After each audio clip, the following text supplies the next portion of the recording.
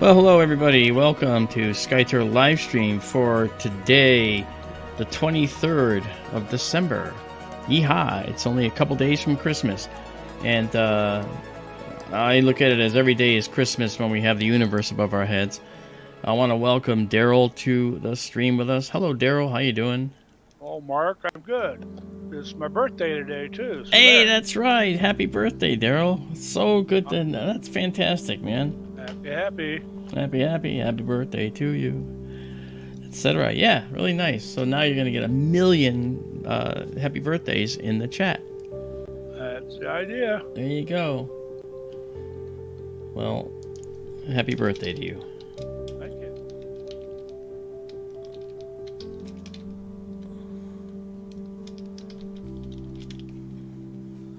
And just for the record, so you don't notice that, so you know it's happening, I sent you a happy birthday as well. Okay. We are driving ourselves around here. Of course, this is the Pleiades, as you can see. The Pleiades is a cluster of stars that's over 100 stars in quantity. We do have a Starlink connection, which is how our internet is coming to us. But we do have delays still with Starlink even. So, but it's not that bad as it turns out. Depends on the time of night. Turns out there's a lot of people with Starlink out in the desert. So. Alright. Okay. Let's just do a shot. I'm going to do a test shot here of the Pleiades. I did the critical focus already. So I'm going to, first, before we get started, wish all of you happy holidays, Merry Christmas, and all those many different types of holidays you may celebrate. I want to say hello to the people that got here first. That would be Bonnie on Ahata 77. Good to see you as well. And hello to David Schmidt. How you doing, David? Good to see you. And we also have, besides David and Bonnie, we have Tim F. who's made it in. Hey there, woohoo, Tim F. Good to see you. And Judy M. has made it as well. Nice to see you. And I think I saw, that's it, Robin Curtis is here. There she is. Hi, Robin. That's Database Girl, to those of you who may not know. We will be having a blast tonight looking at the night sky out there, mostly the winter sky, the upcoming winter sky, and we're going to give it a best shot to do this. So I will just weather whatever it takes to get this done, because right now our connectivity is a little bit slow, even with Starlink for some reason. So we're going to do a 30-second shot of the Pleiades here. This is a test to make sure. Okay, we are up there. You can see there that we are guiding, and our guide is stable. So I will say get going. So we're gonna pop out of this, and you'll still see the stars very mildly there. You can see them, and we'll go into our live stack. And I'll take away the name because you know what the name is right now, and we'll bring it back a little bit later. So come here, you.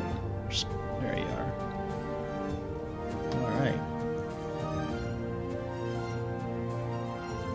So you got hit by a storm too? Oh yeah, it wrecked my house. It's actually, I've got pieces of my house have been torn off, and they're out in the driveway, they're hanging from the house. Yeah. Oh yeah. It's the same storm that hit here in the Midwest? That's right. Yeah. Okay. Hey, there's a 35-second shot. You'll notice the stars are beautiful. Or a 30-second shot. Yeah. Working on the second one right now. There's a little more data in there. If we just maximize this, you can see there's more data out here. Okay. Right. And we've also added some features to our system here. If you notice over here, okay, I circled this area here, that little arc of nebula right there, that is called the Maya Nebula. And this giant nebula down here is called the Merope Nebula. And of course, this is the star Merope, and that's the star Maya. So these two stars in the Pleiades have this lion's share of nebulous detail around it. And what is that? It's dust. Dust that's scattering the blue light from the stars, which is why you see it. It's blue for the same reason the sky is blue. It's Rayleigh scattering. It's a special type of scattering that the dust will do to, because it's the right frequency for blue light to be captured and re-emitted in all directions. Now around Alcyone here, okay, these halos, of course, are an artifact of the system, but you see Alcyone, or Alcyone, however you pronounce it, two different ways, has its own little ring of detail around it. But that's pretty cool, and so that is our lesson for tonight. Hello, I've got Terry. a lesson for tonight. Yeah, go ahead. The Pleiades are named after their mother, Pleione. Which is one of them. This is Atlas and Pleione, I think, is one of these two. Yeah, Atlas was her father, and Pleione was her mother. Yeah, so is this Atlas and Pleione here, or is it Atlas or Atlas and Pleione? I don't remember. Well, wait a minute. Trying to tell septuplets apart. We can find out. Let's zoom in on this view of it, and we can see that's Alcyone. And let's see here.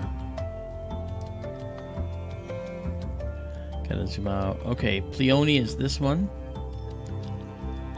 Alright, and that means that this must be Atlas. Yep, okay, so the top one is Pleione and the bottom one is Atlas. Okay. There we go. I knew one of them was like that. Go ahead. And after their father Atlas had to hold the world on his shoulders, they were being chased by Orion, the hunter. And I guess he had the hots for him or something. He was chasing them, and Zeus put them up in the sky to remember them and to make them safe from Orion. Cool. Well, this is Atlas and Pleione, these two stars right here. The top one is Pleione, and the bottom one here is Atlas. So there you go. That's what they're talking about right now. And these are the sisters. Very neat.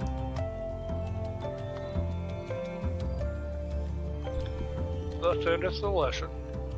No, we should always do this. This is all cool stuff. Yeah. So, we're just giving us a little more time. If we come back to our planetarium view here for a minute, let me get out of get back control to the program. We'll see if we zoom out here, right? We're in what are called equatorial coordinates, so north is up there, but we're going to actually go to altazimuth coordinates.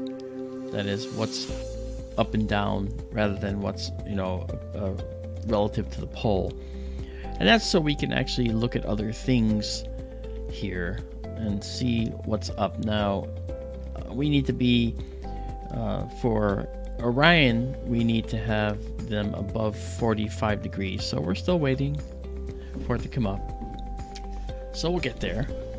But I wanted to show you something really cool that's up here in Auriga, and it's something I did the other night, but I'd like to do again for you because it's really quite amazing.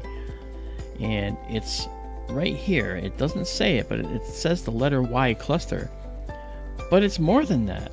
There's more going on in here. There is a very, very special pair of objects hiding in this nebulous cloud. Would you like to see them? I'd love to show you. All right, so we'll go there in just a second. Let me just name our Pleiades, and this is 11. We're going to go to 12 stacked, and then we'll stop there and move on. Is the thing in Auriga what I think it is? Yes, baby frogs. Okay. Right? You hurt my feelings the other night. Why? I didn't get to watch. I turned you onto that object. Oh. But that's here Mark sends me a picture a couple days later. Hey, look at this. But I didn't do it with this stream. I did it privately. Well, I know, but still. I was testing it to see if it was going to be an object worthy of showing, and it turned out to be. Oh, yeah. Yeah. Okay, so now we did 13. So we'll pause this and save it. And it's going to the Pleiades directory now on our server, and as we speak, it's being uploaded to the cloud. We have some people that are going to be helping us to improve what we do, incidentally, so we may be able to do better and better and better. And right here in the chat today is someone who's actually helping us with our product lines. If people want to get a mug with one of these objects on it or whatever, or a shirt, we're working on that too, and that'll be made available to you as well. I wish I could have had it before Christmas, but you know what? It's better to have it at some point than not at all. Okay. I'll post a link to your server. I don't see it up there yet. Okay. Well, I'm saying we do have a problem with load on the net right now, so it is a little slow, but it's okay. Well, alrighty. It'll be there momentarily. Let's see. I will post a link to Mark's server, and it'll be a folder dated tonight, correct? That's correct. It'll have today's date. And speaking of today's date, let me just right now do one other thing, just to see what I can do here. I want to move a couple of things. Move this right there. There we go. All right. Make it a little easier. All right.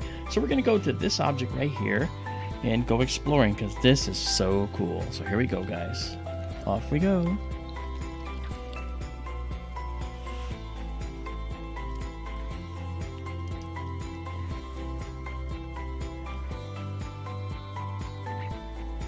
Alright, let me see. How about now?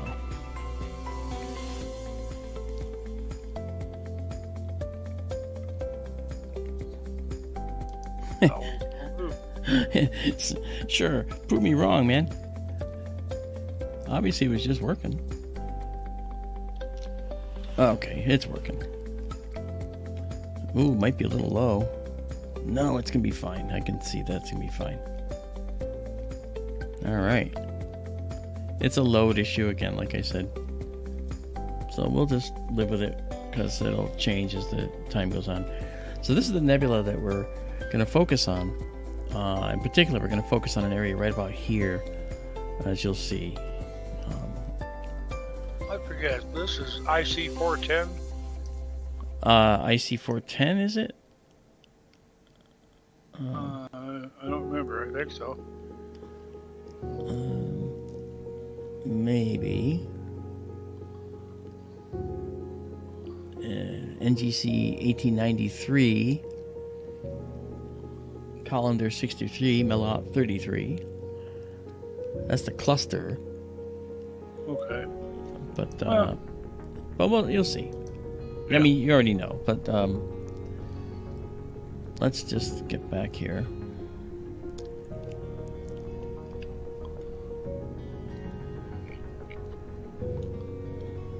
Right, lots of pauses in the service tonight.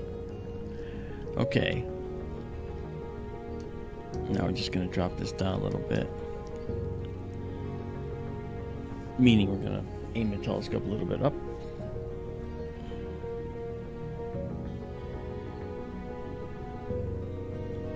Boy, it's taking a long time to move. Alright. I think we're good as far as the building. I think we're clear. Hello, Ricardo. How are you?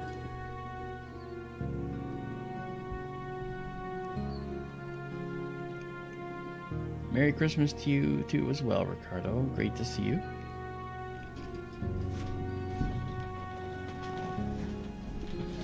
Okay, we are on our way. Let's gonna do this will be a 35-second image, and let's go. And we'll be in the live stack, and we're gonna clear this the Pleiades from last time, the last shot we just did, with its beautiful dusty clouds. And down here on the right, you can see a right here. This is the progress bar right there. When you watch that progress bar move, it's going to show you when we're done, when it gets to the end. This is our telescope control here. This is the telescope computer. This is the telescope in the building. That's the camera control system right there. And this is our stack screen. And just in time for the first image. Look at that. Wow. Okay, this is a beautiful diffuse nebula. And it's a nebula with some really interesting features in it that we're going to check out in just a moment. Alright, I did a color correction. Let's now do a processing correction to kind of start bringing it into view here. Good. And now we're going to go to 50% on our sensor. So now we're 50% magnified on our sensor. The native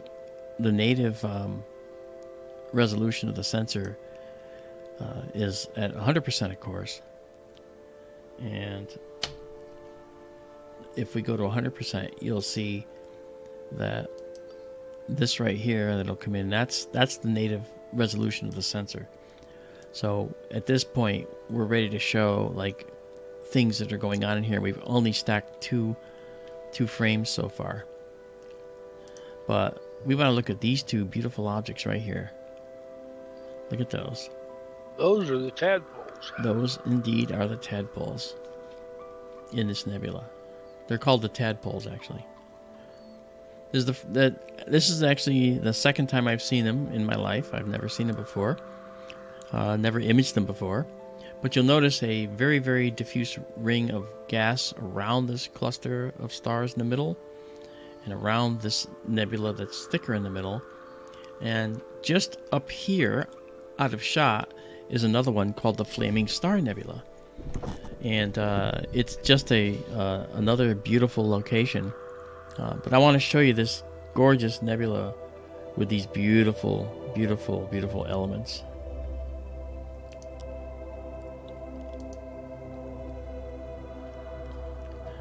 You'll see some of the color will come in better, and everything is starting to come in better.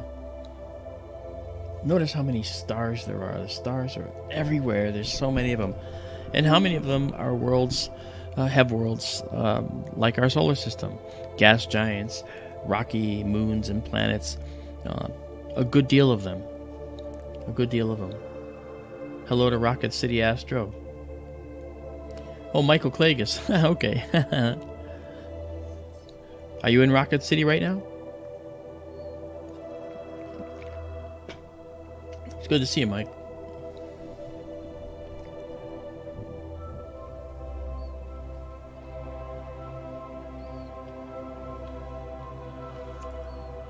Have you used your camera yet? That's what I want to know.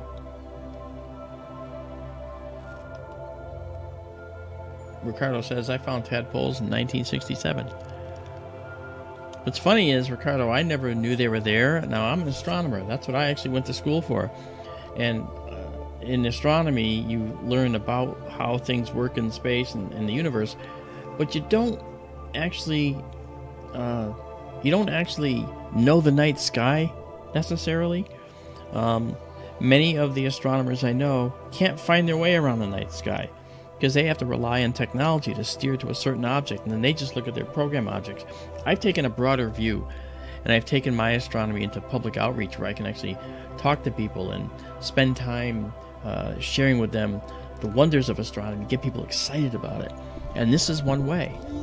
You know, I teach them how objects like this happen, how they form.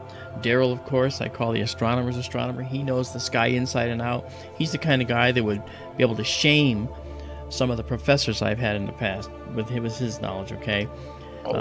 No, it's true. You know the sky way better, and the events going on in the sky.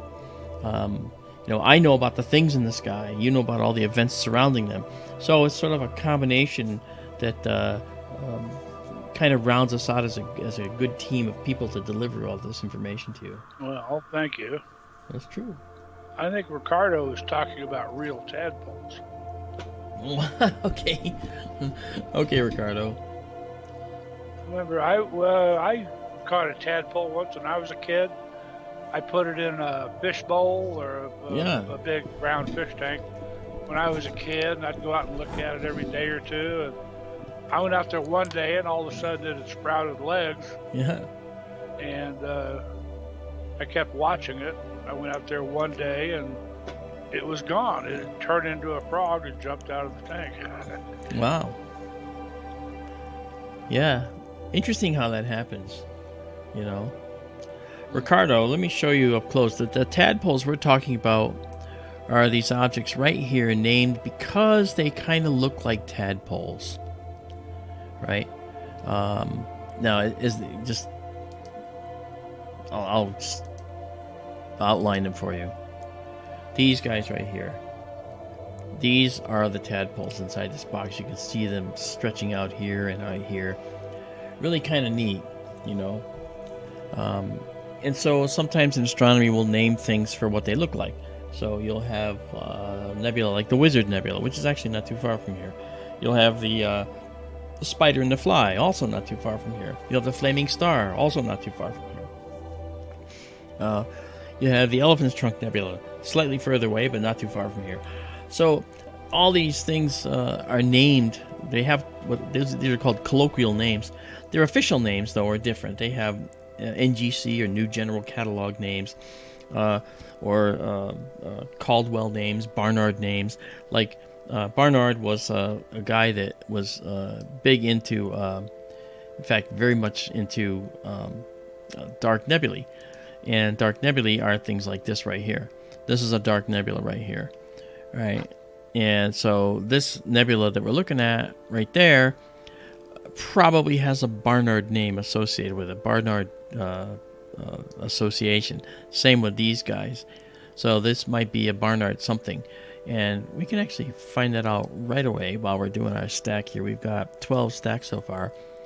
We're going to go in here and we're going to jump into our data and just go into our DSO or Deep Sky objects, and we're going to select the Barnard objects, the Sharpless objects, the Caldwell objects, and we'll leave it at that because the Linz Bright Nebula and Linz Dark Nebula, they tend to fill the screen with all kinds of things that are not necessarily the best to view, but are really cool to see. So let's find out now. We have Sharpless 2-230 over here. And the tadpoles you can see right here is outlined here. Okay. And these are not labeled as a Barnard object, so they may not actually have a Barnard designation. If he didn't see it, he didn't label it as such. They might be Linz Dark Nebula objects. I know, that's why I was saying I didn't want to bring those in. But you know what? Just to be complete, I'll do it. I'll do the Dark Nebula side. So Linz Dark Nebula, or LDN, Linz Dark Nebula. So we'll do that, and now we'll come out of that and see if we have succeeded in getting a name. Apparently not. We do have LDN 1530 over here,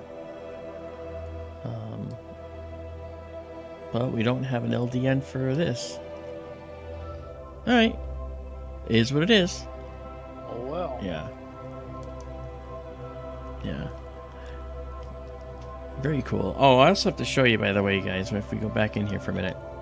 I'll back. Izabela's here. Izabela, hey, how are you? And DK, how you doing, DK18? What's up? PG, Petita, hi. Bullwinkle, what's up, brother?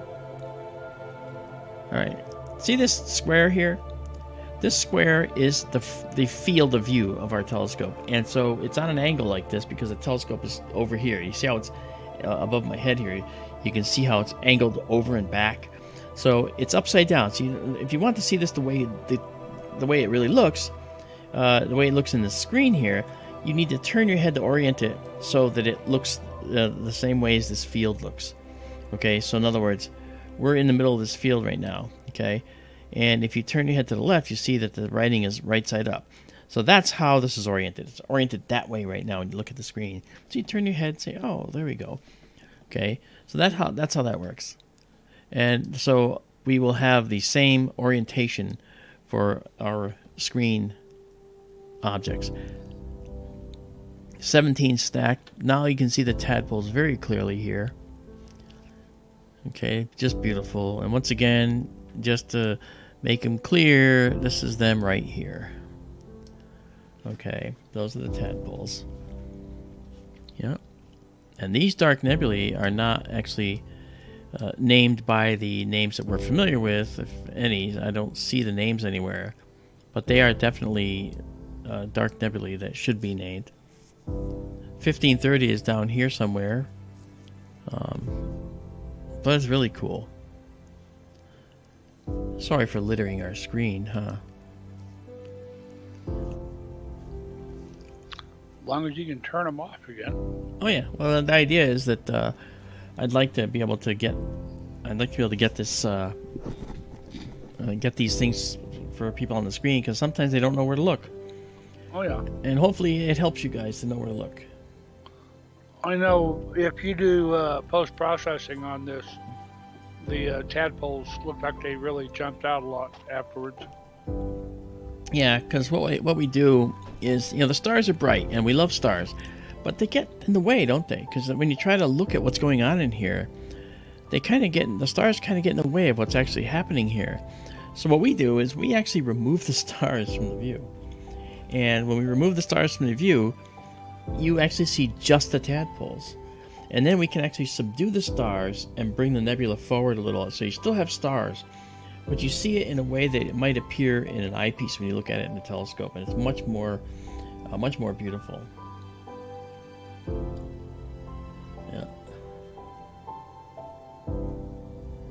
Ricardo, that's fine. You go ahead and get your dinner, man. Michael Clegg is that he just stuck this in his sequencer, which is his system to proceed to the next object and take photos. I think that's hilarious. Very good, but look at those. Those look nice, don't they? They do. That's really cool. I'm actually gonna add an enhancement called an unsharp mask. So watch them again. Here we go.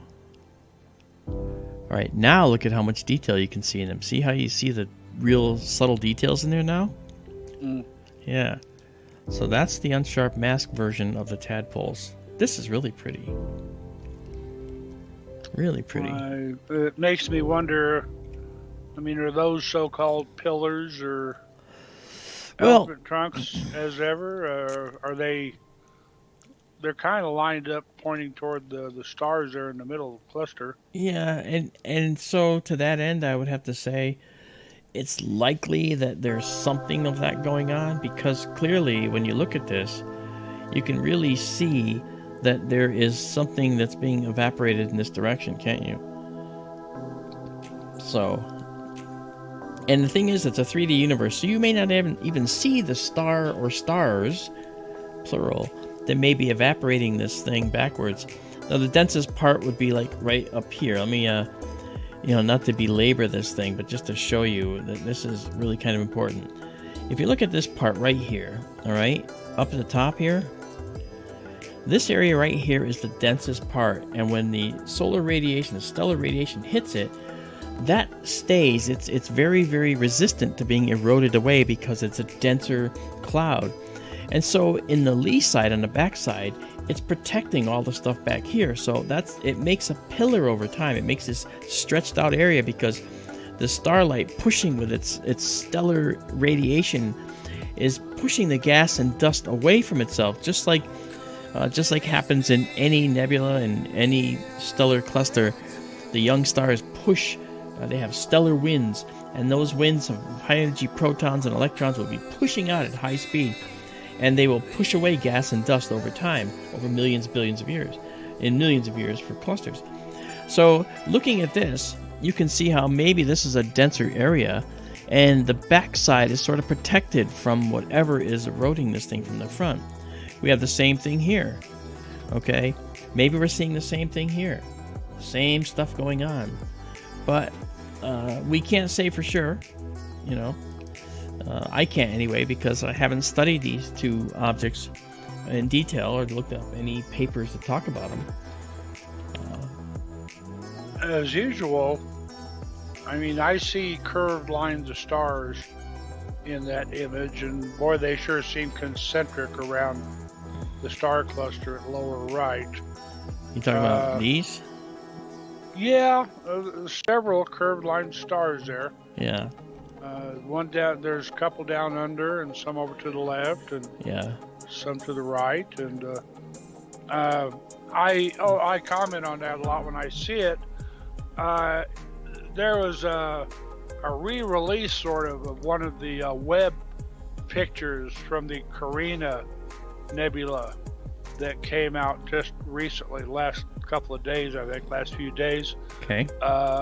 They gave it a fanciful name. I forget what they called it. Something the wall or wall something. Okay. And the top edge of that wall, this was like one of the very first pictures that Webb took. They went back and looked at it again or processed it again or something. And along the very top edge of that wall shape, it was obvious that stars were popping out of the top edge of that wall. Okay. Making that very same sort of, you know, like a curved line.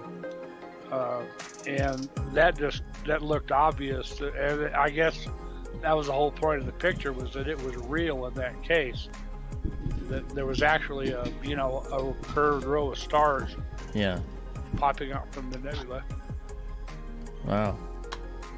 I want to say hello to Alice Pooper, and I am so sorry that you seem to have the flu. I have another person I know who has the flu. Not pleasant, not fun. So I am so sorry you have to endure that, and grateful that you're choosing to spend time while feeling sick with us. Sorry to hear that. Nice picture. Yeah, it's come out nice.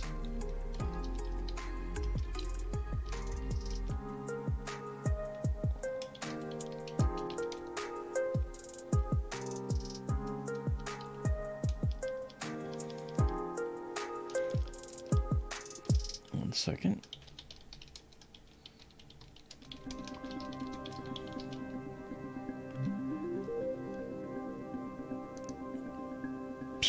Push that out there. All right. So this is where we're looking, and I'm going to drop that down. And just for fun, we're gonna pull this over, maximize it, and check it out. Now that you know it's the tadpoles, I can just reach up and just grab that and pull that out of there. We don't need that right now. There we go. Rocket City Astro, Michael. He says there's a Spider&Fly in the frame. I think it's down there. Yeah, you mentioned the other night they were just outside. It's down there. It's actually, it's down there. What we could do is just sort of drop down and over and see if we can grab it. Let's go into our. Won't do it right this second, but. Whenever you're done. Yeah. But let's go in here for a minute and get us back in. There's the fly. There it is. See, so we're here. Oh, actually, it's up and to the left. I messed up because of the angle. I apologize. So, technically, it's not in here, okay? Because we're centered on the telescope. So if you notice, when this centers up, okay, it's out here. But what we can do is we can go down here and up and capture two contiguous shots. And then we can actually make a mosaic with those, you know. Okay. So let's do that. Let's actually do the following. First of all, let's bring back the telescope so we can see it. All right, there it is, right there. Are you done here? Oh yeah, look at that. We've got 32 stacked. I think that's more than enough. Okay. This will be a better tadpole shot than what I did the other night. I did one the other night, just to test the object to see how well it would work for us. And I have to admit, it's very good. And Daryl's the one that suggested it. He wasn't letting me forget about it. Hell yes. Hey, that's okay. All right, let's dock this up again. Pull that up there. In for a penny, in for a pound. You got to go grab the flaming star too. I might as well, if you want. Yeah. After the spider and the fly. Yeah. Well, we won't do 32, but we got to do this. We should probably do. Could take us a while. See what it looks like. Yeah. I know you had imaged the flaming star before, but you were unaware of the tadpole being so close by. Well, I knew there was another nebula down there, but I didn't explore it. No. And I feel, wow, I should have. So look at that. So that's a beautiful nebula, and just so people understand, this is our full field, okay? Let me just make it, there you go. This is, the distance from here to here is 2 full degrees, and the distance from here to here is 1.5 degrees. That's 4 full moons across and 3 full moons tall. So this is a wide field telescope. It's not suitable for planets. It's not suitable for the very close in stuff. But we have a sensor, that is the camera, that allows us to do a good deal of that without losing too much resolution. Okay, we can actually do that. So if I come up to 100%, for instance, okay, we can see the tadpoles in there. And this is about the size of the field we would get with another system, that has a longer focal length, maybe a little bit smaller. But this is interesting because now you can see, you can almost see a 3D separation in here now. So this is going to process out very, very nicely. It is 3-dimensional, isn't it? It looks it, yeah. I mean, we don't really see real 3D, but seeing that seeing that look tells us that we're getting enough data to actually see separation in some of these objects. Wisps in here are very prominent. That's pretty cool. All right, so we have this. It's been saved, and it's going up to the server as we speak. So we can get out of it, and I'm going to go into what we call our night vision mode, as I've told you before. Some of you have been with us for many, many years. And then I bring us up to our night vision mode right here. And we'll go out of 100% and go back to autofill, auto size. Actually, 33% is better. All right, and so we'll back out and go to 33%. All right, and now we can just move up the telescope by a notch and bring back the computer. There it is. And now from here, we want to go up there. Okay, and the Spider and the Fly are pretty obvious, so we'll be able to find them pretty neat. It'll be pretty obvious, so we're going to go there, but we'll just do that now. We'll just tell it to go. So what's bottom left in Stellarium is top left in your camera view. Yeah, because see the angle? This is, yes. The writing has to be upright. Yeah. Yep. And so now we're going to be here. Okay. And if we back out, you'll see that there's the flaming star right up there. We just did this. Now we're doing this. Then we can go over there and capture that and probably put them all together in one shot. Okay, there is the spider here. I think this is the fly, isn't it? I'll show you in a sec. Let's go in and look. Okay, it's Spider Nebula. And then we have the fly down here. Yep. Okay. Spider and the fly. All right.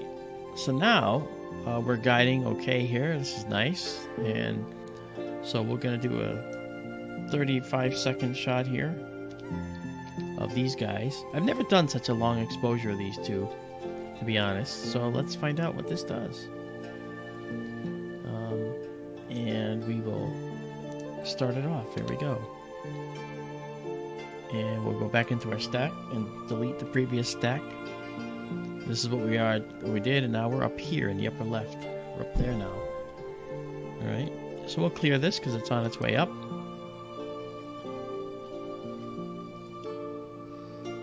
Alice, Marc has a temperature compensation routine for the focuser. It seems to hold quite well. Yeah, I did here's what I did, Alice. The way it works is, as the telescope gets colder, as the night progresses. Oh, there we go. This is the remains of what we just saw. There's the spider and the fly. So we'll let that go for a while. As time goes on during the course of the night, the temperature changes because the desert is cooling down, right? However, the focus changes too because the instrument's cooling off, and it's subtle. But boy, you notice it. So what this temperature, see this T comp I have here? That's temperature compensation. And this is the focusing value right here. It's a 50,000 or 100,000 step motor, and it's at 46,616. But you might notice it changed to like 46,614 or 15, and it's refocusing based on the minutest change in the temperature, which is 10.81 Celsius. Now it's 10.88. Okay, and then it just bops back and forth. So as the temperature drops out there, this focus is going to change, and the temperature compensation will move the focuser downward to match. And what I did was I made a database of all these different focusing positions and figured out the equation, and I basically put it in. And so by adding the equation, all the coefficients in, that gives me a line to follow, basically, kind of like this yellow line. As the temperature drops, you got to move the focus downward, kind of a thing, and you'll see it do that.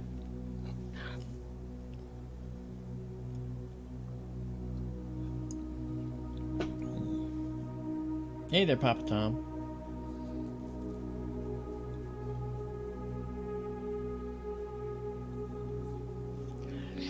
So did you see the tadpoles up on the server yet? I didn't go into the folder yet. Okay.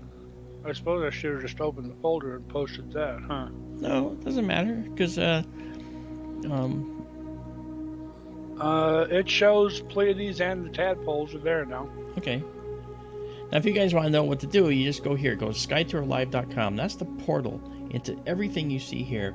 All the data, all right, everything. When you go to SkyTourLive.com, you'll see it. So one thing I can do, just actually to just show you, might as well just do it,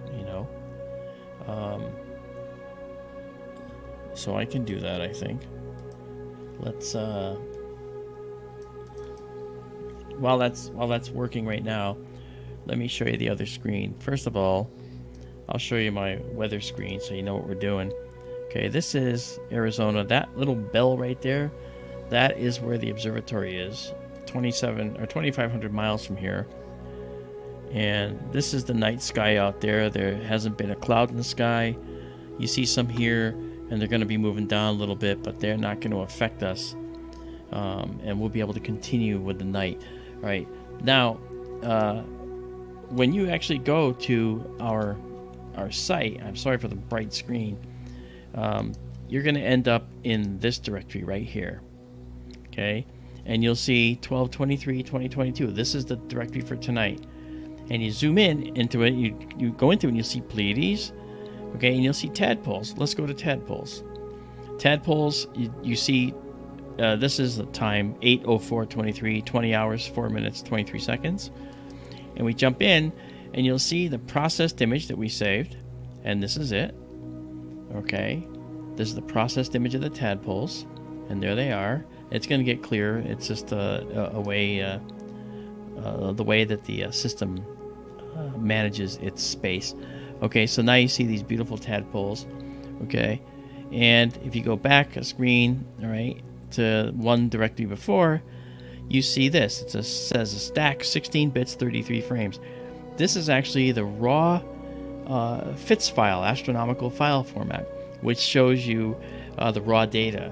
And the raw data doesn't look very good at all until you process it and to bring out the stuff that you see in here.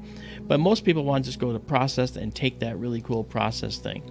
So that's what you do. And as you can see, we've got lots and lots of data going all the way back. We also have images showing the construction of the SkyTour LiveStream telescope. This is the actual telescope in the building right there. I took the cover off the front, so it's a big cylindrical cover. You'll notice the camera's on the front of the telescope. We're doing this a little differently. Hey there, Steel Whiskey, what's up? Nice to see you. So that's our telescope there. This is our building, all right? This is building number 2. Number 1 is out here on the East Coast here. And building number 3 is underway, or, well, in process. We're looking for the site for building number 3. So we'll have 3 telescopes again. Well, 2 again, and a 3rd one soon. All right. So that's what's really neat about this. And, you know, this is yours truly standing on the square patch that became the building, looking at the sky. And, of course, this is Tara Diulis. She's the artist. And this is Chuck, the guy who owns the land, with their hands up. We did this really cool picture. That's kind of funny. So anyway, the very first thing that happened was this. When I went out there, I discovered that the landowner had cleared 5 acres and said, put your observatory anywhere on this 5 acres. I was like, wow. So I chose a spot and I put this yellow flag. And so that concrete square base is right on top of this flag. And that became our location. So that's how it all started. You know, this is a directory you can go to. Right, and to know what you getting into, this is what it's like getting out there. You're going to drive dirt roads for 14 miles, okay, to get out there, and it's crazy. All right, but the skies are worth it. That's the early moon setting behind the saguaro cactus, and this is an example of a typical sunset. Okay, this is the edge of the. Well, you can't see that, can you? Not really, but down below here is the top of the observatory rim right there. You can't really see it, but it's peeking over the top of the observatory. This is a thunderstorm coming in. There's the building. This is one of the security cams we're looking through here. There's 27 security cams on site, so we absolutely we have good coverage, man.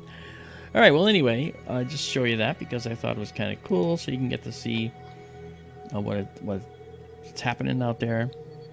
And let's see where we are now. We've got 13 stacked for the Spider and the Fly. And let's actually back this out a little bit and see what else is in here. Yeah, see, there's more data in here, and we can actually find it by just popping up this detail just to see. So there, you see, look at that. This gas up here, this is actually related to the Flaming Star Nebula further up to the right now. So we're going to be able to see all of this in one view here shortly. Let's color correct one more time. There you go. Look at that. You can see how much red diffuse nebula there is. This is the Tadpoles Nebula down here. This is the Spider. This is the Fly. Yeah. So I hope you enjoyed that little origins set of photos there on the server. But you can get to it too just by going to SkyTourLive.com, and you can scroll through and look at all the photos like this that we've taken over the last year and 2 or 3 months. There were more, but I was running out of space on the server. I now have a terabyte more, so we're covered. But I had to pick and choose earlier on, and I just removed the earlier stuff because it wasn't optimal anyway. Now we're more optimal. We have excellent guiding capability. We can guide for 5 minutes and not have a single error in our imagery, but I don't want to make anyone sit for 5 minutes for each exposure and then do 10 of them. That's an hour that you're going to sit there waiting to see something. Now we just wait about 10 minutes or so and so forth, so at the most. Hi, Mary Kaczynski, how are you? She has a question I've been curious about. when you take us to the live views of the sky, why do we almost never see satellites or meteors go by? Oh, but we do. I see them fairly often when I get to observe the dark sky. We actually see satellites go by quite a bit, Mary. When we go to live view, you won't be disappointed. I'm sure sometime tonight, if we stay in the live view at any amount of time, you'll see a satellite come through diagonally, and if it's bright, that's going to be a Starlink satellite. Now, notice on this side over here. All right, let me just take you over there. Okay, this is the exposure time. Okay, right now as you can see, we're at 35 seconds right there. Okay, down here is the gain. The gain is how much sensitivity we have on our sensor, and right now we have 350 gain. Okay, so between the exposure and the gain, that tells us how much of the nebula we'll see, how bright and how sensitive the sensor will be. But in that time, okay, because this is a 35-second exposure, any satellite that comes through this view here is going to leave a long trail. All right, it'll leave a long trail, and when we do the night vision shot where we're live, those are 1 second shots. Now I could do 500 milliseconds or half a second, but the 1 second seems to work out well, and we can just drag things around and look at them. All right, Mary, but in that 1 second, you'll just see a trail that might be, let's say in 1 second you might see a trail like that long. So that would be like a 1 second trail, depending on if it's a Starlink. That's about the size of the trail you'd see. All right, maybe a little shorter. It could be like this, but that's what you'd see. All right. Okay. So hopefully that was helpful to you. All right. Okay. It's getting to the point where, especially when you're down near the celestial equator, it's getting difficult to take a picture, take an image, and not have a satellite in the field of view. Yeah, and the thing too, just to say, this is for Mary's benefit too. When you're looking at the sky toward the north, we're not going to see too many satellites there. Most of them are going to be clustered around the equator. Later on, if we get to take a picture of Orion, okay, you will see satellites going through, and you can't avoid them. So I promise you'll see satellites. Okay, in fact, they're going to be annoying. You're going to say, "Dang, satellites everywhere," and that's testament to the fact that we have a good, solid, powerful system here. Number one, very sensitive, but number two, there's a lot of satellites out there that are brighter than say magnitude 5 or 6, and so whereas you might not see them with your eye, you can certainly see them in a telescope. Meteors, not so much. Meteors are random by their nature. Well, our field's not big enough to actually have the likelihood that a meteor would zip through. That's the other part of it, yeah. Yeah. Okay, we have 22. We're going to go to 23 here, and then we're going to go up and grab the flaming star. There we go. So we'll pause this, and now we're going to change the name. This is the name that I'm changing right there, up there, and that's the name as it appears on the server. So this is Spider&Fly Nebulae. I almost said flu. I was thinking of you, Alice.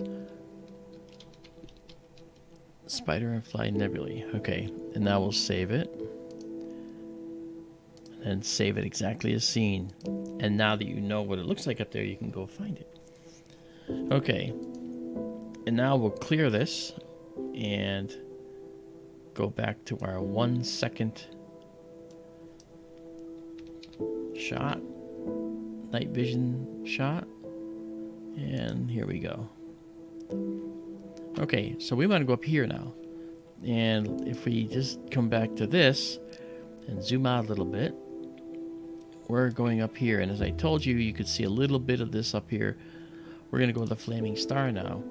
And it's going to just go right to it. Let me, first of all, let me just tweak that. Come here. And go.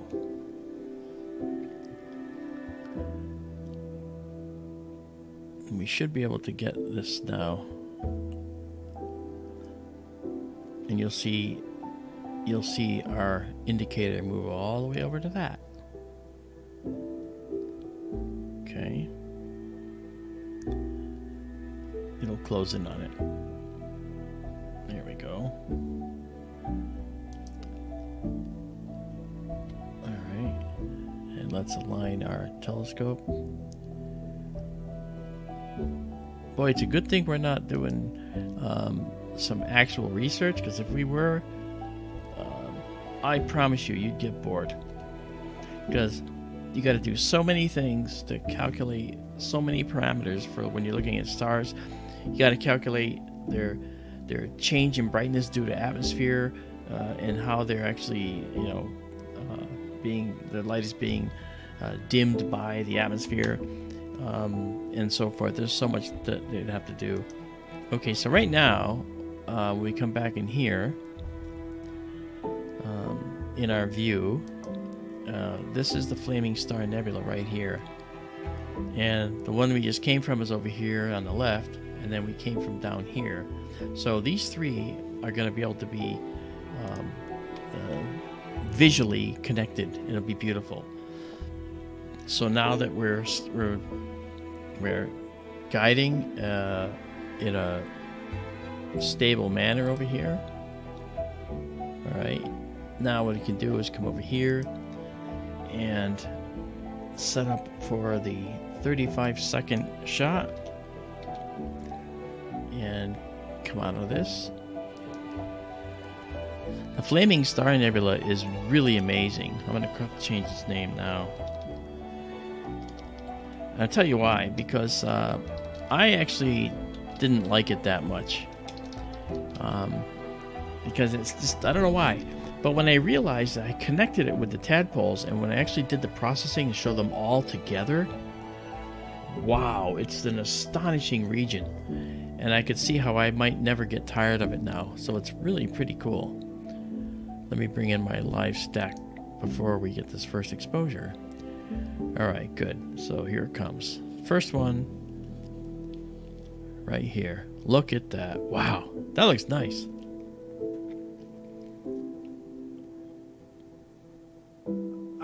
Ray, Cosmic Ray is here.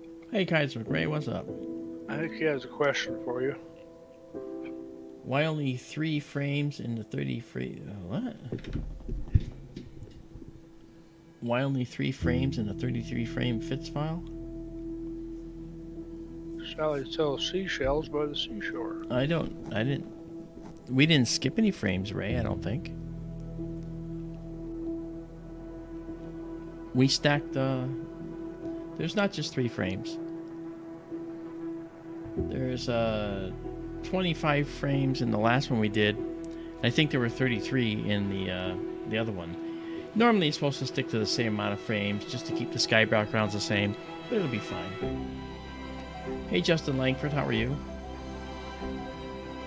Oh, no problem. Justin says, thank you for sharing and educating on this. Look, I'm an astronomer. It's what I do. And I can tell you this. Who does this? Who has access to this? A beautiful telescope. You know, I felt like it was, worth the effort to put this all together and to make this something available to everybody. And again, at no charge. Yes, you can pay for things. We do things for pay if you want. But one of the things that we also do is offer this for free because, you shouldn't have to pay for education, in my view. I think that should be free. Educating yourself should be free. In other words, if you can go to the internet and learn about astronomy, then by all means, have at it, right? And why not do it and be fun and do it live? This is live. This is happening right now. We're looking at this live. If you want to see where it is, I'm going to show you. This is our AllSky camera. And while we're doing this, I'll pop this up. This is our AllSky camera. This is our view right now, okay? East is to the left, west is to the right. This is the Daryl. You're going to see this now for the first time as there's Orion. Okay, and we're looking up in Auriga, so we're up here right now. Okay, and I'm going to get one more image here. It's a 15-second image, so you'll see it come in a minute, and this will be shifted a little bit that way. All right, that's bird poop on our sky dome of the AllSky Cam. Flipped the bird poop too. It did, yeah. Okay, well now you can see Orion right there. Okay, Lepus is down here. Okay, Sirius is right here in Canis Major. And this is Mars, and this is Capella, I believe. Yes, Capella and the kids. And this is Aldebaran and the Hyades right here. This is the Pleiades. Okay, so basically, you know, we're actually, we are up here right now. We're up in here looking at this area right here. And so we're enjoying looking up there. Actually, to be fair, we're kind of like right here, roughly, if I might not miss my guess, in the sky. But that's kind of where we are, and you'll notice the winter Milky Way right here. It's pretty darn beautiful. So north is up here. North's at the top of the screen, south's at the bottom of the screen. The eastern side, you see that glow? That's Phoenix, almost 70 miles away. But the sensitive camera can see it. Your eyes can't see it. When you're there, it's black in front of you. You cannot see anything on the ground. You need flashlights to see anything. Okay? And that bright thing right there, that's Jupiter. Yep. Saturn has already set. Yep. Okay. So right here, you see this. Let me actually outline that for you. Okay, this right here.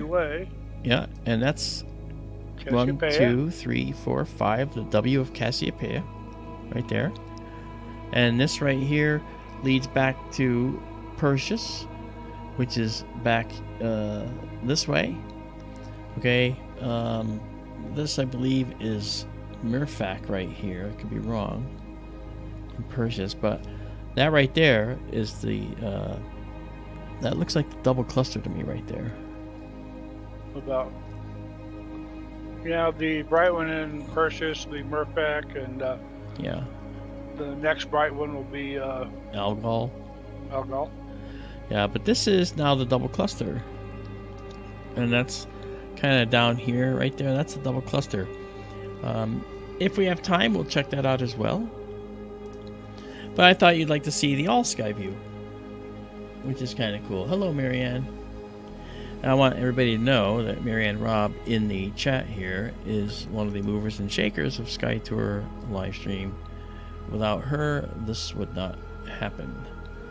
She and Tara Diulis were very important to making everything happen with SkyTour livestream. All right. Back to our flaming star. Look at that. Interesting, I hadn't noticed before there. For the red nebulosity above and to the right of the bright star, it's got a dark patch up along the top of it now. Yeah, that's. I'll show you. I know what you're talking about. Let's zoom in for folks to see that. Are you talking about this right here? No. You said here's the star. Yeah, it just went out of the field of view when you zoomed in. Oh, I did? You've got the bright red kind of flame-like parts there. Yes. Yeah, that up at the very top edge. It's sort of scalloped along the edges. Oh, this you mean? Yes. Okay, yeah.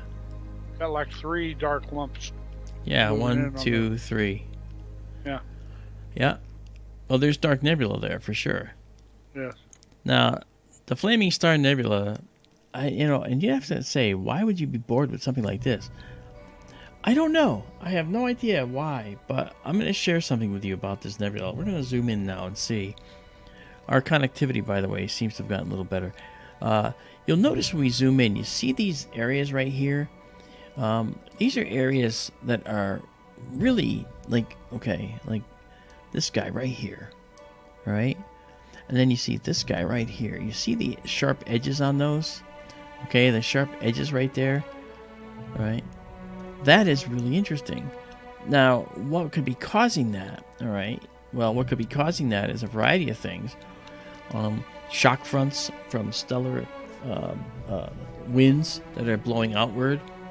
This star is probably, its stellar wind is probably very strong, very, very high energy protons and electrons zipping off the star, heading outward, probably pushing gas and dust. Definitely pushing gas and dust, no question about it. And it'll make arcs, all right? And we'll see that. Now, another thing to consider is that these particles coming off these stars are charged particles. So that will change the look of the gas and dust that it's in, because the dust might absorb some of the charge. And then when you have two charged particles, then the dust might repel each other or might be attracted to each other and form spindles and weird shapes. This is something that is possibly present in the Veil supernova remnant, which we see a lot. Especially the Western Veil, which is that long spindly one that has the witch's broom attached to it. And so if it's an electrical reason why these are looking this way, this is young research, by the way. We don't know for sure yet. But I'll tell you, it means the universe looks a lot different because of electrical charge interfering with the way things look. Let's do a color sound like correction. somebody else on YouTube who does astronomy. You dig into electrical stuff. Well, this isn't the electric universe type thing. This is actually this is just talking about electrical roles, electricity and its roles in shaping a nebula. Okay, I'm not going to say that the electric universe creates craters in the moon. That's crazy. I don't believe that at all. I think meteorites create craters in the moon. Yeah. Looks like you have a lot of reflection nebulosity going on in there too. You do. This blue is the reflection nebula. And so, again, this is all a big dust cloud, but it's also mixed with hydrogen, okay? So you're going to get reflective, nebulae here that are scattering the blue light from the star. And you're going to get ionization occurring with the hydrogen, which, of course, makes the hydrogen gas glow red, And that's what we're looking at right there. Gosh, that's pretty. It is. Mark, will you excuse me a moment, please? Sure thing. Right back. Okay.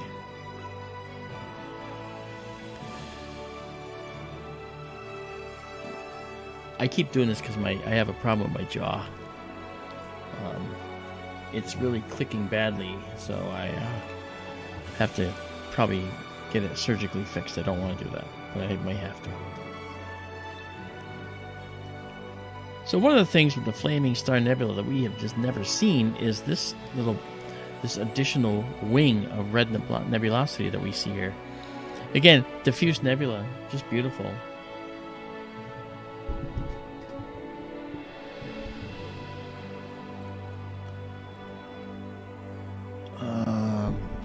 Let me Ray, which file are you saying only has 3 frames? Let me just go look. Hello, Yuritsa Morales. How are you? Good to see you. I'm sure all the frames are there.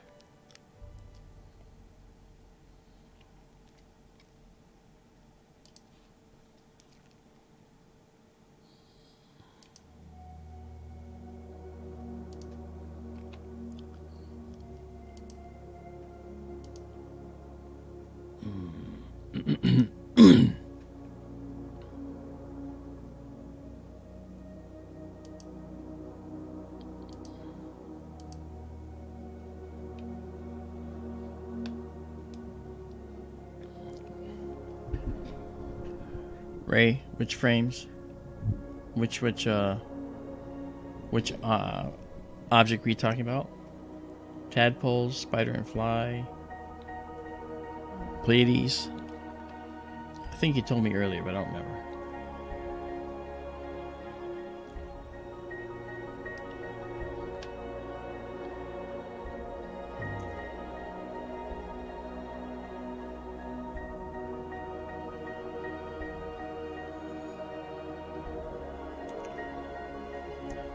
Izabela, since Ray's not answering, which file is he talking about?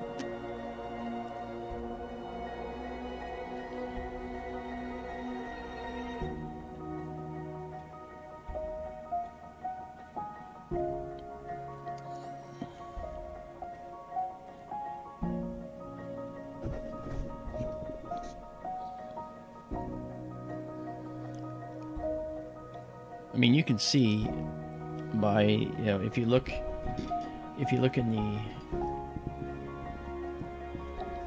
the document that's in there, you can actually see that the number of exposures, and you can also see 1135 seconds total exposure.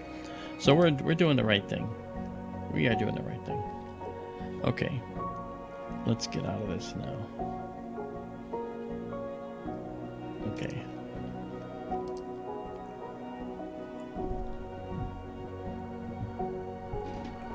Oh, Ray, yes, it's a FITS file. Everything is already stacked. Yeah, I'm not saving the individual TIFF files and stacking them separately. I'm doing auto stacking within this because we have excellent guiding, and I don't need to stack them later. I used to do it that way. I used to take these files one after another, and everybody have to sit there and watch. Now they can just watch the beautiful image develop in front of them as almost a finished image. That's a leap and bound above what we used to have. I've been trying so hard to make this an interactive, fun experience for everybody. Hello there, Roni. Merry Christmas to you. Happy New Year as well. Thanks, Michael Klagus.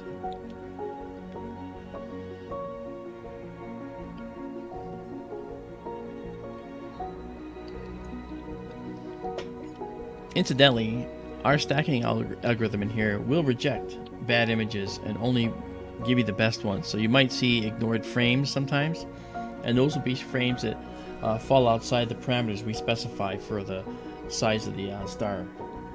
In other words, the roundness. If it falls out of that, we won't stack it. So that's why all of our images come out as well as they do, because we're doing that automatically. It's usually a manual process that you would do. But I believe in using computing power. I really do. Welcome back, Daryl.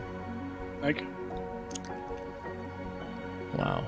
Okay, we're at 26. We're going to stop at 27. And Izabela, once this goes up there, you can actually try to composite all three. And then we'll show people once you do that. Hey, Simon, how are you? I do not use calibration frames, Simon, nor do I use bias or dark, actually.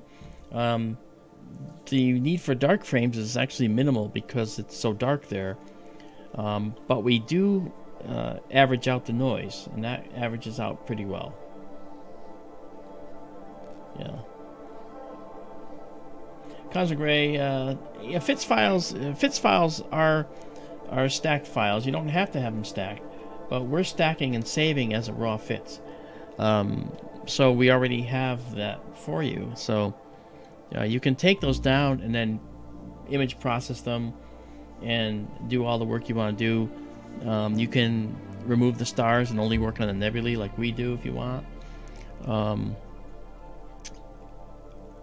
It's really quite astonishing,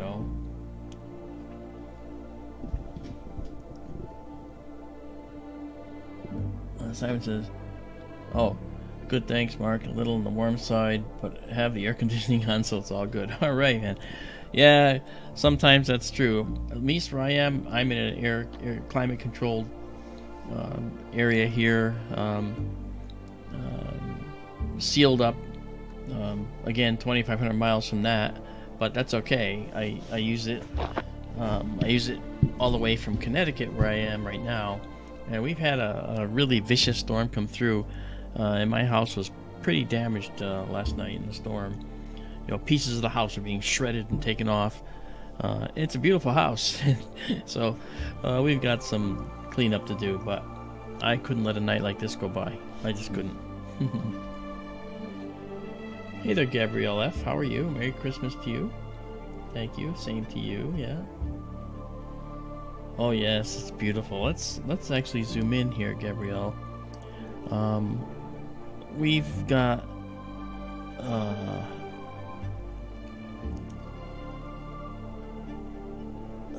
okay, I need to look on the up on this server site for a minute here. Did I actually? I thought I did this. Oh, that's that guy. I don't need that. Sorry.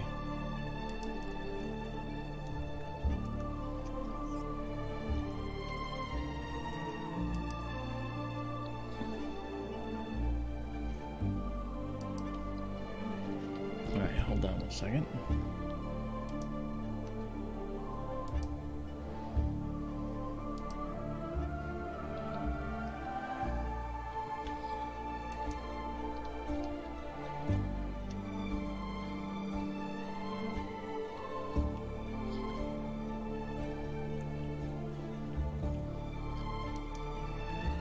Okay, this is a dumb question, guys. Did I save this?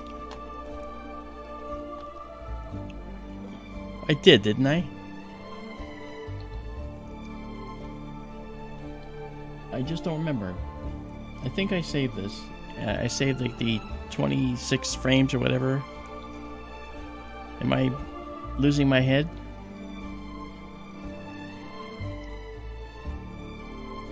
Oh, good. I'm glad the tadpoles and the spider match. Well, I'll just wait for this to get up there because I was pretty sure that I saved all of these. Let me look again. Okay. I see the Pleiades, the tadpoles, and the spider and the fly. You don't see the flaming star. Not yet. Okay. Better to have it and not need it than need it and not have it. Yeah. Well, I'll just stick it out a little longer and just... I thought I did it.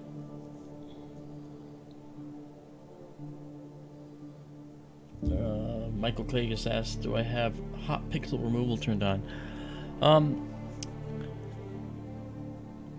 I'm not sure, Michael, because I do get an occasional red, blue, and a green pixel, you know, which is visible when you zoom in. Okay, we zoom into this beautiful object. Like, there's a red one right there. Okay, so that's a red hot pixel. There's a blue one right there. Okay, and if we look hard enough, we might find a green one. There's another blue one. Now these are RGB pixels. Okay, red, green, and blue. And so once in a while, we'll see them. Now, the fact that they're just dots shows that the guiding is really good.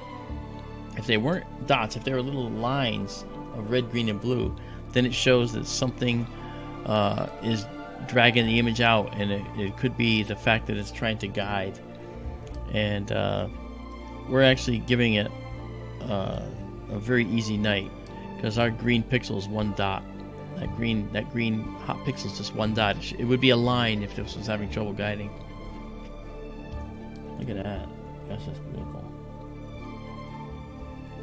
Wow. Alice Pooper says, just a thought. Maybe there's a conscious universe where we're in now and an unconscious universe when we're sleeping. Well, that means that the universe will always be conscious. Right? Because the world isn't all sleeping at the same time. So the universe would never be unconscious in that case. Unless I misunderstand. Okay. We're going to go to 12 exposures on this then, and I'll save them. If they show up, they show up. Just 12? Well, I went to 26 and thought I saved it. Oh. And they didn't show up. And, well, sometimes they take a little while. They do. Let me check again. All right. Thank you, Daryl. Nope, still not there. Okay, so I'm going to guess that I might have made a mistake and cleared before I paused and saved. I don't want to lose it, so I'm going to do this. Izabela said she did do a mosaic of the Spider and the Fly and the tadpoles, and it looks they work perfectly together. So we're going to see that hopefully. Super. Super. Mm-hmm. Okay, so we've got 12 here. I'm going to go just a little longer. Let's back out a bit. Soupy. Soupy? Soupy sales. Alright. So, just as a point of reference, okay, this is the flaming star. Down here, this right here is where we were just located in the Spider and the Fly. Then down below here, down in here, is where the tadpoles are. So we come in here, okay, here's a Spider and a Fly where we were, and then down below is the tadpoles. So oh, actually I see what's going on. Okay, no, that's okay, this is the tadpoles, and Spider and Fly are way over here. Okay, so we actually slid more than I thought. Okay, my mistake in that. Okay, that's good. So let's, while we're waiting, let's look around here. Interesting parallelogram of 4 bright stars there too. It also shows up in Stellaria. You talking about these stars? Yes.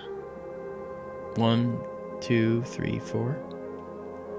Yep. Yep. Make a parallelogram. They do. They do indeed. Here, let's we're gonna move this over so we get a little more resolution. So I want to try and see if there is more data in here that we can pull out. First things first, we're gonna do this. Yeah. Okay, that's what I thought. See, there's a lot of data in here that you just don't see until you process it.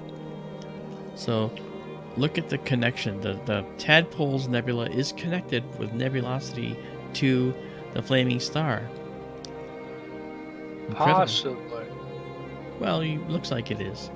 Yeah, well, I remember I mentioned that the other night, that they look connected, but the tadpole is actually many times farther away than the flaming star is. Mm-hmm. But we want a 3D map of this to know whether this nebulous detail is actually just going farther away from us toward the tadpoles. I'd have to go look it up and find it again. When you enhance the picture, though, that brought out that dark nebulosity above the right there. bright stuff even more, too. Yeah.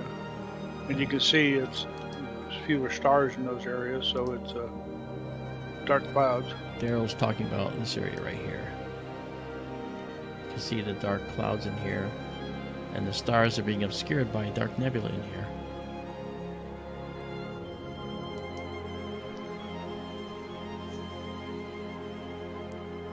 Wow, that's just stunning. Let's go back here for a second to our Stellarium view. Oh, first things first. Go back, make it live again. There we go. All right.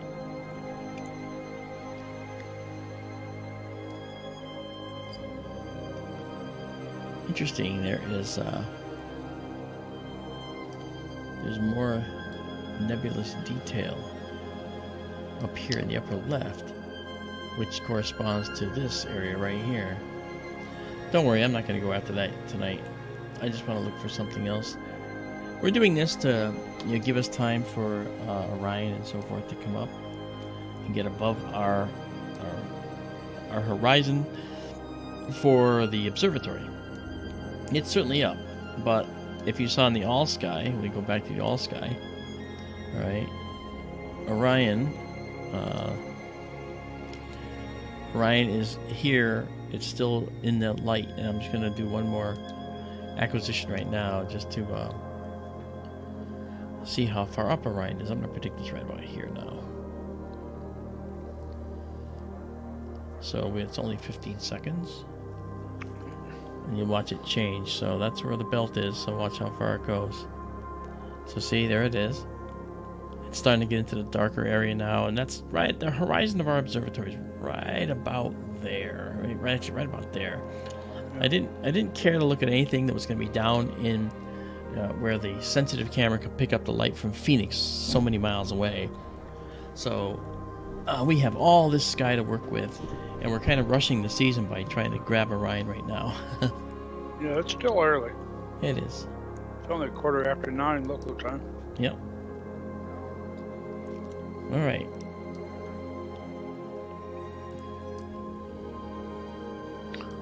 All right, so let's go here now. Back out a little. Get out of this for a minute. So this is where we are. This is Origa where we are. And let's come over here.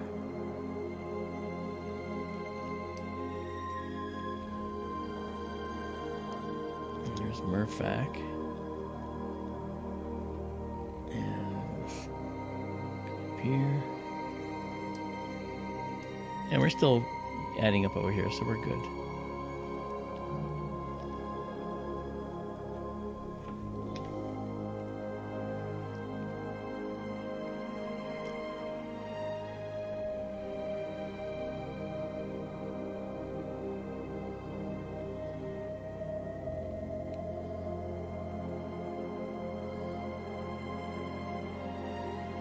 So you are still... I'm still integrating, yes. Okay. Okay.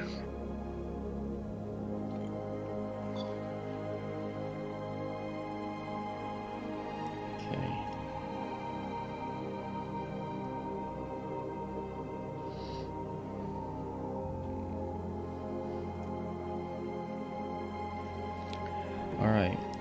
Now, that's Perseus and Algol up there. And down here, I don't know that well, you probably see that. But I do want to check the double cluster out because I pointed it out. And so we'll go there next. We should be able to see that. It's going to be way over the back of the telescope, though, way over the back of the building. Okay, this is good. We're going to go to 25 and then stop here.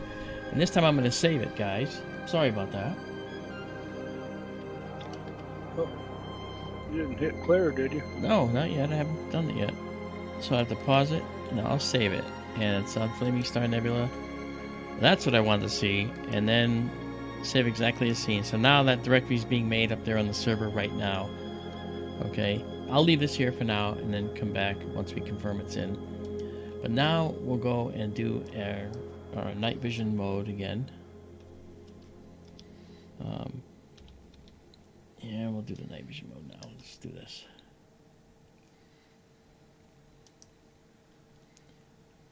All right, so let's zoom in.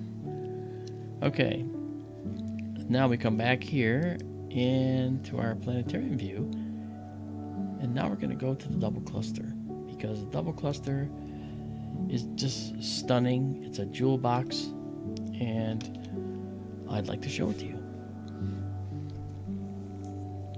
I've mentioned this before, the universe is my cathedral. So anytime I look at a beautiful object in the night sky, I can just imagine where they come from, how they formed, and it makes me just feel incredibly rejuvenated to see things like this, the double cluster. This beautiful cluster is two clusters, actually. They're actually two distinct clusters. It looks like they're close to each other, but they're not. One's a lot farther away by about 200 light years. The one on the left is the one that's closer to us, and the one on the right's a little farther away. So if we just move our telescope a little to the left here, and then we'll go south a little bit and bring the telescope down to the cluster to line it up perfectly. See, one of the things with a telescope like this is you have to have what's called pointing accuracy. Pointing accuracy. And that's something that I worked long and hard to make sure we could get with this system.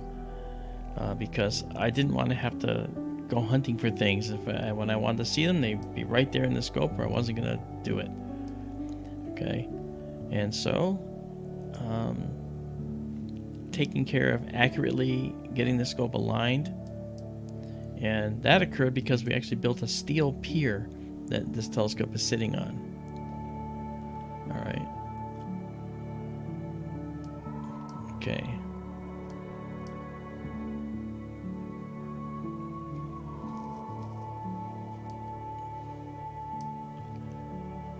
There we go. Now, in the night vision mode, you can see all the many cluster members in these two clusters. Now, these are H and K, Chi, actually, Percy, and they're in Perseus.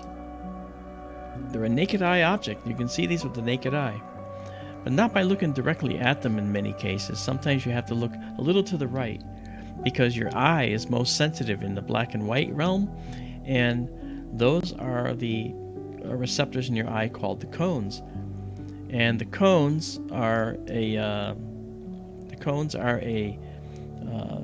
much more sensitive set of cells than the rods are a much more sensitive set of cells than the cones, which are the color receptors, which are clustered around the center of the retina. So when you look away from something, that's actually called averted vision, where you kind of averted vision, A-V-E-R-T-E-D. So you look at the object and look away, and then it'll show up in the peripheral view in your retina, and that's just what this. That's what the double cluster, under most conditions, will have to be for you. Not out there though. Out where the telescope is, you can look right at it, and you can't miss it. It's right there.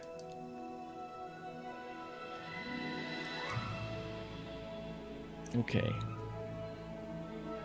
this should work. So once this gets stabilized, our guide star, you see, says searching. The guide star takes about 11 to 14 seconds to be found, and once it stops, it's, again, like I said, commands have queued up because of the fact that we're fighting with the load on the internet out there right now. It doesn't happen every day.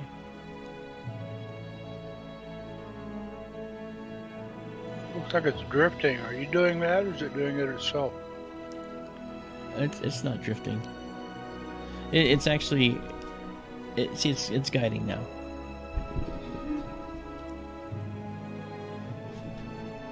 The commands, I just mentioned it. The commands are queued up.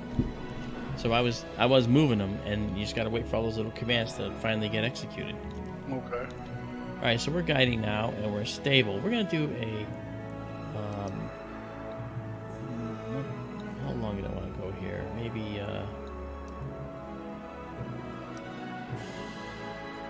20 seconds, 25 seconds.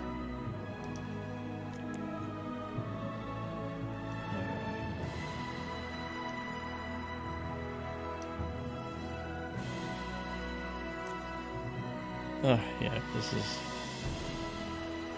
as fast as it is. Sometimes you fight the system.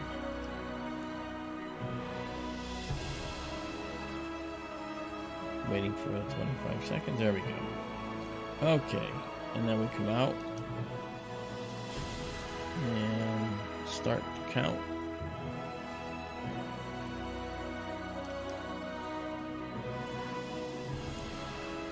See, the 26 is frozen. That's what happens when we're going around. I'm looking for a Starlink satellite. As you can see, it's been going for a while. Oh, look at that. How pretty. Alright, this is the previous shot. We're going to clear it.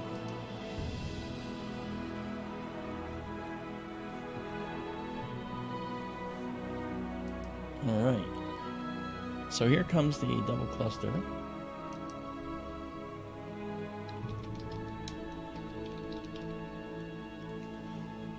And here it is. Look at that. Let's actually give it just a proper view. Look at that. Isn't that pretty? We'll color correct it too. Oh man. That's just a beautiful cluster. And let's zoom in because I want to show you something. As we zoom in on the cluster, you'll notice there's some prominent red stars. And as we discovered in past forays to this cluster, these are actually red giant stars. I'm not sure if they see, there's two times that a star becomes a red giant. When it stops, runs out of hydrogen, because they fuse hydrogen to helium, and the core temperature is like a 10 million Kelvin. Okay, Kelvin's the temperature scale. When they stop fusing hydrogen, they start to collapse a little bit. The core begins to collapse, and that gets really, really, really hot in the core. And because the core can't shrink anymore, okay, for reasons I won't get into, it sends that energy back out, and that causes the star to inflate. And that's the first time the star becomes a red giant, is when it actually reaches a point where it runs out of hydrogen. Now, that core collapses and gets hotter and hotter and hotter until it can fuse helium. And that can take, quite some time before that happens. Then, when it fuses helium, the star will change in color to, instead of red, it's going to shrink down a little bit more, and it will become a star that might be more toward the blue end of the spectrum for a period of time. Most likely go to like yellow or white. And then when it's done with the helium, when the helium runs out, well, then the core begins to collapse again, and the star begins to blow again. And that's the second time that it becomes a red giant. And that's called the asymptotic giant branch. The AGB stars go up that branch, and they kind of parallel where the red giant branch was. So it runs out of hydrogen, okay, goes up this branch here, and then burns helium, and then it comes back up and follows right alongside where the previous red giant branch was. And that, so these could either be what are called the asymptotic giant branch red giants, or they could be the red giant phase after running out of hydrogen. So that's an interesting thing. Now, this is a young cluster of stars, and so these stars may or may not be in this cluster and may or may not have run out of a hydrogen fuel in this cluster. If so, they will be one of or 4 or 5 or so of many stars that will be coming, be starting to get redder as they run out of their hydrogen and start going up the red giant branch. So we could be seeing a cluster in transition here, is what I'm saying. Mark, check your chat. Okay.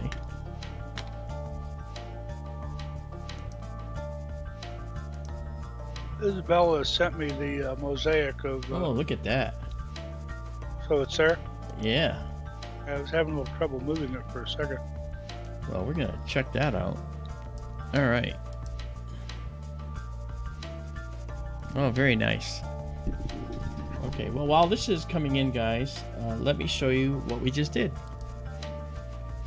Here is our mosaic we just did. Thank you, Izabela Melamed, who does all of our wonderful table of contents, and she did our composition for us. This is the Spider&Fly Nebula up here. This is the Flaming Star, and there are the tadpoles down here. So this image will be made available for you as well. Isn't that pretty? So that's That's what we like to do. We like to make these large, expansive panoramas. It's all full of ionized hydrogen glowing red. That's really pretty, man. That's really pretty. It is. That's nice. Wow. We'll make that available to you. Thank you very much, Izabela. As always, you're a superstar. Izabela, superstar. Or because she did the Spider and the Fly, she's Superfly. Superfly. Oh, wonderful. So this image right here of the double cluster, this shows you, okay, and we're done with it now. We'll do 13. 13 is a lucky number for me, actually. My first house was 13 Oak Street, and I didn't have any problems with that house. It was wonderful. So now we're going to save, so the FITS file goes up there, and then we'll save it exactly as seen. There we go. Wow. Stunning. All right. Now we'll clear that and get out of our setup here and go back to our night vision mode.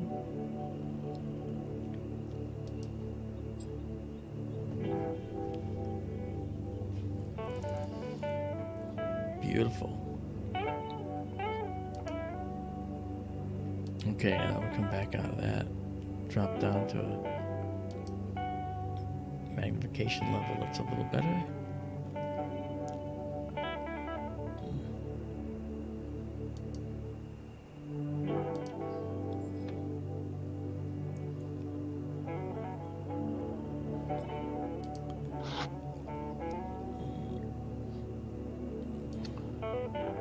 There we go.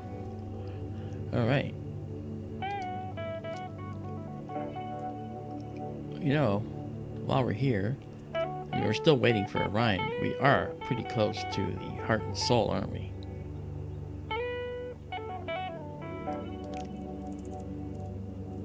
So we might as well go to the heart right now. You might be on mute, Daryl, if you're talking.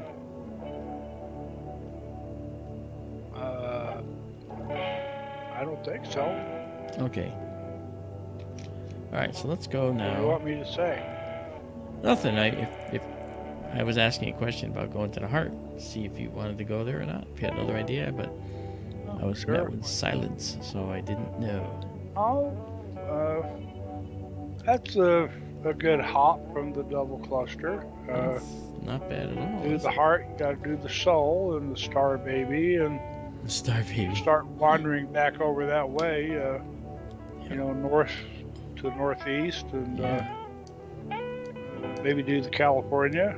Yeah. And by that time, Orion will be up and ready for us. Yep.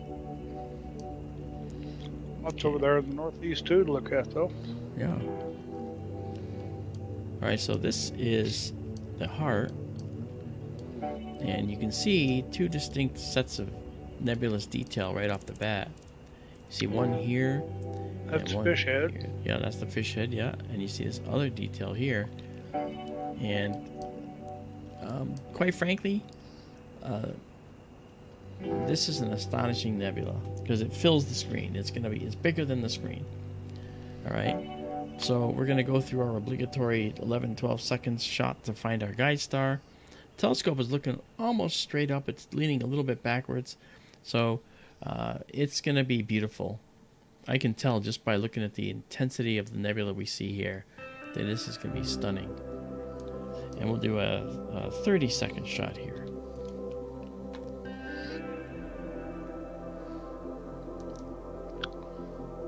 Cosmic Ray wants to know why you are in red light. Because I have red lights on. I actually have, I'll show you. First of all, let's get this going here. Okay, so we're guiding well. All right, there we go. Let's get the stack going here. I like keeping my night vision, so I always go, I don't ever use white light when I'm doing astronomy. It's red light minimum. And look at that. Wow. Just like that. And what we'll do is we'll pull this down here so we can actually see better. Okay. There's the heart. Look at that. And I'll show you in a minute, Ray. This young cluster in here is a cluster that's actually doing a number of things. It's creating a cavity in here. This is a big, large, cavernous, dark nebula with emission nebula, and who was it that asked about the satellites? Mary Kaczynski, yeah. There's one right there, Mary. See? We got one going through. All right. However, it's going to go away because it only occurred on one frame. And so over time, the rest of the data is going to come in and take over and get rid of it. Okay? So what's nebula behind this white line is going to overlay this and overlay this again and again and again. The more we stack, the more invisible this becomes. Okay. All right, so I'm going to clear this because I think I didn't wait long enough to do the stack, and I'm getting slight elongated stars. I didn't let the guiding get stabilized. So we're underway again. It's still going. But to answer the question Ray asked about why am I in red light, this is what's going on back here right now. Okay, so that's behind me. I have my blue lights there. Okay, over my head I have the red light. Okay, and these are like that for a very important reason. And let me actually show you a little bit more about that. If I kind of highlight the telescope back there, you can see that's the East Coast SkyTour telescope right there. I finished refurbishing it and rehabbing it back to high-end quality, and so it will be ready for us to use in the observatory when I rebuild it. So right now it's in here. You notice my office is like a ship, and that's, you see I got portholes for windows and stuff.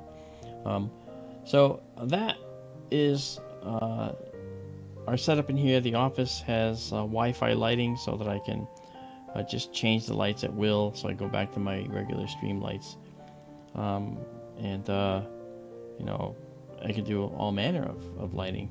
But that's the point is that it helps keep my night vision, and I prefer to have my night vision when I do this. So let's remove that and go back.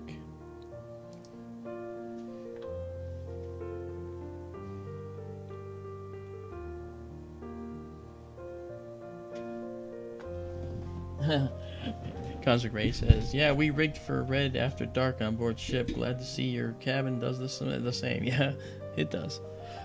It does indeed. Okay, so as you can see, the satellite is now tracking up there. Yep. There it is.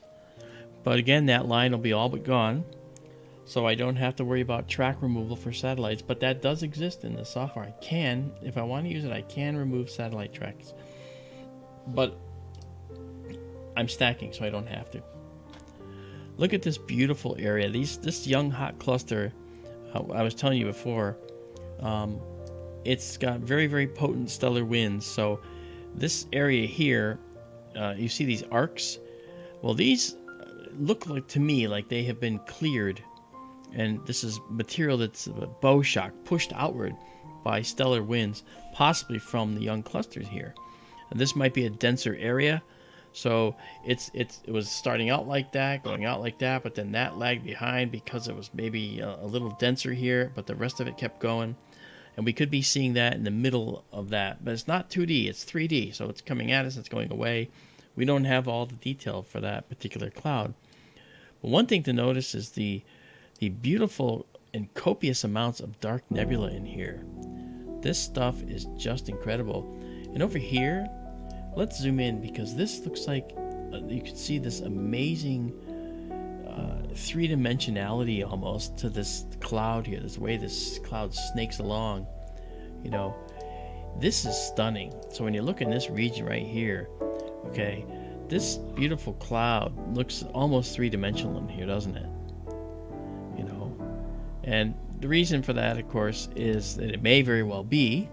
It's certainly three-dimensional, but we don't know whether it's coming at us or going away from us. We can kind of tell from the way it's lit up and the way the ionization occurs, what stars might be causing it. A lot we can learn from that, you know. You'll notice, by the way, as we just we're looking at this, the image it gets better and better as time moves on. Yeah. Let me get out of that. Okay, so the image just gets better and better. Uh-oh, someone's tired. Oh, yeah. I woke up really early this morning. Okay.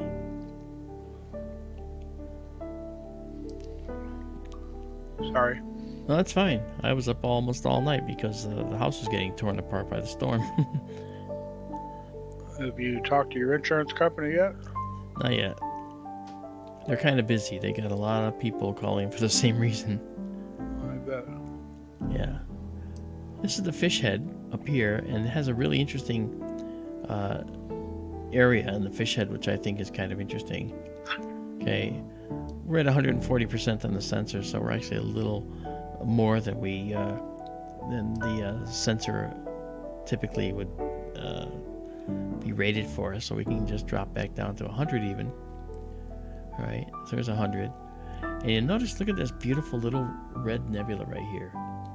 That's just beautiful. This tiny little right there, tiny little yellow nebula or red nebula. Just stunning. Now my question is, I wonder if there's a Herbig-Haro object here, a young hot star that's just winking on that we're seeing. That's possible, because there are many objects we looked at that have these Herbig-Haro objects in them. That's Herbig, H-E-R-B-I-G, Haro, H-A-R-O. Herbig-Haro. So I'm not sure if that's a Herbig-Haro object in there. I'd like to know that, Daryl. I don't know if that's something you can look up. You know, give me a sec. Yeah, like fish head and Herbig-Haro, and see if there's any hits on that.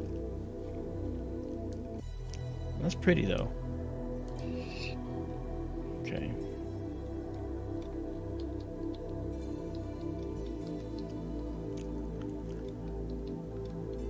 There may be some in the heart in general, I'm not sure. But look at that, isn't that pretty? Let's do a little analysis. Let's pull out some of the color, make it darker, more brighter. How's that, huh? Take it back a little bit, just a little bit. Let's color correct that a little better. Yeah, look at that. Okay. There we go.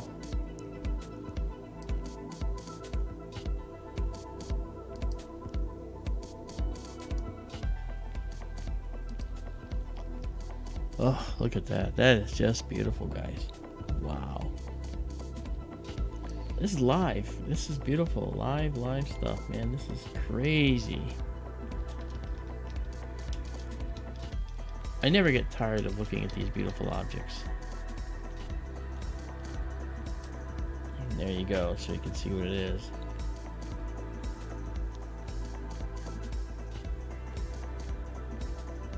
This one at the top up here, that's known as the fish head. And you'll say, why is it called a fish head? And I'll agree with you that you should ask. Looking, I haven't found anything yet. Okay. But if you notice, this sort of has a semblance to a fish head. Maybe that's a gill? I don't know. What, the curved dark line? Yeah, is that supposed to be the gills? Of course it is.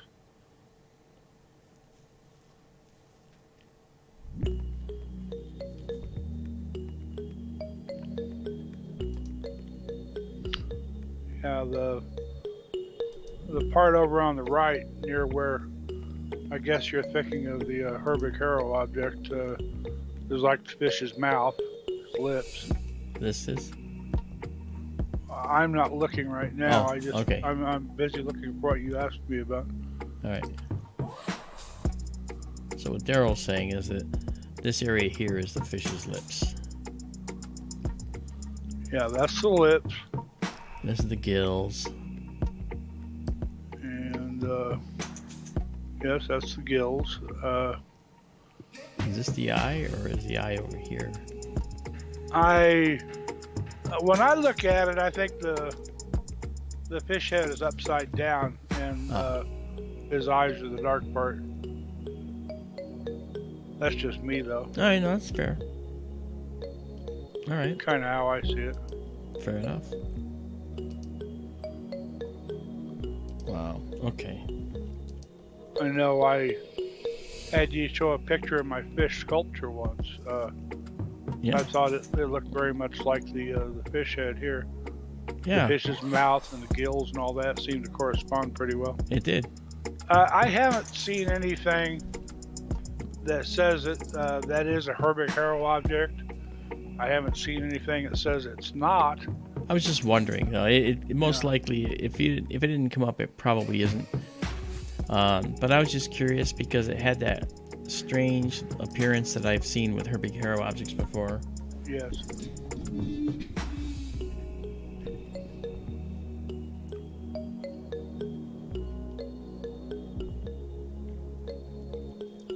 I was curious about what's just above the fish head. This? You could, yeah, that upper part there. I don't know if somebody would call that the fish's, whatchamacallit, top fin, dorsal fin. That's the fish's periscope. But you've got another area up at the very top of that, too. Well, we can actually just go put the fish head central and do an examination of that and check it out. If you like. Yeah, why not? So we're going to say this is the Heart Nebula. Okay. And now what we'll do is we'll come in and we will save it. So the FITS file is now saved. Save it exactly as seen. And now we'll clear it. And come back out of our droppable stack and eliminate the stack and move our way back into doing a night vision shot. Okay, so now let's go up as you suggested, see what's up there, because why not? Right? Yeah.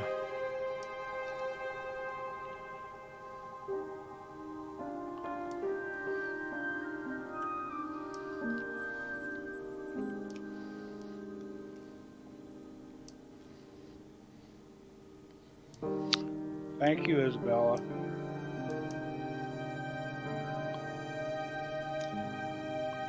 Hey Ricardo, good night. Thank you for coming and hanging out with us. Please come again.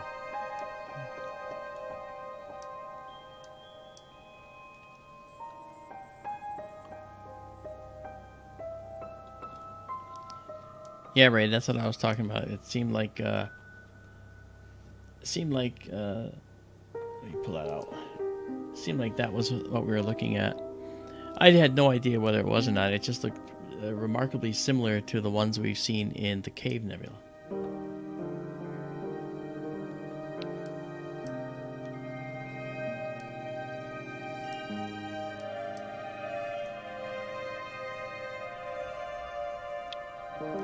Okay, So what's going on? I'm moving the fish head in, and because we're stacking commands, I'm trying to work with the internet being kind of slow right now. Yeah. As you can see, I'm just waiting for something to happen here. I understand. Yeah.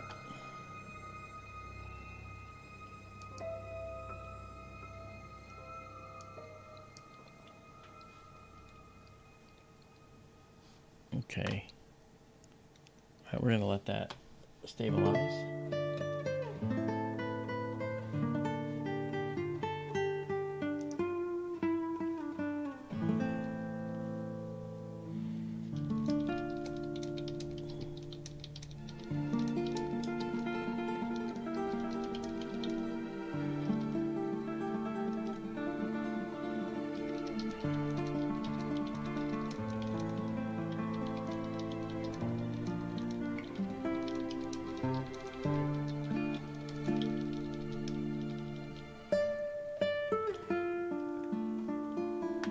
I just messaged you in the chat, by the way.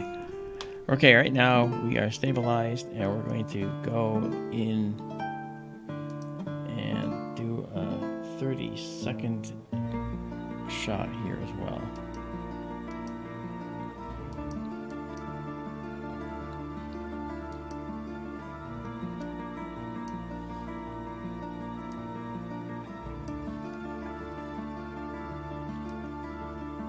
Alright, if I could just get that to accept it. Hello. Yeah. What are you gonna do? Yeah. Oh man, come on, what's going on with this?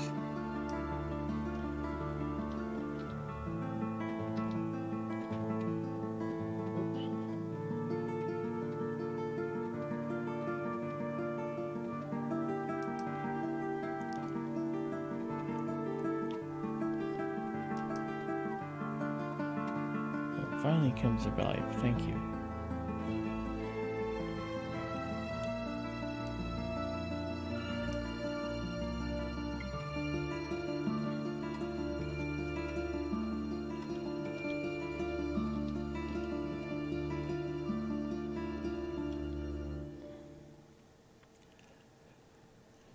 Come on. Jeez.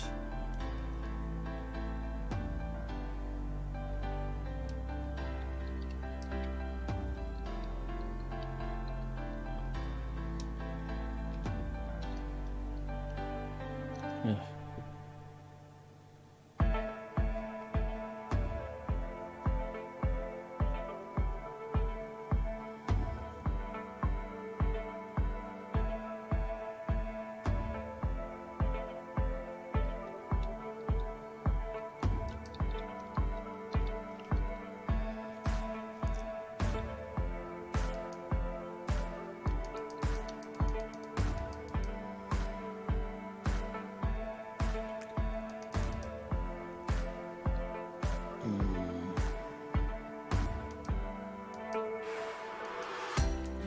I'm waiting for the internet to just, I mean, it's still up and running, but this is becoming less and less responsive for some reason. Don't know why. Yeah.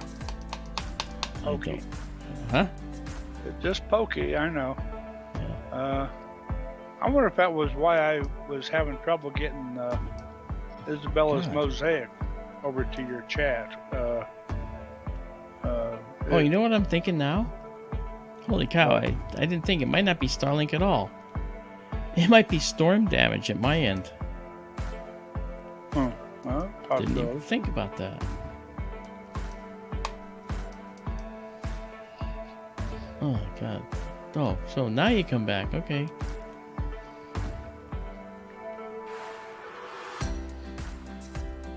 All right, well.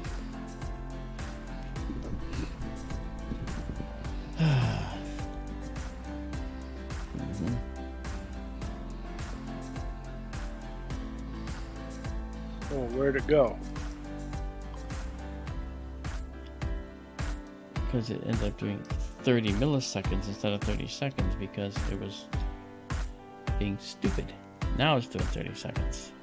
Oh. Okay. Doodah. It's okay. These things happen.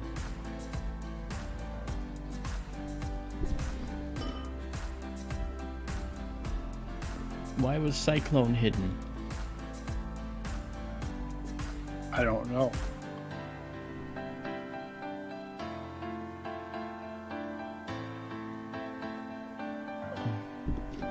Okay, so this is the area above. Area above the fish head. Yeah. So now this is the fish head, and then this area above, and there's some more stuff up here. So, and we're zoomed in, and there's the heart down below. So we're just looking at one segment. Let's go in and do a processing and color process. I mean color correct.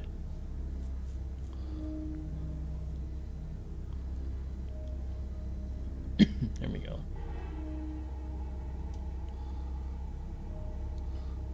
That does remind me of my fish head. That was a cool sculpture. I was bored at work one day, and I just practiced my welding, and that's what came out of it.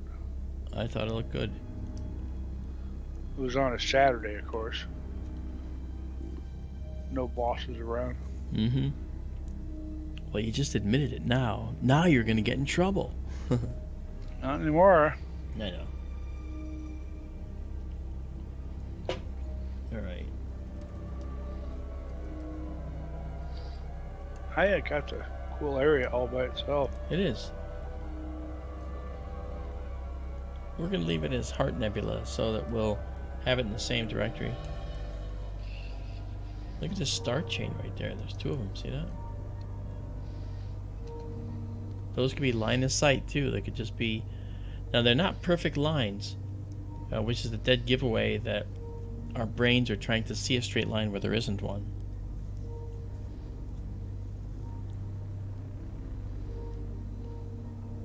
But this is just such a cool nebula by itself, like you say. Mm-hmm. So if we actually zoom out of this, you can see that much of the heart, right? And we're just up here.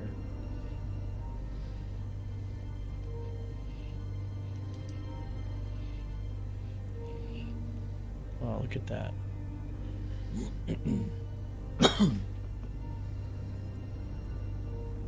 Oh yeah, the cyclone is freezing here too. We actually, it was a nor'easter, which was rain, and the rain freezes, and then snow.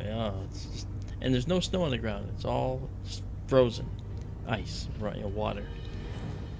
So this is the classic recipe for ice-laden wires and trees to break and kill power. So if we lose power, that's why. I'll have to go in on my phone and connect to the observatory and shut it down that way, if that happens. Mm. This is pretty. We'll go to 10 on this one. Looks like there's a reflection nebula up here. Yeah. Let's see if we can draw out some detail in that. Well, first let's do it this way. Let's go over here and see if we can take the global histogram. Okay, so this shows us more of what's in here. Now, this is not meant to be a pretty image. It's meant to just show what's there. And you can see it continues. It continues and then comes down. Look at that. Even looks like a star cluster just underneath the back of the fish head. Right there. Yes. Yep. That might be a colander cluster. I have to look that up.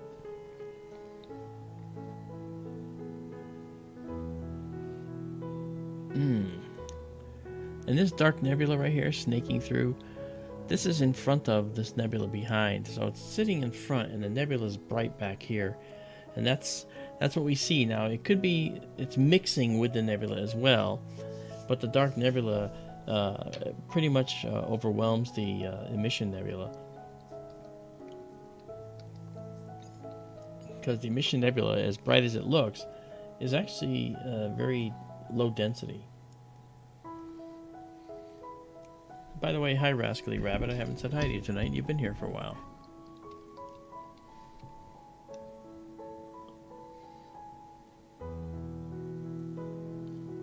So I'm reading Cosmic Ray says, just pull the rods out a little more for more power. You talk about nuclear reactors? That's what it sounds like. It may be a little too early for the Christmas tree nebula. Oh, it is. Well, Christmas tree cluster.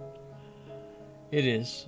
We have to wait for well past the rosette.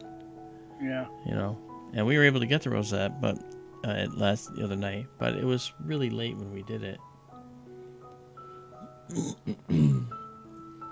Okay, so yeah, we were talking about nuclear reactors. I do this talk on reactors, Ray, where I talk about fusion versus fission. And with the Lawrence Livermore, success. And by the way, the observatory is on the nuclear scientists from Lawrence Livermore's land. So I have a link into the process, so I get to hear what's going on. He worked on an awful lot of the fusion research before he left the lab, and the beauty of this reaction, the beauty of the fusion reaction, is that it's like it's a reaction bouncing on the tippy top of a precipice. If you just slightly you make a slight imbalance, where you cause there to be a slight imbalance in the input recipe, it just falls off the precipice, meaning it shuts down. For a fission reactor, it's like being at the bottom of a well, and you got to use energy to shut it down. Those are the rods Ray was mentioning in the chat. You got to put the rods in to slow the reaction down. You got to take them out to speed it up.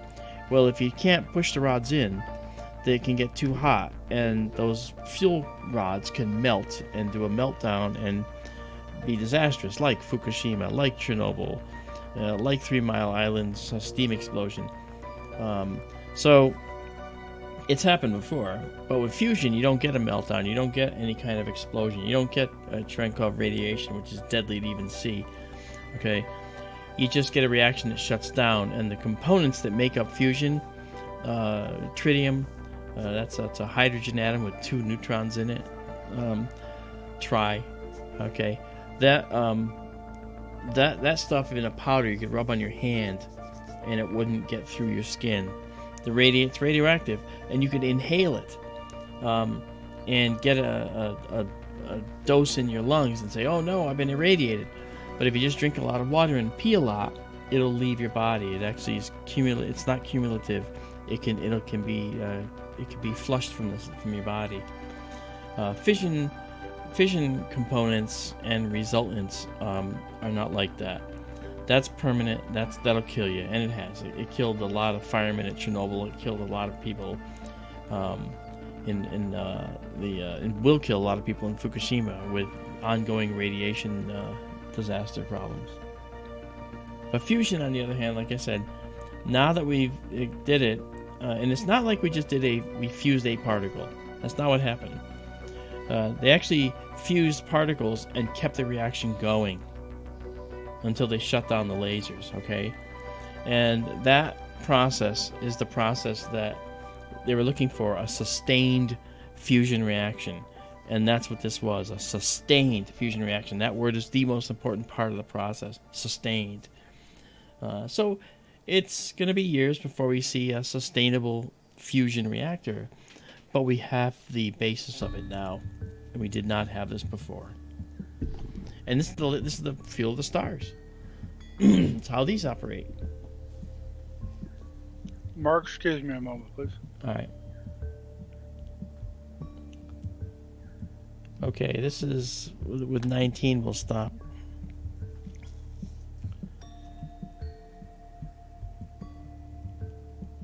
There we go. So we'll pause it, and we're going to save it into Heart Nebula because it's part of the same. Save exactly as seen. Now we'll clear it. All right, and away we go. And go to our night vision mode. Right there. Okay. And let's go back to 33%. Notice our internet is now fine. Let's make sure it stays that way. Well, just as I say that. Okay.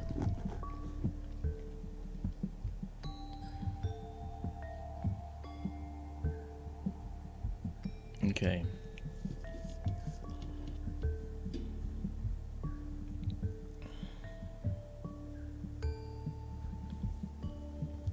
All right. And we'll go to check out the Soul Nebula, which is actually pretty cool. It's a very nice nebula. And it's it's not quite close enough to do a full mosaic, but maybe it is. We're see if we can do this.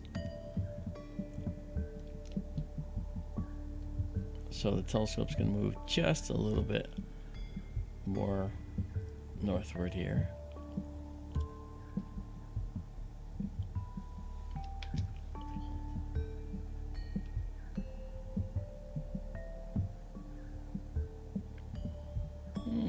We might be able to do it. Might be able to do it. There's the soul right there. So we're gonna come down a little bit.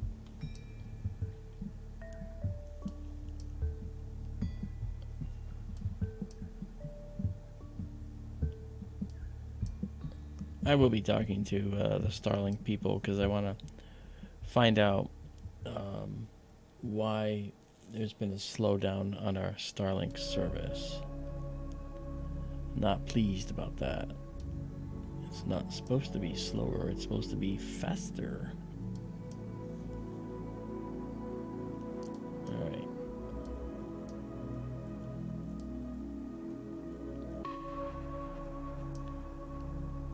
We'll bring it up here a little higher. Okay, too high.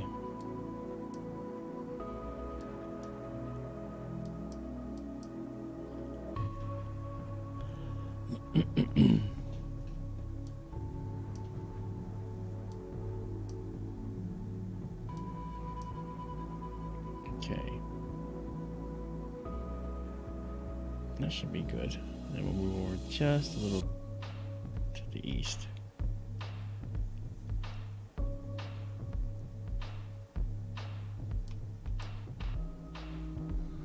Okay. Hello. Where are we? Where are we now?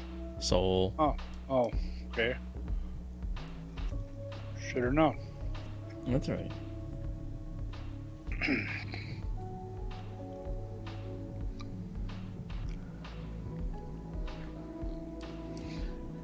I don't think it's the cold, Izabela. I think it might be the fact that we had a major storm come through here. And I think the internet in the area has been compromised. So my outgoing controls and speeds I'm sending out here are probably compromised by this storm that came through. She asked whether the cold could be responsible for the slowdown.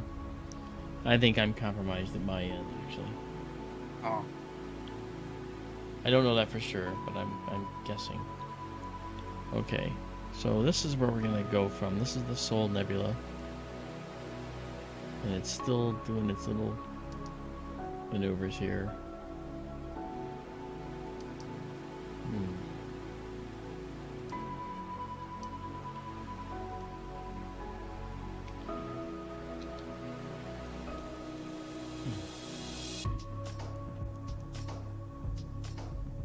Okay.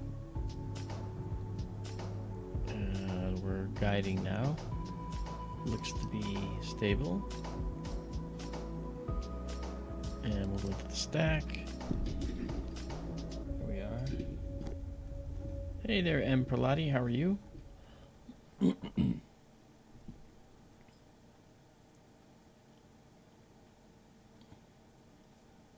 you talking about meteors?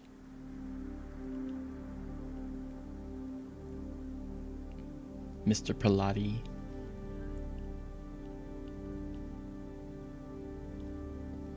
Oh, the computer actually, yeah, we're going to be changing the motherboard. Oh, that looks nice. Oh, we're going to be working on the motherboard here, repairing it, changing it. Our baby. That's right. That little star baby.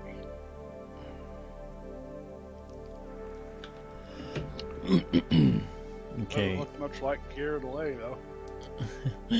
I know. I thought that's what you meant, but when you first said it, but you didn't. I thought it looks like the Star Child from 2001: A Space Odyssey, but no, it doesn't have to. I agree. All right, let's do this. No, it sort of does. I mean, I could see that. It just looks like a baby, anyway. It does. Now, when we say star baby, do you see it, guys? I'm sure you do. Okay, this is the head of the baby right here. This is one of his arms right here. There's another arm coming up from the other side over here. This is one of his legs. And this is the other one. And this is his big belly. His back. Belly button. I think that's what you're talking about. Yeah. Pretty much.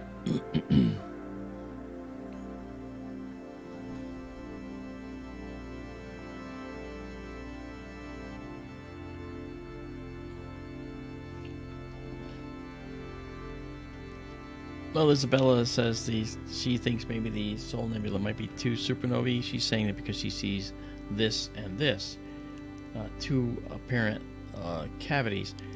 Keep in mind, we have a stellar cluster in here and a stellar cluster in here. And when a star cluster is young, it shoots off, as I mentioned, lots of copious stellar winds. Those stellar winds tend to carve out a cavity around it, making a spherical cavity around it. And this one looks like it's doing the same thing. But one of the things about this cavity you'll notice, okay, if we can actually get it to zoom in here, is that the star cluster here has winds that are emanating this way, of course. And I see what I did. Okay, so when we zoom in, okay, you'll see that this is a pointy little pillar that seems to be pointing in the direction of this stellar wind. And it's not exactly in the same direction, but it's close enough to merit a theory that the stars here, and their combined energy here, are evaporating gas that might have been around this location, but this might be a denser region right here. Protecting what's behind. Maybe. This is not as likely a candidate as some of the others I've seen. But this definitely is down here. This is definitely what's known as an elephant's trunk or a pillar. And this star cluster is definitely eroding away this pillar. If we zoom in on this, we've only got 8 stacks, so it won't be as clear. But look at how this is eroding away here. This is eroding away here. This is eroding away. You've got 3 in a row. 3 pillars in a row right here. So this is the kind of thing that young clusters do. They hollow out a cavity around them.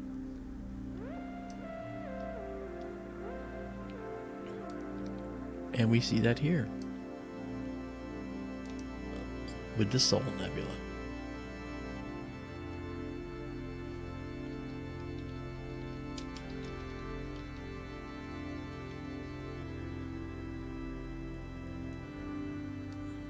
Which is also a stellar nursery, by the way. Fatang. There you go.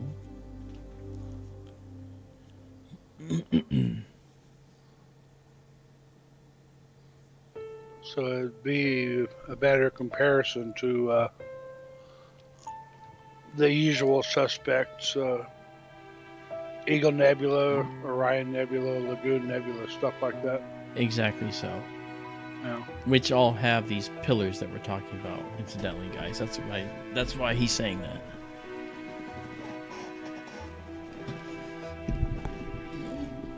I don't know, somehow I just can't get over the fact that we're doing this live at the distances that we are. I mean, I dreamed of this as a kid, you know?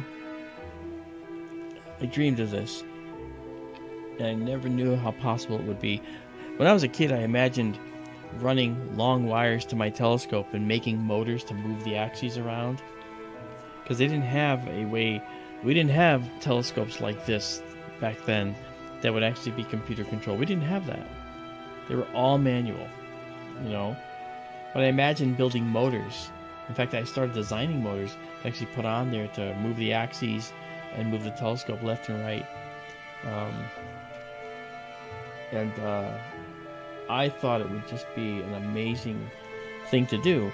And as time went on, my efforts were met with industry responses where they actually made such things. It's like, ooh, that's very cool. JSCO 77, hi, how are you? Nice to see you.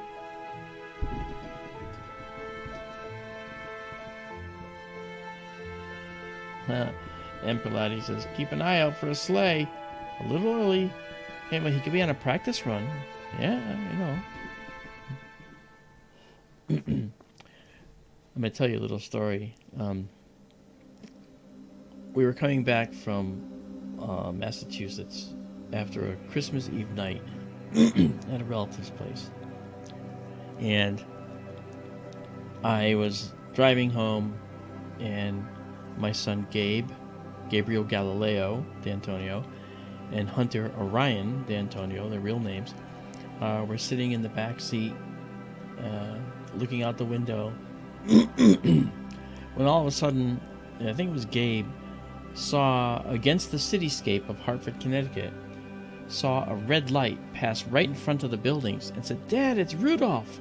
Rudolf! And I said, oh, make note of the time. We're going to have to find out where Santa was. You know, with the NORAD track Santa. And we laughed about it. And as it went by, okay, I'm not crazy, but I swear it didn't have any other lights but that red light. And for all the world, in the silhouette against the buildings, it looked like a sleigh. I know. It looked like a sleigh. Okay? With the red light leading them. And I was like, whoa. And we were all really kind of like amazed. Like, wow, that's pretty cool, guys.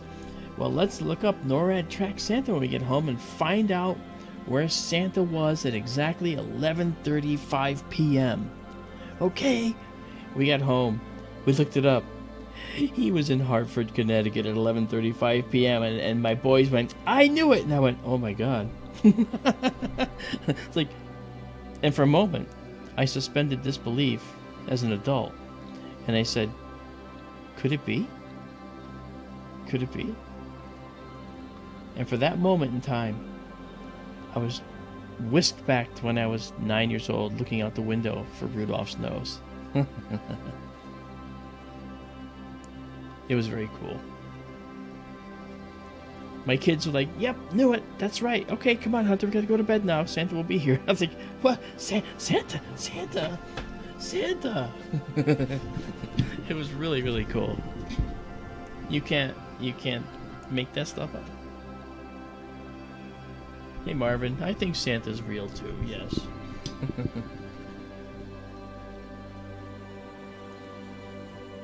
I thought Santa always showed up at midnight. Well, that's a tough call around the world, right? Yeah.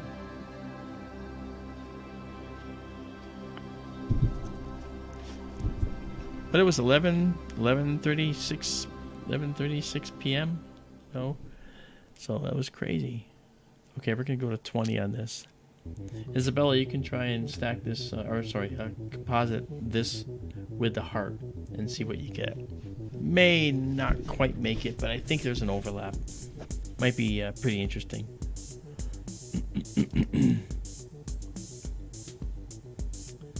Okay, we got 20, so we're going to pause this now.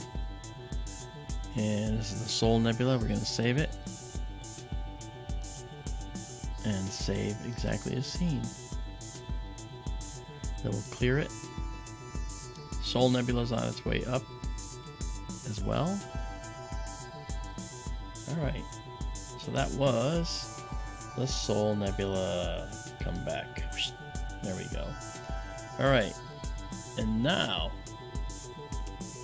let's find something else up for bids here on the Price is Right. Okay, making our way back now. I'll zoom out a little bit. We actually have a couple galaxies over here. Prelati has a question. Yeah, here's a question. Where is it December 25th first? As time goes, it would seem logical to think either Greenwich England or International Dateline up in the Middle Pacific. That's right. Greenwich Mean Time, 0 hours Universal Time. That's where it is.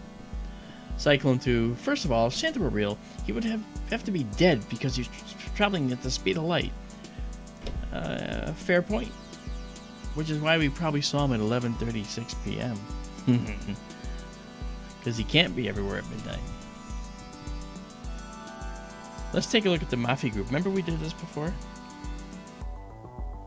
We did the Maffei Group.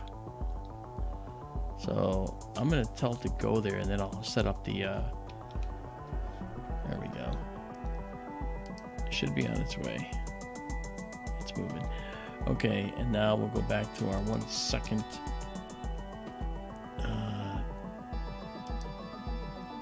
night vision mode.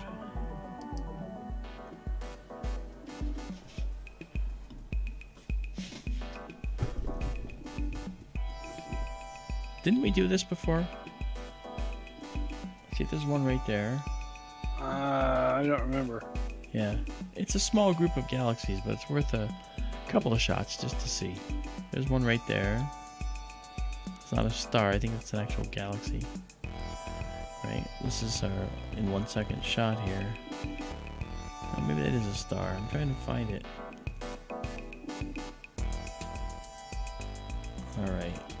But there's a, looks like a nebula there, but it's probably potentially a galaxy, I'm not sure. Alright, let's just do a quick shot. First of all, we can do this. Alright. Meanwhile, while we're waiting for that to come up, watch for the guide stars to start working.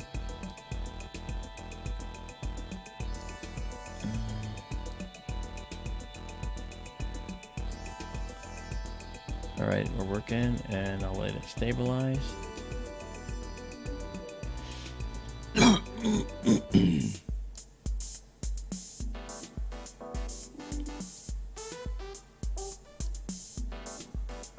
just looking for over here a few things here. Right.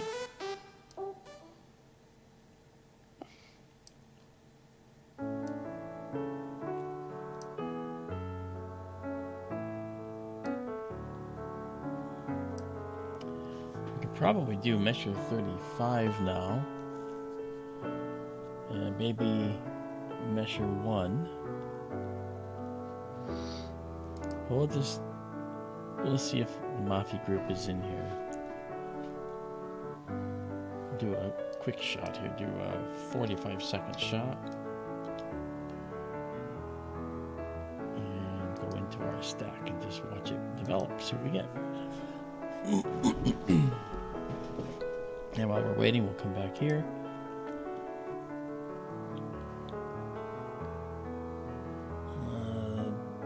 Okay, so we could try the Christmas tree cluster. I think 45 is the limit, so it might be good. We're gonna have to see. Alright, let's go back in here. We should be almost there. I want to say you actually had it in the field at one point when we were going to the Rosette the other night. I'm sure. Oh yeah, look at that. That's the galaxy, Maffei 1. See it? There's a whole galaxy. We're seeing it through all the stars in our galaxy. Let's get it a little darkened up, properly situated, color corrected. That's Maffei 1. That's nice, huh?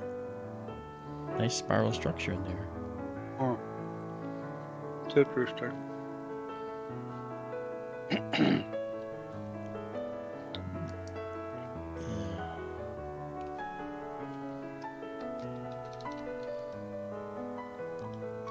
That's a galaxy. Robin, that makes sense.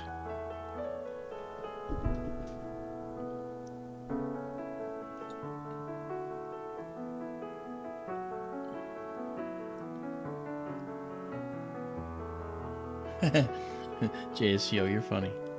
I don't know about you guys, but I want my presents this year.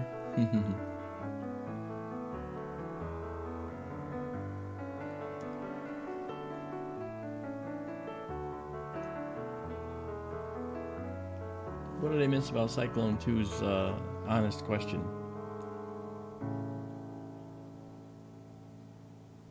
I don't know. Okay. Cyclone 2, if a black hole exists, does a white hole exist? Actually, that question is up for debate, but there are suggestions that if the energy goes into a black hole, it may indeed come out somewhere else. And that is what would be the white hole. You remember the movie Interstellar? The astrophysicist who was the consultant for that movie was a guy named Kip Thorne. And Kip Thorne, great guy. I sat with him for a couple hours and we talked about black holes. We talked specifically about black holes and how you could be in a ship going into a black hole and seeing your ship coming out of a white hole, the opposite side, before you go into the black hole. Just as you're going in, you can see yourself coming out of the other side. This has to do with the information about your ship and how information is transmitted through a black hole and then through the white hole. In contrast, and Stephen Hawking told him that he didn't believe that was possible, and he wrote a little article about it. And Thorne said, no, I think it is. And he wrote an article to Hawking about the pros saying it could happen. And Hawking wrote back saying, no, it can't happen. And Thorne read Hawking's article, and Hawking read Thorne's article. And Hawking said, Kip, you're right. I think it can happen. And Thorne said, no, Stephen, you're right. I don't think it can happen. So they traded places, which goes to show you that even the greatest minds on the planet don't always agree. And so, especially in this fringe research where what we say the bleeding edge, people don't know the answers, so they just come up with a hypothesis and they have to try and test it where possible. So I just thought that was a cool story, and Thorne's the one that actually relayed that to me, which I thought was really funny. This is beautiful. Look at that spiral structure. You can't miss it now. Look at that. Yeah. I'm glad we went to this. It's a little off center, but center's right here, so we're okay. Donald Kunzer, how are you?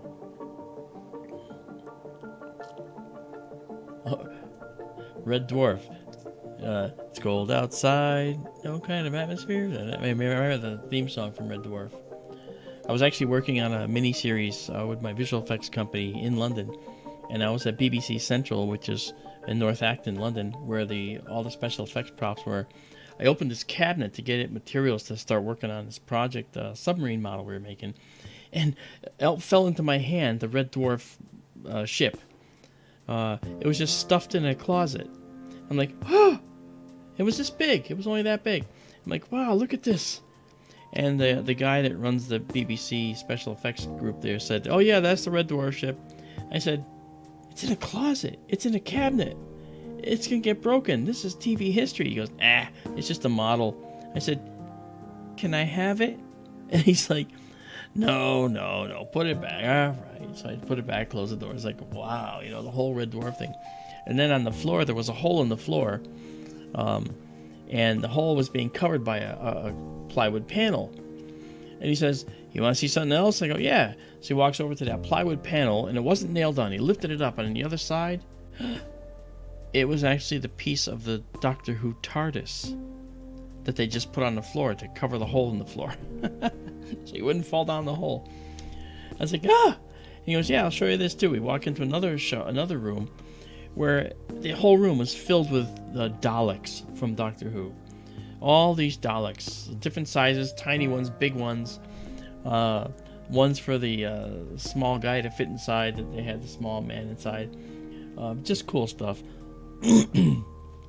That show I worked on, it was called Nautilus, by the way, on BBC. And we did some really cool in-camera special effects with our submarine models.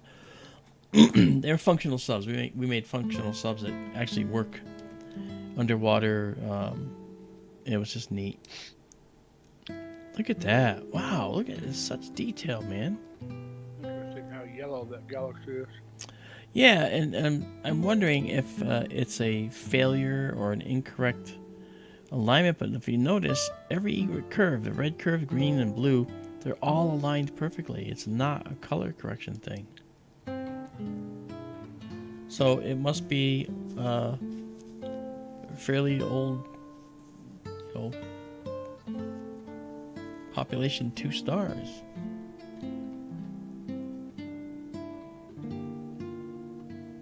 Might it be extinction from seeing it through the Milky Way? Oh, yeah. It could be. It depends on where we're looking, though. And we are looking possibly through the Milky Way.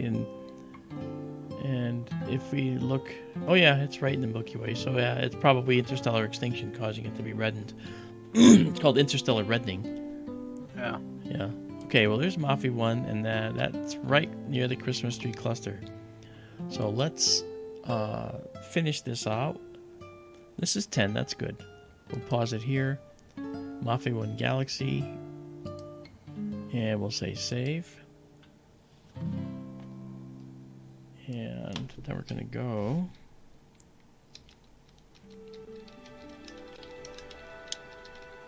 Christmas tree cluster is just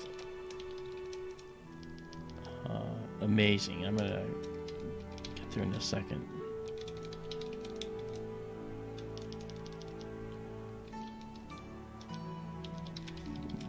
Okay. Hey there, Mike Hedrick. How are you?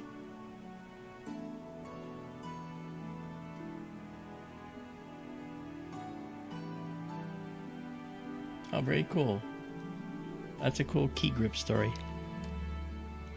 I worked for years with Douglas Trumbull, who, of course, he did Close Encounters of the Third Kind. He did 2001 with Stanley Kubrick.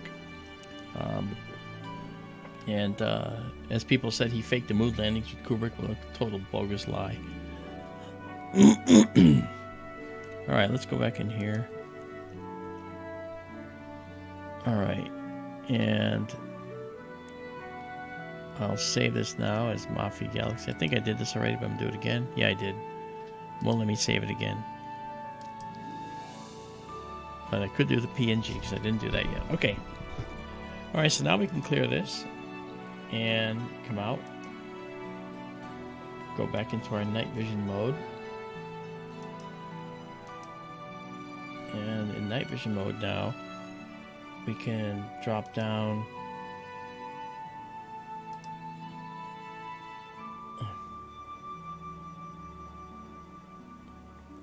There we go.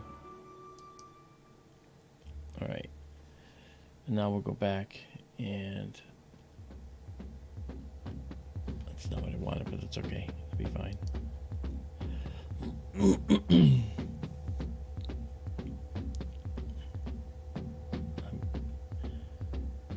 I'm trying to bring up our planetarium.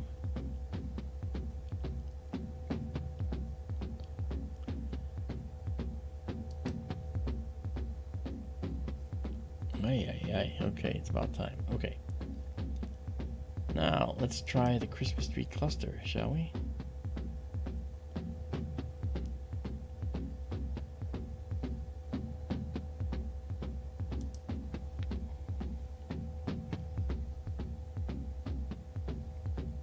Clicking on it.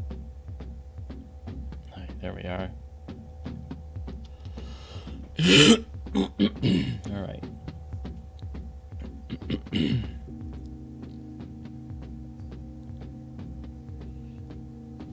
I told it to go. There it goes.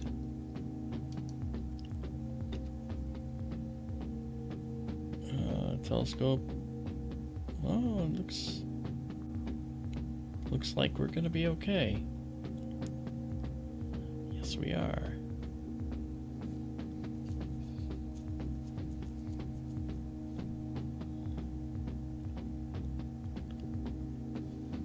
Let's go down to the zoom out of this. Go to the auto size if I could actually get it to respond to me here. Eve. Takes long enough.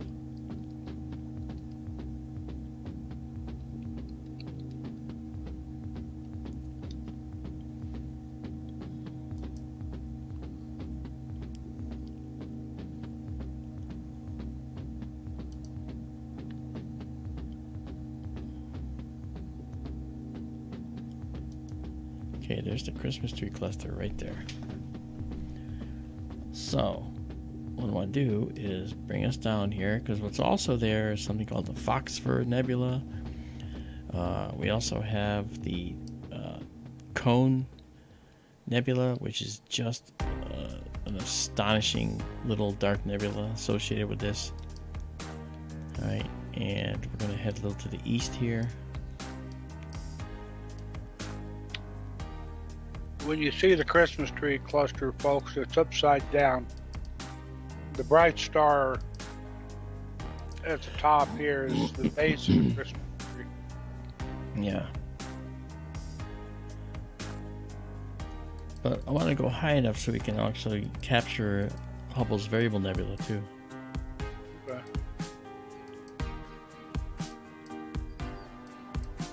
Cyclone has a question of you. If we're all made of star stuff, what type of star would you be? Well, to be fair, that question is relatively easy to answer. We're made of a blend of many supernova results, because the iron in your body was made in the heart of a star at one point, nowhere else. The potassium in your body was made in the heart of a star, nowhere else, possibly in the supernova explosion, actually.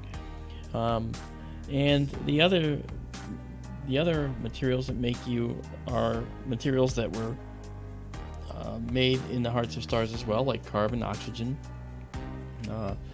Any hydrogen that's bound up in your body could very well have been elemental hydrogen from the very beginning of the universe. Which is kind of interesting to think that you might have atoms in your body that were around for 13.8 billion years. So that's just an interesting thing. So this is the Christmas tree cluster, and this is the Cone Nebula down here, which you'll see. And this little weird-looking fan thing, that is its own really cool star that is not visible to you. Now it'll look like there's a star at the bottom of this, but it's not actually there. There's a star there, but it's not what's responsible for lighting up the nebula. This is a dark nebula in here, and there's a star inside that's illuminating some of the dust out here. Okay, and you'll see it in just a minute. So let's do an exposure of 45 seconds on this, and we're guiding fine. And we're gonna go. Excuse me.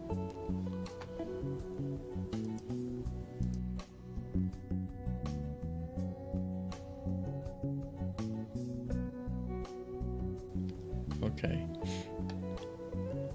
So I think you're gonna find this to be a really amazing image when it comes up, because there's so many things. This image that I'm about to show you in this one shot here, is the epitome of the universe. It has everything. It has dark nebula, it has emission nebulae, it has young stars, it has reflection nebulae, it has every single major object we tend to look at, and you're about to see it right now. Wow, there we go. So this is the reflection nebulae in the Christmas tree cluster that Daryl was telling you about. This is the Cone Nebula down here. It looks exactly like a cone. And down here is Hubble's Variable Nebula. Okay, now where is it? Well, let me show you. Okay, here's the Christmas tree cluster. Okay, here's the Cone Nebula. Okay. Cone is touching the tip of the Christmas tree. Yep. And here is, in fact, the cone can be considered the top of the tree. Yeah. And here is Hubble's Variable Nebula, down here. So those three things are really cool. Now, what's here over here is another nebula that we'll see in a little better detail in a bit. That's called the Phosphor Nebula. In fact, it's actually somewhat extensive. But anyway, so those are the objects of interest that we're looking at in this region. But let's actually color correct first of all and get the red colors aligned better. And then let's actually process these a little bit better. Okay, now it's pretty obvious. All right, and Hubble's Variable Nebula blown out because it's actually a little bright. But we could actually try something. We can see if that's actually blown out. Let's see if it's blown out. Looks like it is.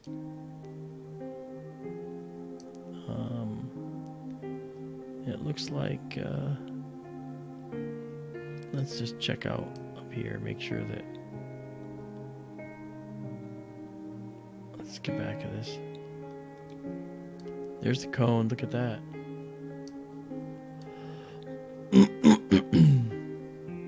Look at that. That's stunning. Yeah, that's pretty.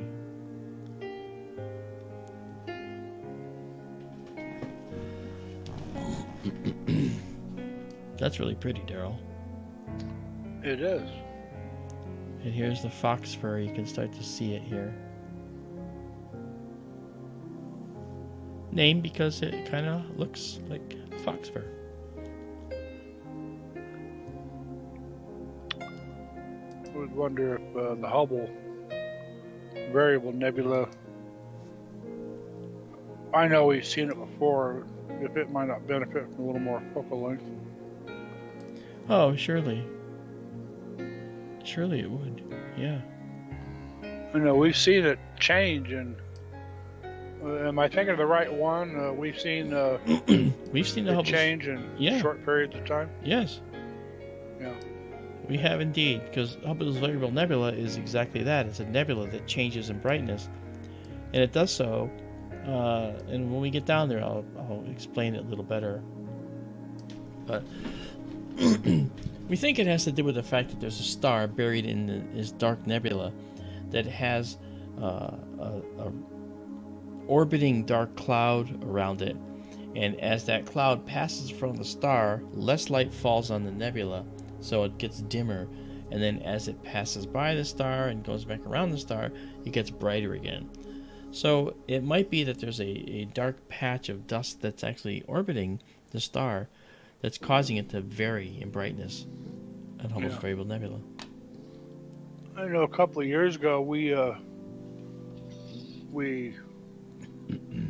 viewed it recorded it I think a number of times, and could actually note over the course of time the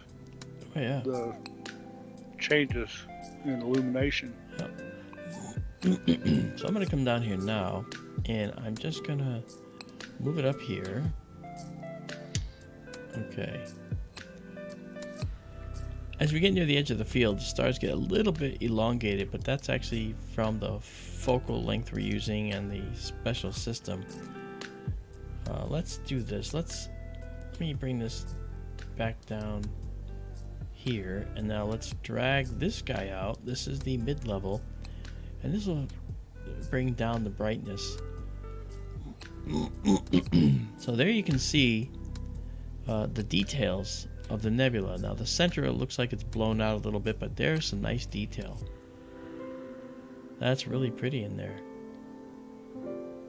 With our next telescope, we'll do a nice study on this and get a brightness pattern, and maybe even graph it to show the differences in the brightness. That's cool. Alright, so let's bring that back.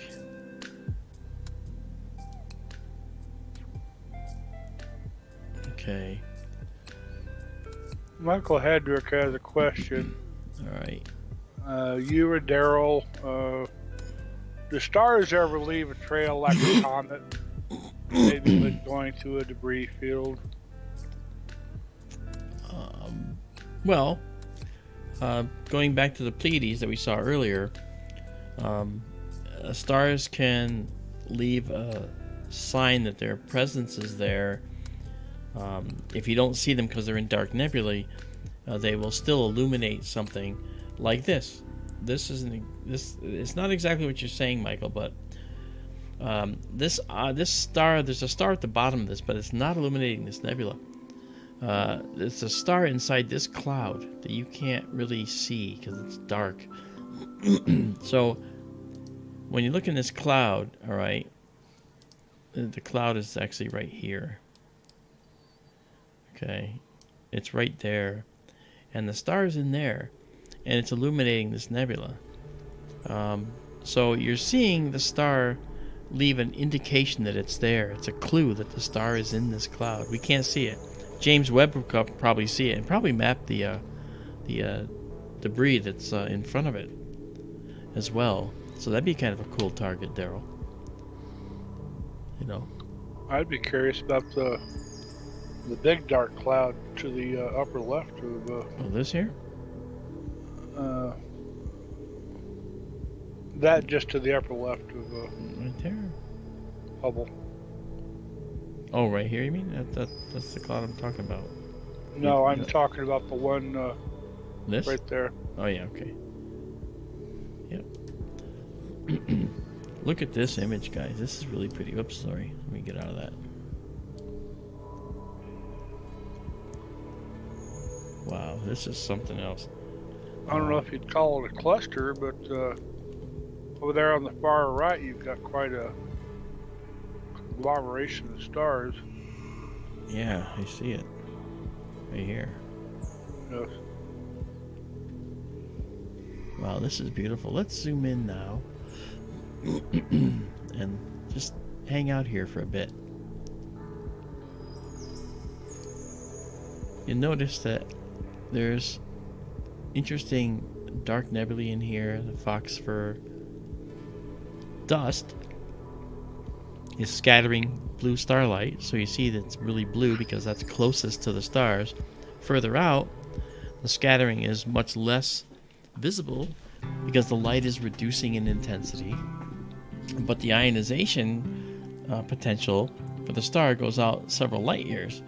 So the hydrogen gas can be ionized further out, and the scattering that we see from the blue light tends to be more localized.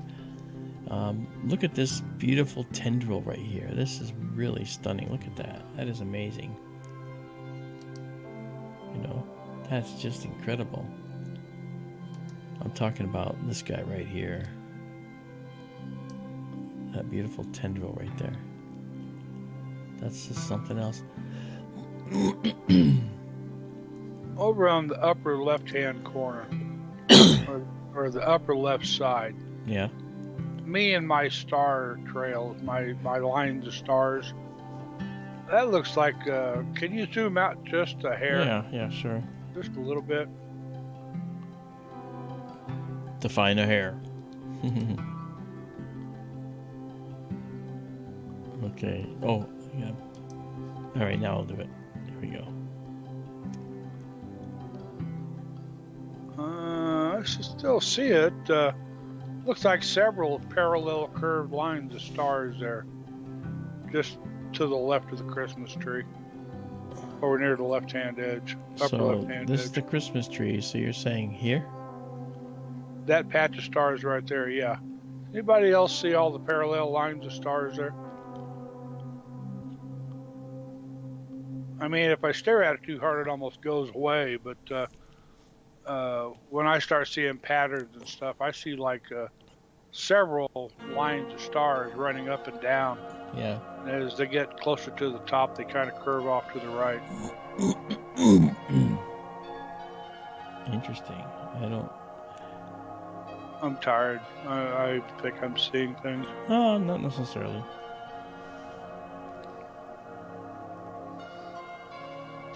So what do you guys think? Isn't this beautiful?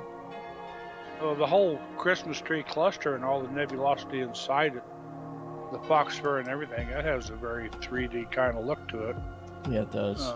With the dark cloud to the right side of it, and it's like you're seeing down inside it. And down here, let's zoom in on that, actually.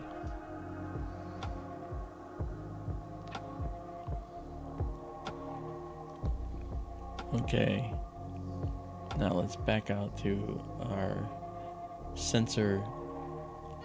Okay, this is our maximum. This is actually our native size for our sensor, the camera. And there we have more of the nebula there. You can see these protruding clouds which come down. It looks like they're definitely in front of the reflection nebula, which is very likely. Yeah. And then we come down. This is a very, very, very complex region. So in other words, we have this reflection nebula here. Okay, we have the dark nebula here. And everywhere you see the darkness, actually, it's dark nebula.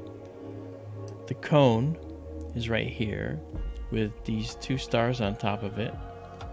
And again, it's like a pillar that's being eroded by bright stars, possibly from the Christmas tree cluster. So that is just an amazing...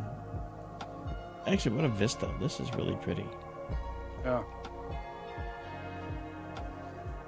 I put it up high because I wanted to get a picture of Hubble's Variable Nebula as well. Yeah. And it kind of gypped us out of the what's above it kind of a thing. There we go. Let's see what else is here. Ready? We're going to do the global histogram. There you go. Look at that. That's what's really there. Cyclone asks, do stars have ridges like rocky planets? That might be a trick question. I would want to say no, since stars are not solid. But I would say not ridges like rocky planets, but up in, hills and valleys, yes. Now, why am I saying that? Because we've discovered that red supergiants like Betelgeuse, and that's probably where you were going too, Daryl. Red supergiants like Betelgeuse don't have a very definitive surface anymore. They're so distended, and they're going through a thermal pulse phase where these stars do, and that's because the fusion going on inside the star is unstable. There's a shell of hydrogen, a shell of helium, and it's pretty unstable deep in the star. So that causes these thermal pulses. So you get these blisters that come off the star and make the star look like an orange with warts on it. Okay, but big warts that take up a third of the surface area of the star. And so it's a big, oblate thing. It doesn't have a true spherical nature anymore. It's actually this thing with these just gigantic pulsating blobs coming off of it. And that's what we see with stars like Betelgeuse. So, not ridges, but also not homogeneous spheres either. My point was that they're not solid, so... Yeah. It's all gas, and I hardly know where to start with that.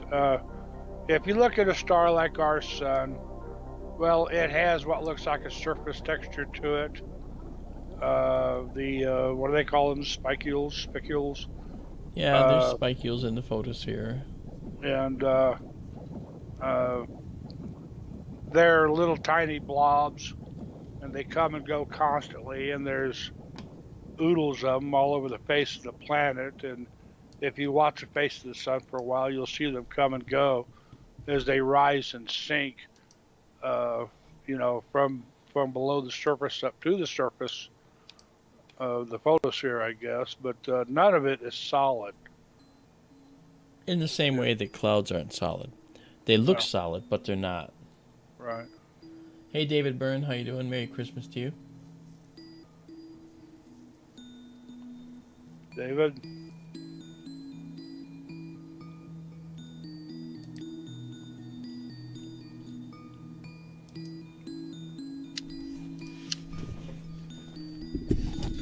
Well, guys, I hope you're enjoying this. This has been... we're still doing it. We're not done yet. But it's a wonderful night. You notice in the Fly Nebula now, you can start to see more details showing up in the actual dark nebula structure here. See this? Look at this. Beautiful, beautiful nebula structure in here. Absolutely stunning. Nice. Yeah. So is the cone just another example of a pillar? I think that the cone is also an eroding pillar, yeah.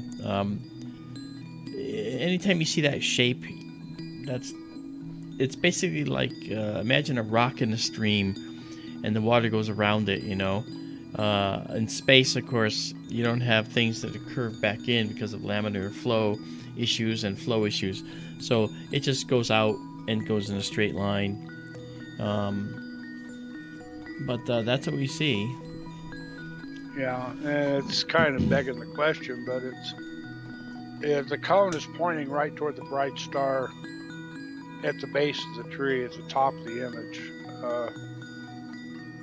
assuming, yes, assuming something in that cluster, assuming it's that bright star, is what's blasting away at the cone.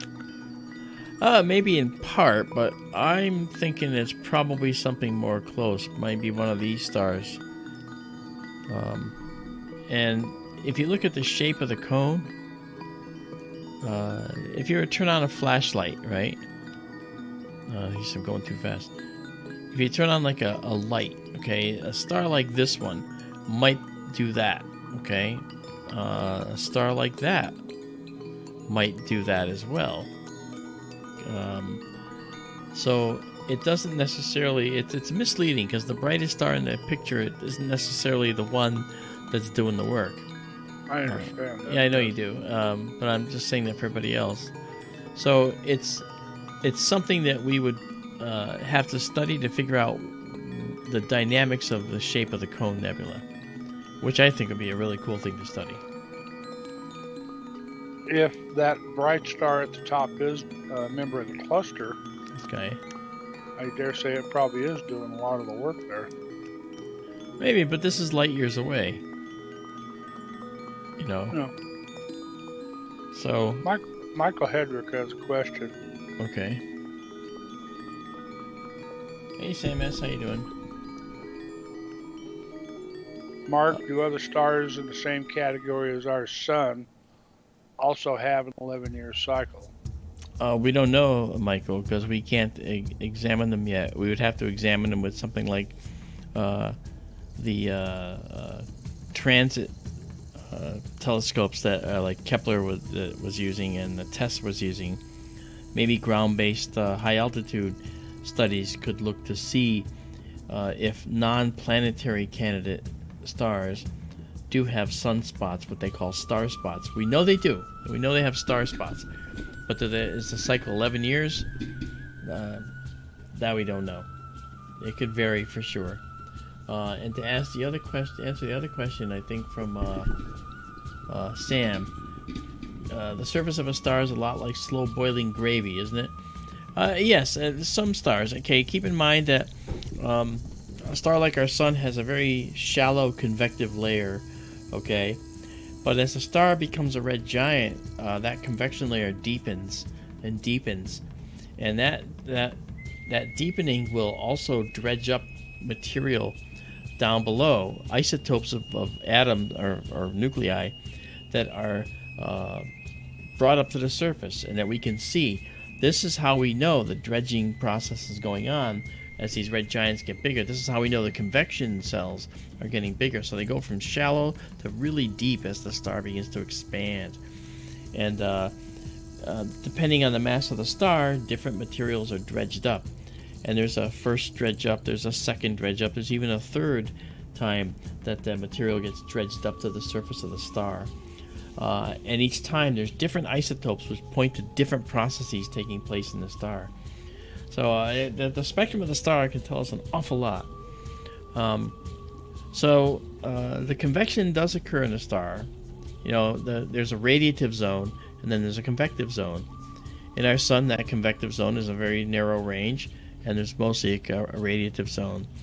But when a photon is emitted in the core, a photon of light, it takes an awful long time to get out. I've heard estimates of up to 1 million years for a photon to get out of the star. It keeps bouncing into things. Okay, it's very dense in the core, and it gets less dense as it goes out. So it's going to take minimally hundreds of thousands, 100,000 years minimal, say, for a photon that's emitted in the core right now to make it out of the star. And it keeps its energy because there's all kinds of things imparting energy to it as it's coming out. It's a high energy soup going on inside a star at all times. So, and the other thing too is when a star goes, say, supernova, all right, we'll see a burst of neutrinos come out of the star, and they'll get to us, and we'll see the neutrino burst, because the way the neutrinos are created, they're not impeded by anything, not much. And so neutrinos will make it out of the star once the core is collapsed and it's going into a supernova. That's after using up all of its nuclear materials. Then the core just collapses, and the rest of the star falls in with it, and the core rebounds because there's nothing. It can't go any further. It's like hitting a solid central iron core, and then bounces off and hits the stuff moving out, and that rips the star apart. But the shock wave of that, all right, the neutrinos are made during that process, and those come out at the speed of light. So whereas it takes the sun's light 8 minutes to get here, once the surface of the star is reached, the neutrinos would be seen 8 minutes from now, once they got to the surface of the star, which just takes a few minutes based on the size of the star and how the neutrinos get emitted and how many, right? And so the bottom line with this is that once the supernova begins, neutrinos are set out first, and we'd see the neutrino burst, and we'd actually have several hours in most cases to say, hey, let's point all our telescopes here because we just saw a neutrino burst. I think we're going to see a supernova. And you point your telescopes there and wait, and what you might see is now that shock wave that was created is now moving out much slower. It's not moving out at the speed of light, okay? But it takes hours for that shock wave to reach the surface of the star. And when it does, the star obliterates itself, okay? So the outside of the star won't know anything has happened for hours. But they'll see the neutrinos pass by and say, oh no, we're dead. And sure enough, hours later comes the end. And the star just rends itself into interstellar matter that's very, very hot. So there's time delays that make it very interesting to watch for a supernova. Sam S. says, do all the photons get out of a star? Undoubtedly no, but for the most part, in the end, they will, for the most part. So I think that's a very interesting question that you asked. Do all the photons get out of a star? Photons can get stopped by other processes. Photons can go into causing other elements to form. Okay, photons can go into causing a photon can get trapped, for instance, and cause other things to happen to the nuclei inside the star, so that it could get trapped by and cause the nuclei to be altered. So they may not get out. Now, one thing about neutrinos, for example, neutrinos we know aren't stopped by anything, not even the Earth. We have to have these very, very deep minds to look at these. Now we have 34 stacked here. I'm going to keep going here because this is beautiful.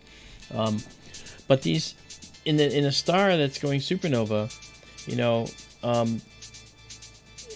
1 in a billion neutrinos actually gets out of the star. The rest are actually trapped by the processes of the supernova inside. But that one that gets out, again, because there's so many neutrinos being released, we're going to see a stream of endless neutrinos coming from the star, and most of them are actually stopped in the star. The neutrinos, which we know don't get stopped by much, the processes in the star form a barrier to them. And yet, it only takes 1 in a billion. All right? That's a billion with a B, for them to get out and to be noticed. So undoubtedly, photons too can be stopped in the star, and it really only it's probably a lesser fraction under certain conditions in a star that might actually get out. But over time, most of the light being emanated from a star is going to get out if it hasn't been trapped by nuclei in the core. Protracted answer, but it's not a simple question.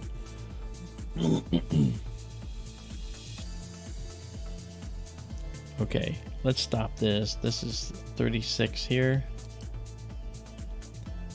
So we'll pause this and we'll change it to Christmas tree cluster.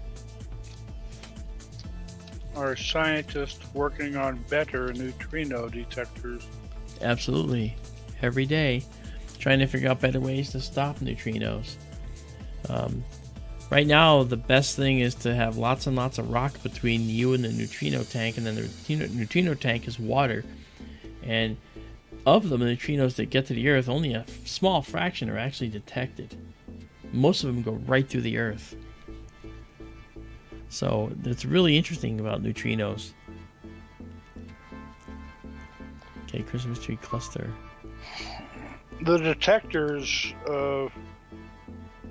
I would think by their nature, they wouldn't have, I don't know if resolution would be the wrong word, but, or directionality. I mean, how do they tell that? Well, okay. That a neutrino, goes deep through the Earth and hits a tank of water, and you'll get the occasional oddball reaction when one actually interacts with something. Well, think of it this way. Where do they get directionality from? Sure. That? There's a spherical tank of water, and all around that sphere are neutrino detectors. Yes. The ones on the wall facing the neutrinos coming in might not detect it, but after going through the water, the one on the far side can.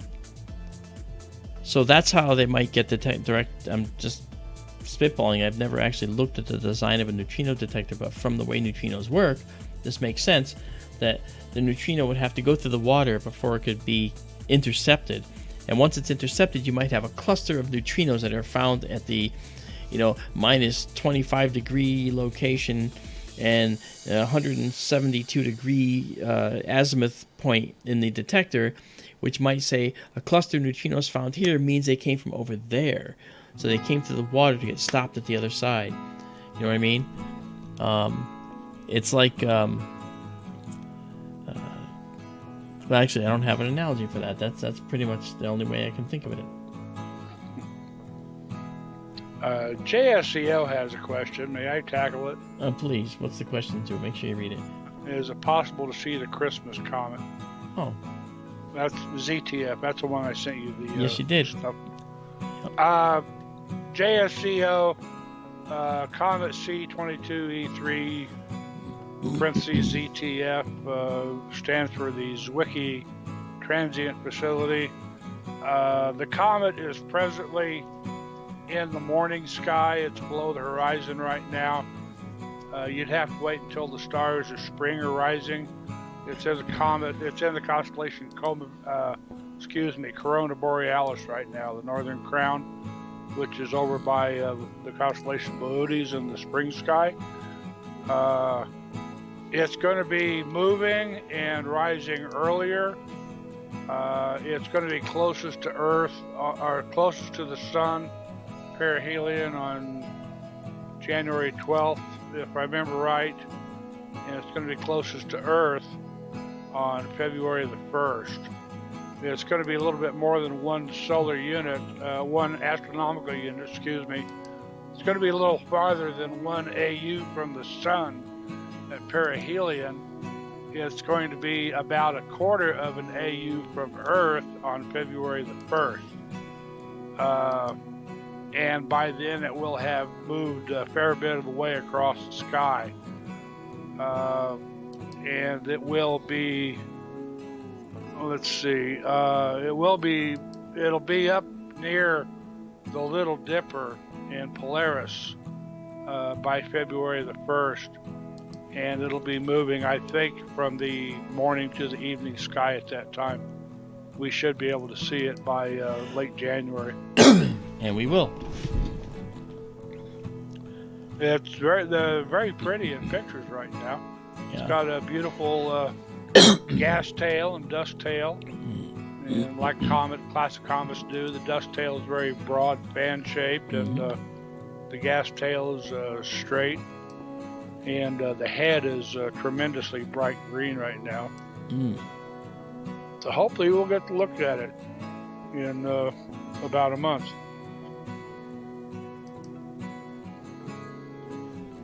All right, I'm just going to go for it here. I'm going to see if we can see the Orion Nebula yet. The telescope is going to head down. Oh, yes, we're going to see it. That's perfectly placed. Look at that. Wow. Okay. I will be right back. You guys are going to be in for a treat.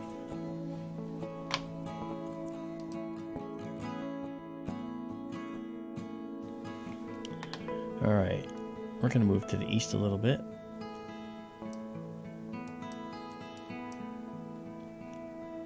Okay. And now we're going to do... Let's set this up. Orion region. Orion Nebula region, sorry. Okay, that's what we're going to be looking at here. The Orion Nebula region. We're going to go east a little bit of a jog. Okay.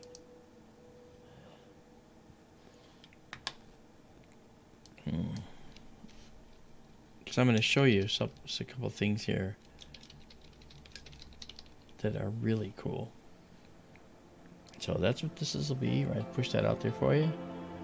Orion Nebula region, emission and reflection nebulae. All right, and we'll bring that back just a bit. So here's the Orion Nebula. Let's drop the exposure. No, let's drop the gain. Sorry. Down lower. Because I'd like to show you what's going on inside the Orion Nebula. Okay. So now, let's go look at what's powering this nebula. So here's what's powering the nebula. We have 4 stars in here. Alright, I gotta refocus.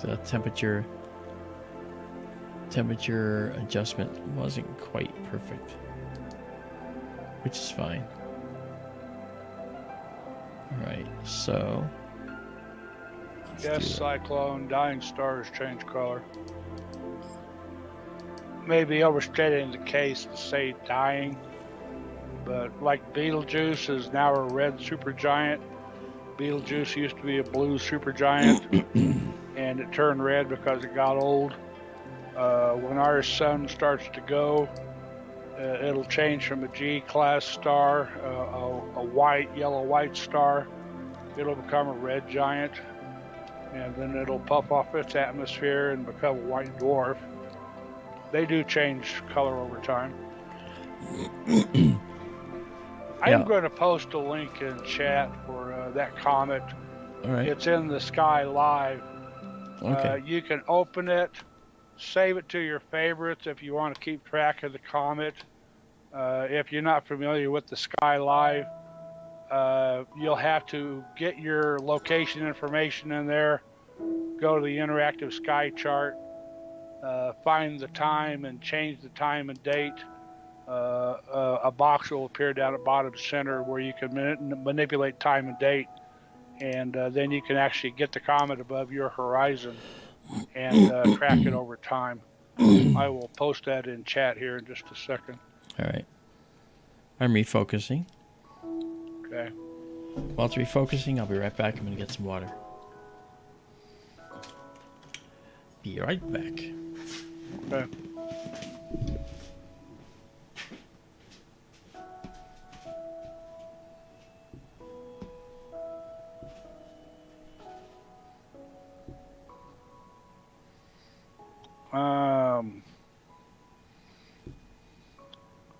Okay, I lied. Well,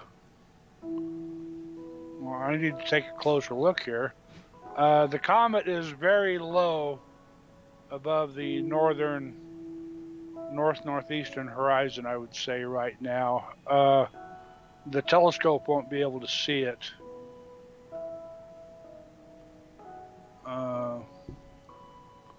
Yet. But it is, let me look at this. I'm not sure the day is right. Yeah. January. Oh, no, this is, okay, bear with me here. This is not the most intuitive of programs, the Sky Live. Okay, this is, yeah, January 22nd is when it's showing at 11 o'clock at night.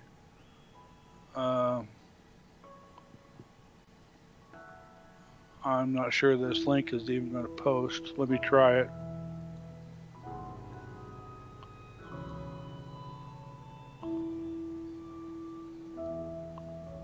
No, too many letters, too many numbers. Bear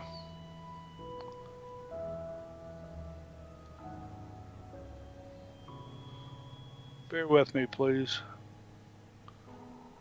Yes, Donald, it's the Orion Nebula.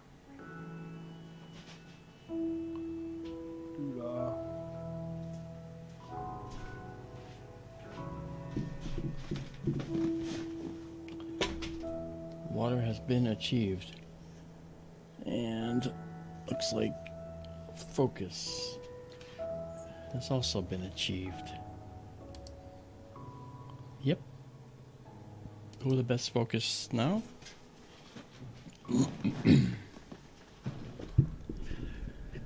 then I can come back and do what I want to do, which I want to show people what's powering the Orion Nebula. So we'll drop the gain down again. All right, and we're gonna take the time down a little bit. Take the time down to say 100 milliseconds. That's a tenth of a. There we go. So now when we zoom into this nebula, okay, we turn down the sensitivity and the gain as the sensitivity. As we zoom in, you'll notice that there are 4 stars in here. Now, they're not the only stars that are powering this nebula, but they're the 4 primary stars. These are known as the trapezium stars. They are in this core of the Orion Nebula. Surrounding them is gas and dust, and a lot of dust.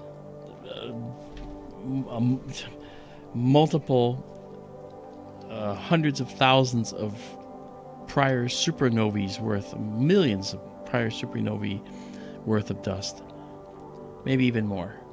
All right, so there's the trapezium stars inside here, and this is of course real time at a tenth of a second. All right, now let's go back to our 1 second shot, and in 1 second's time you can see that we have more superstructure, basically more structure to the nebula that are being illuminated by the trapezium.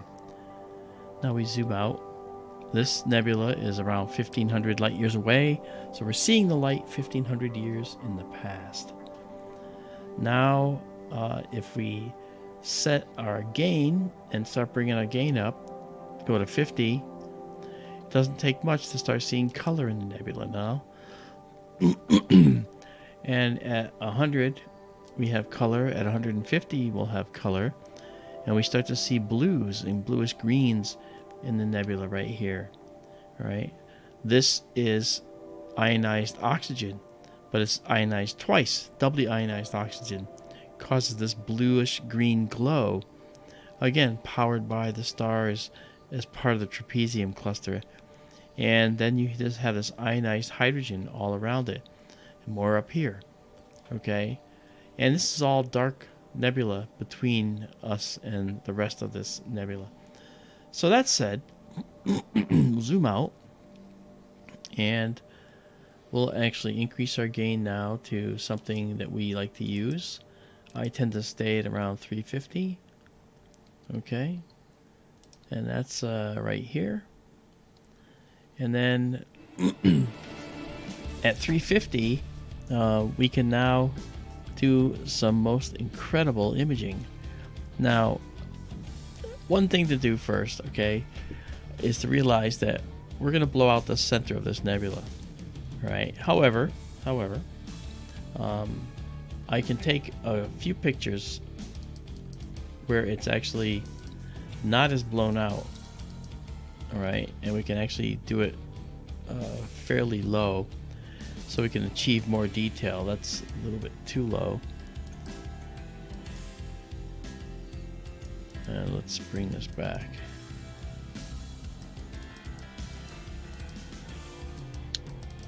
All right, I want to get right to just a magic point where we're just seeing some detail in the center, and I'll show you why I'm doing that in just a bit. Okay, that's good. Alright, and now we'll take a shot of this in a live stack, and we'll clear this previous one.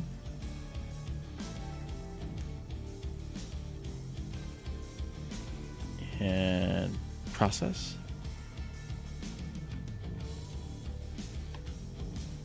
Color correct.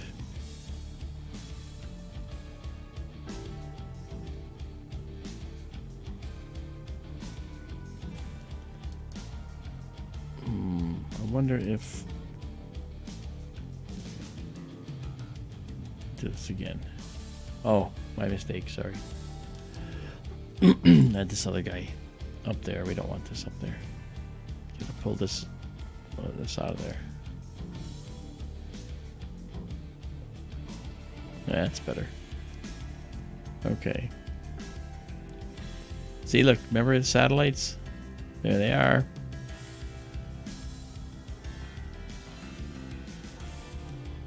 It's hard to avoid them. Okay. We had like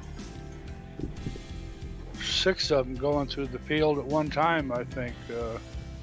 Oh, we did. Last stream.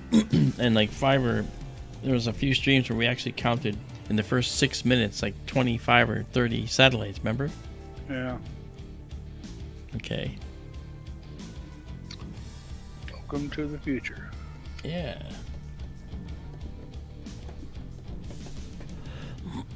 Okay, so this is going to be my core that I'll use, and I'm going to show you that I can see more detail in there when I actually move that down. See, I can see my full trapezium in there.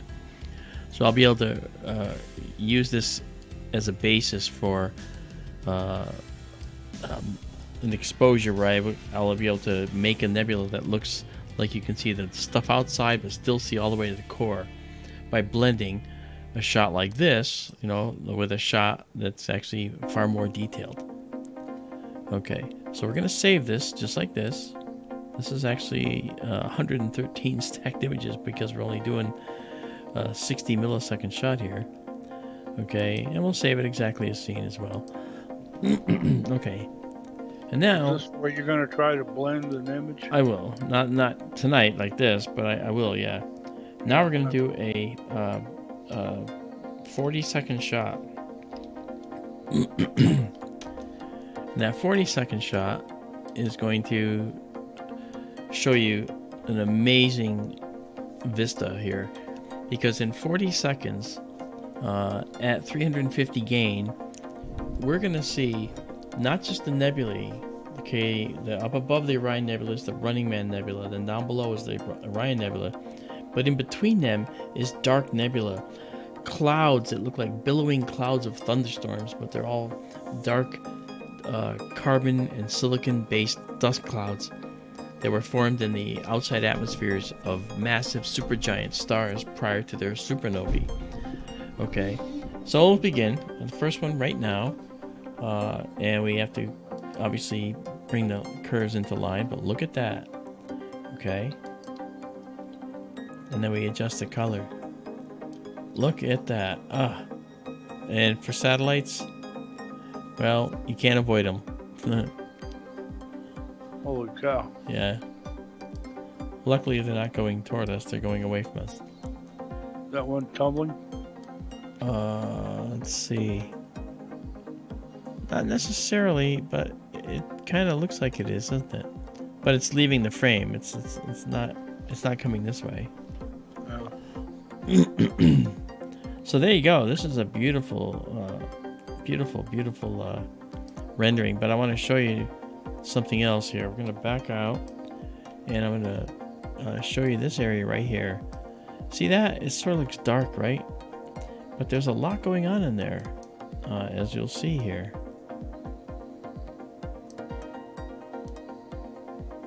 Okay, so pull that out, and now you see the subtle dust in there. Check that out. Look at these dust clouds out here. And now you see why I took those other shots. I'm going to blend those shots where you could see and hear with these shots, so you can actually see more of this nebula in here rather than this being all blown out. Now this is the Running Man Nebula. It's got an emission nebula like the red hydrogen nebula here inside of blue reflection nebula. And with light, when you mix blue light with red light, you get magenta. And sure enough, the Running Man looks like it's magenta.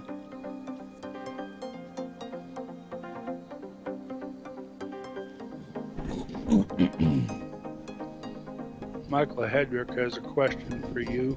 Yeah, he's saying, do I ever have guest hosts? Yeah, I'm gonna have Connie Willis from Coast to Coast AM. She actually came in last stream. She'll be a guest host with Daryl and I soon. But if some of you want to do it, I have no problem with that. If you guys want to come on for a little while and hang with us and talk to us and ask questions, more than happy to have you guys on. After all, you're sticking with us, so we'll stick with you.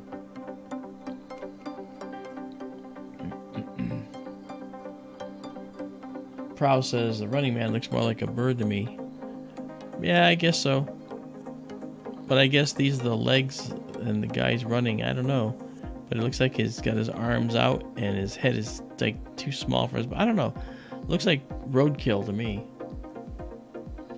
You know? Looks like Arnold Schwarzenegger to me. Stick around.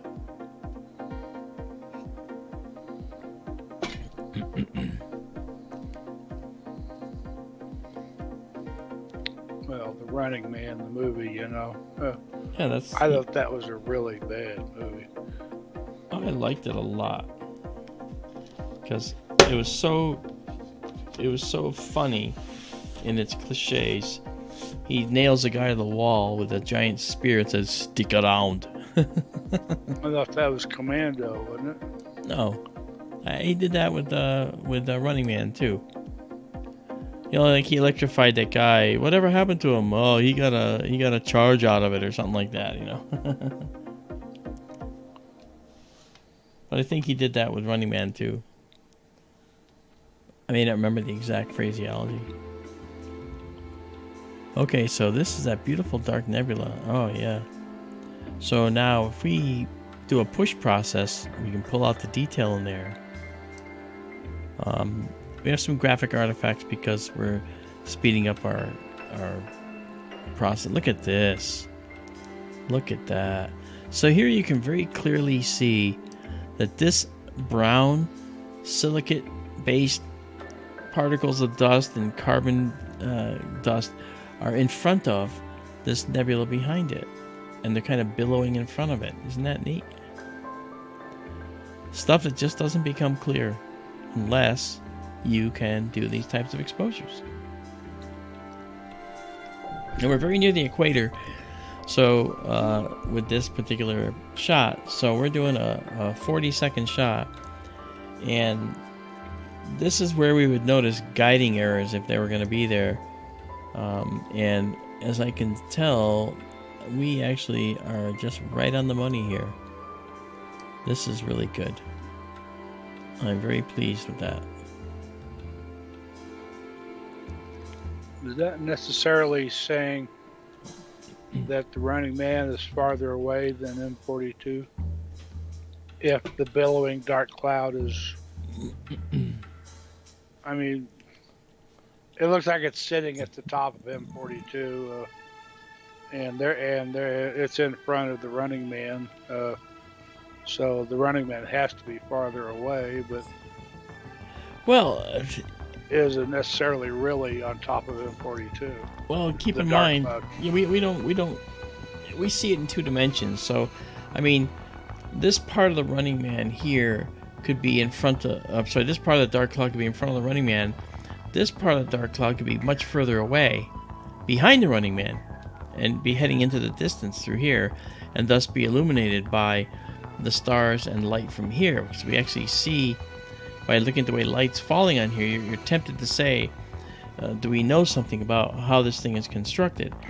And if you just analyze the light paths, you would be forgiven for coming up with a potential location for this relative to the Running Man and the Orion Nebula. I mean, I can see what I would think, from this, and I think that we're getting light falling on this, for instance, and this thing for here. These could be areas that are sticking out and being illuminated by this part of the nebula. Yeah. Then this guy here is dark, so where is that? Well, maybe that is closer to us and thus in front of the Orion Nebula and thus not being illuminated by it, but underneath you see some of the blue coming through from back here. So maybe this is closer to us than this part of the nebula, for all we know, and this part. In 3D, it looks a whole world of difference. But this is gorgeous, my gosh. I know the area has been modeled in 3 dimensions. It has, yeah. I guess I just don't know what's what. Well, neither do I. I have to look that up.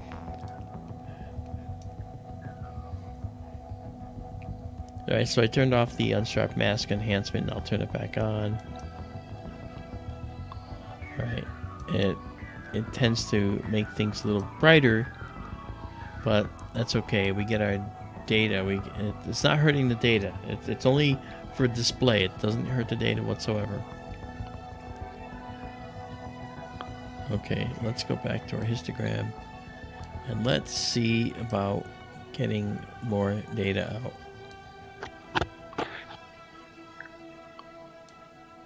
Pull this in a little more.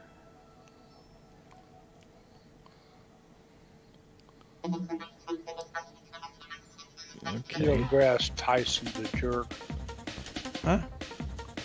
Oh, Cosmic Ray says somebody should have Neil deGrasse Tyson to guest host. I said Tyson's a jerk. I don't have that opinion of him.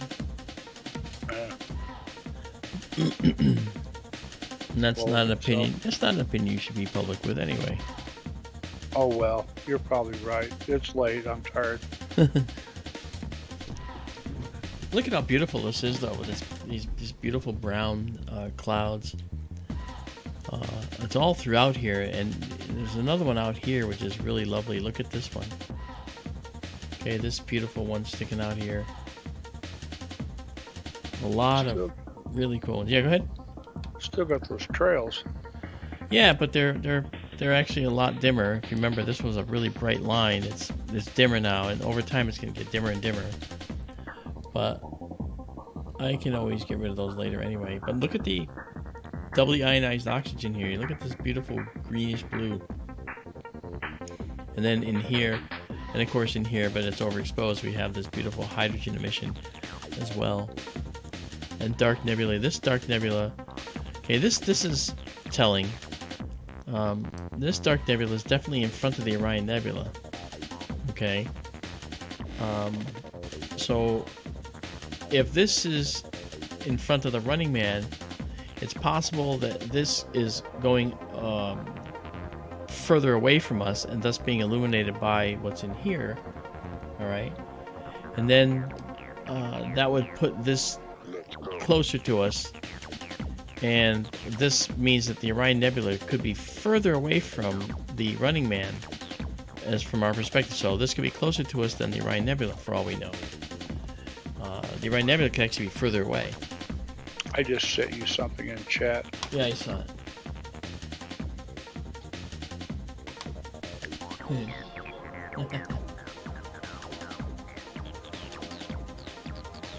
I guess that's why I don't like Tyson.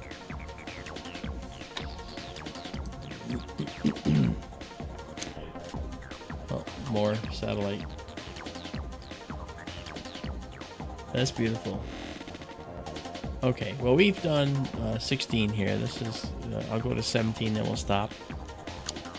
Then we're going to go south and Mosaic the north and south here. Okay. Alright. Okay. So there. Now what we'll do is come back and first of all we're going to get rid of this guy and go back to our 1 second mode.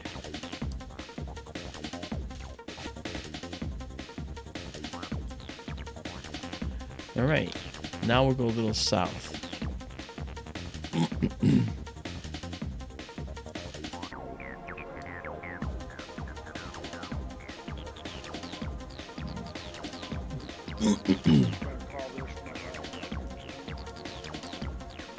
Okay.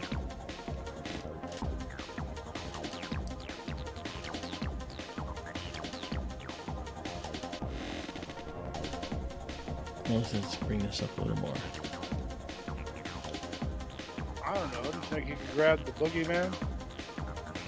I would think if you can get the rosette and the Christmas tree cluster, you can probably get the boogeyman by now, can't you? Yeah. I just want to show folks this right here. Sure. Okay. And I'm not going to take a deep photo of this part of the sky yet.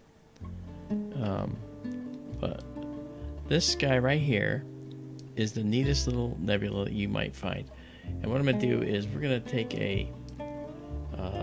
we'll start at 5 seconds. It might be too much, but we're going to drop the gain down to 100. Okay. Alright, so 5 seconds at 100. Alright, and we're going to remove this and stack it. And we'll get rid of the previous Orion Nebula shot.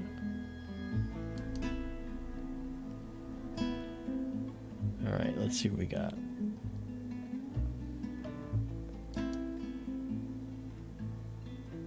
Yeah, look at that, wasn't bad. Okay. This is the rubber stamp nebula, or I think it's NGC 1977. Sounds familiar. Yeah, and what it is it's this beautiful little reflection nebula with this interesting little dealy going on here, this little dark area. Now, in the past, some astronomers thought this was a little patch of dark nebula.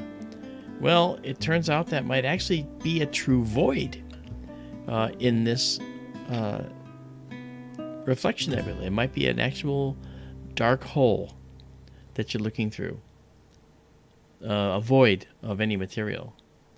So that's interesting for this particular object. Yeah, we can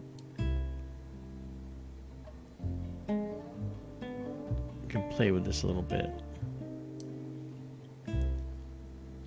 and do a color correction. A void, as in a hole? Yeah, it might be an actual hole like we see in the iris. Okay.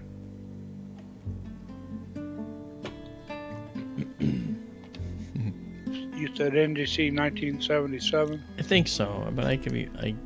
I seem to remember that. Or is it 1975?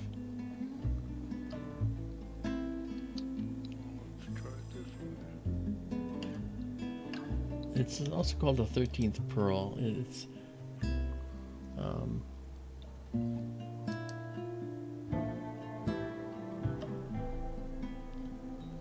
NGC 1999. Sorry. Okay, NGC. that's a bizarre picture right there. Try something else.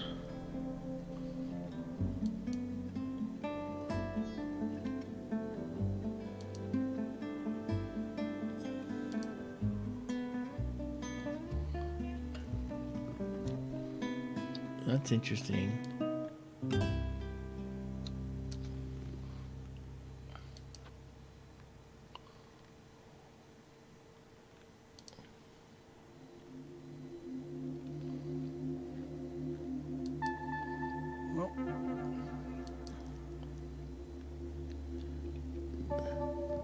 So that's pretty cool. So I just wanted you to see that, guys. We won't be saving this or anything. I just wanted to show you. Well, actually, we did 30 already. I mean, why not? I can save it. NGC 1999.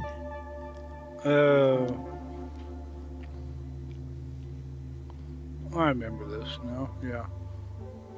When you get in on it, it looks like kind of like a keyhole.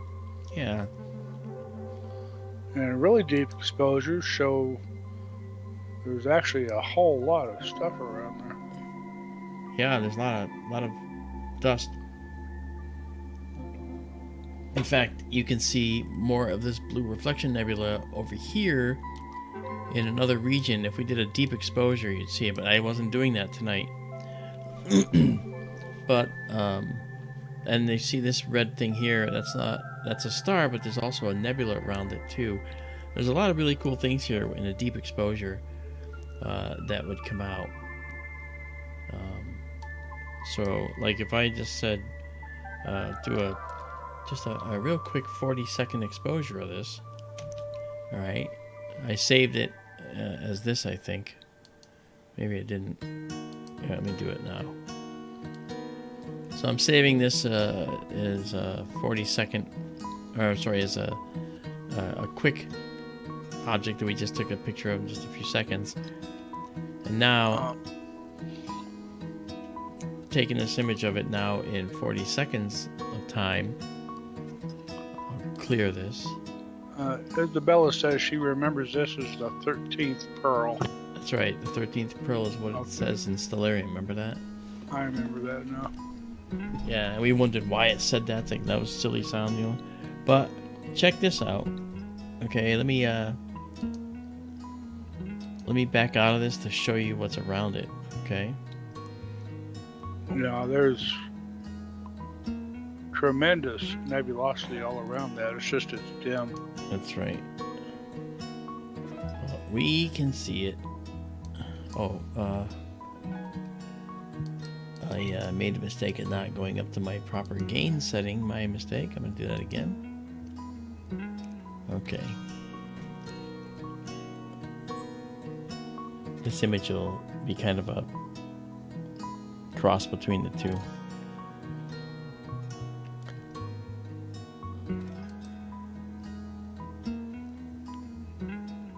As you can see, the next image will be even better.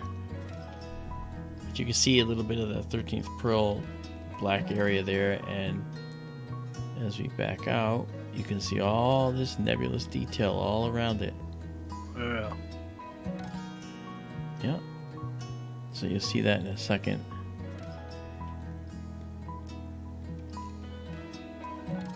And we're going to clear this because this is a combo of two different gains.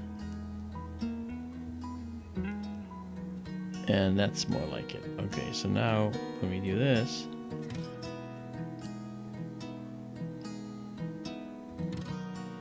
okay, see it?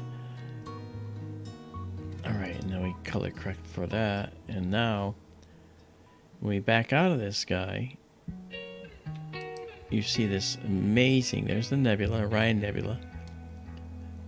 And here is what's below the Orion Nebula, including the 13th Pearl here, and all this dust. And all those satellites. See, 1, 2, 3. Just goes on and on. Orion has more satellites passing through it at any one time. Any of these at that level does. Now remember I told you how the Blue Reflection Nebula for the 13th Pearl, this guy right here, spreads to this adjoining area. Now you can see it in the deep exposure. See that? So there's dark nebula that's between us and what's behind this. This and this are logically connected in all likelihood. But they're blocked by this dark nebula that's in the middle here. See that? That's pretty cool. Makes a very, very good shot. And if we actually want to see what's really here, let's go over to our other histogram. Pump it up. I pump you up. We're going to pump you up and see what's there. Look at that. Okay, so now you can see what's actually in there.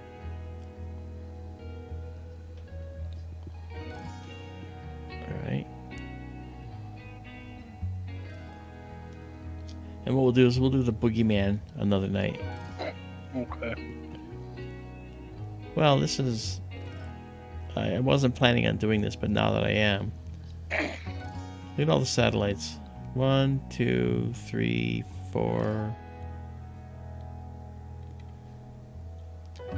See, I had visions of the, witch's head too, but I'm not going to do that tonight either. But you can see the brown dust here, guys. This is, silicon-based dust grains that have ices on them in the cold of space.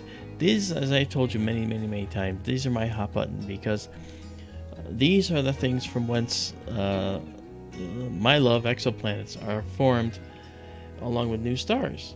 They come from these dark, cold clouds. We were formed in a dark, cold cloud.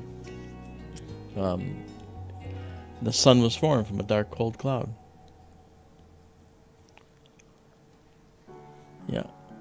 See, I wanted to make the exposure just enough so you could still see, when you looked inside the, you can still see the black edge here of the 13th Pearl.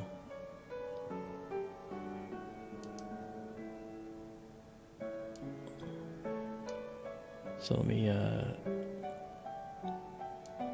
drag it down a little bit. Yeah, so you can see the shape. You can also completely blow it away by messing with the curves. You can mess with the curve if you want.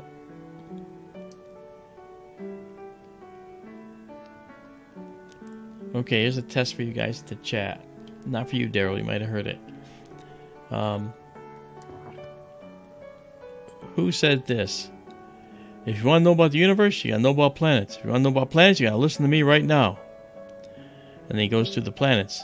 He says, Sun, Mercury, water planet, Pluto, and this one they don't have a name for yet. It's too far away. You could name it, if you want. Name it after my mom, Doris, if you want. You can do that. Who said that? To the chat. Hey there, Yasser. How are you? Heck if I know. I thought you might know. Okay, that's right. All right, so there we go. This is looking really good. I'm going to pull this in and darken it up a little bit. Look at that.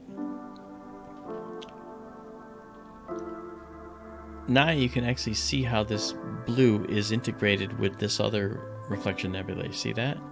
That's wild. Huh? That's wild. Isn't it, though? This is going to make a beautiful composition all its own when we process this later. But if you notice, that's really... It's a very interesting region. You got billowing clouds here. You got this, what looks like a deeper cavity in here somehow. You know?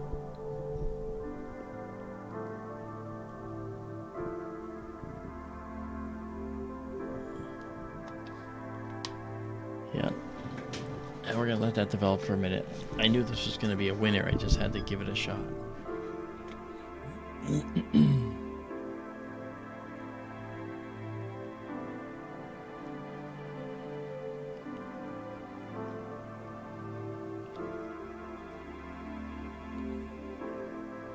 That looks so deep, so thick.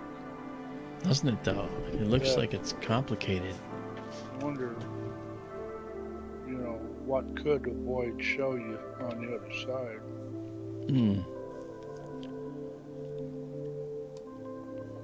See, look at this sharp edge right here, you know. You gotta wonder, you know, when you look at stuff like this right here. Okay, this edge, is that a shock front? You know? Then this is a real thing. What's this straight line here? Okay, what's that straight line? That's really interesting. But you see, now we got this done here, and I'm just going to draw a line. You got this dark cloud that is actually between this star and this blue nebula behind. Okay, and it seems to be in front of this, bridged by this. Yes. And there's the blue reflection nebula. This is probably the star causing it, but then these are the blockers, not allowing this to show through here. So this looks like it's in the way. Very interesting stuff, man, I gotta tell you.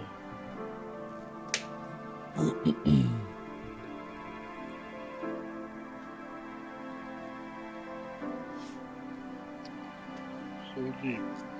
Yeah. This is a This is a beautiful fitting image, let me tell you. So when Daryl mentioned earlier that there's a lot of stuff going on around this little nebula, now you can see what he's talking about. And I think that pulling out here, when you come out to this point, you see the Orion Nebula up there. When we do a composition, you'll see that how these are logically connected to each other all the way to the Running Man. But it's beautiful.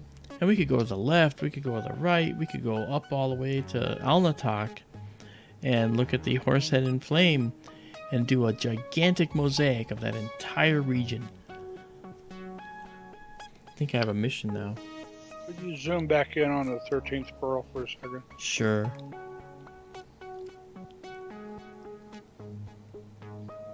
It's a small bright area just to the lower right of it. Right here? Yes, that thin little line there. Ah, so it keeps going. Okay. Stars to resolve. Are those stars in a row? Yeah, it looks like 2 stars. 3 stars. Yeah. Yeah, and I was saying, and you guys have heard me say this before probably, when you look at these stars, you'll notice that stars that look like they're in the cloud, look like they're kind of orangey and red. They may actually be white, but they're in the cloud, so their starlight is getting scattered. The blue light is getting scattered, somewhere deeper inside, maybe here, see? And so what comes through to us is the red light, because the blue light is getting scattered in all these directions. You know? I mean, there's hints of blue everywhere we look in here. It's actually like a pastel painting. Yeah. Okay, there's 15 stacked here. We are at 350 gain, so 350 brings in noise, and we see noise. But I can get rid of all that. And when I produce this, when I actually do the final image, I'm probably going to do this right here. This right here. And then I'll do one where we're actually mosaicing the Orion Nebula above. Wow. Sorry. That's beautiful.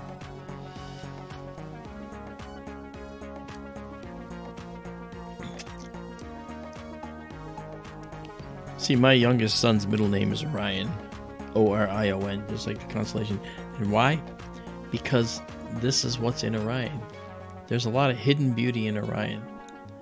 You know, just like there's a lot of hidden excellent qualities in my kids. And so Gabriel's middle name is Galileo, and Hunter's middle name is Orion. Son of an old friend of mine. Yeah. His kid's middle name is Orion, too. No way. Yep. Well, one of us has to change it then. That's cool.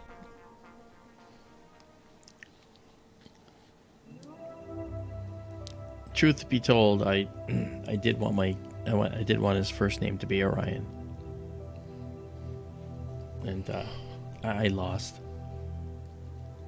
It's a pretty heavy name. Yeah. Well, I wanted my other son's name to be Galileo. Equally heavy, I guess. Yep.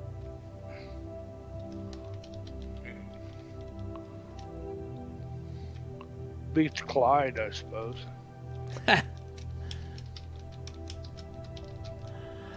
I guess so.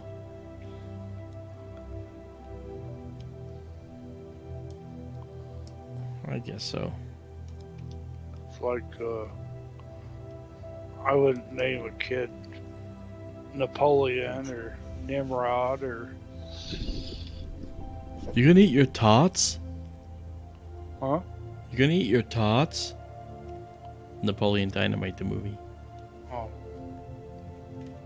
Vote for Pedro.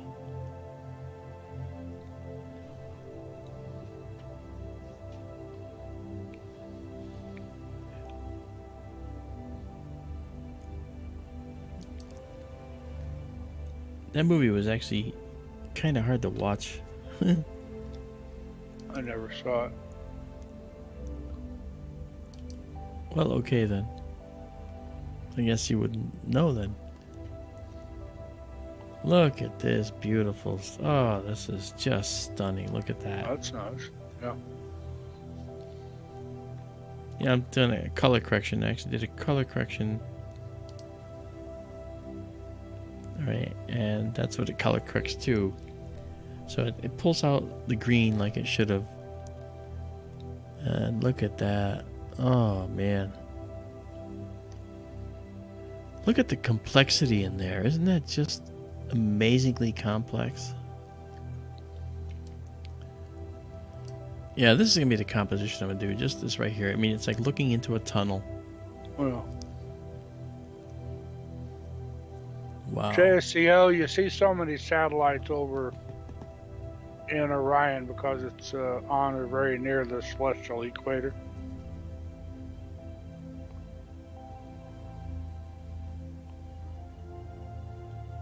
Cosmic Ray says you need a standard image processing setup to do a good mosaic. We do great mosaics, Ray. I have no problem with our mosaics the way they're coming out. And Sam S says, unless you're Clyde Tombaugh, he said, when you were commenting about Clyde. Clyde Tombaugh and I, this is before he died, he and I were sitting on a grassy knoll in Vermont together, talking. And Skullifying? yes, that's correct. And Clyde and I were sitting there having the greatest conversation about astronomy and our mutual desires to pioneer new efforts and things.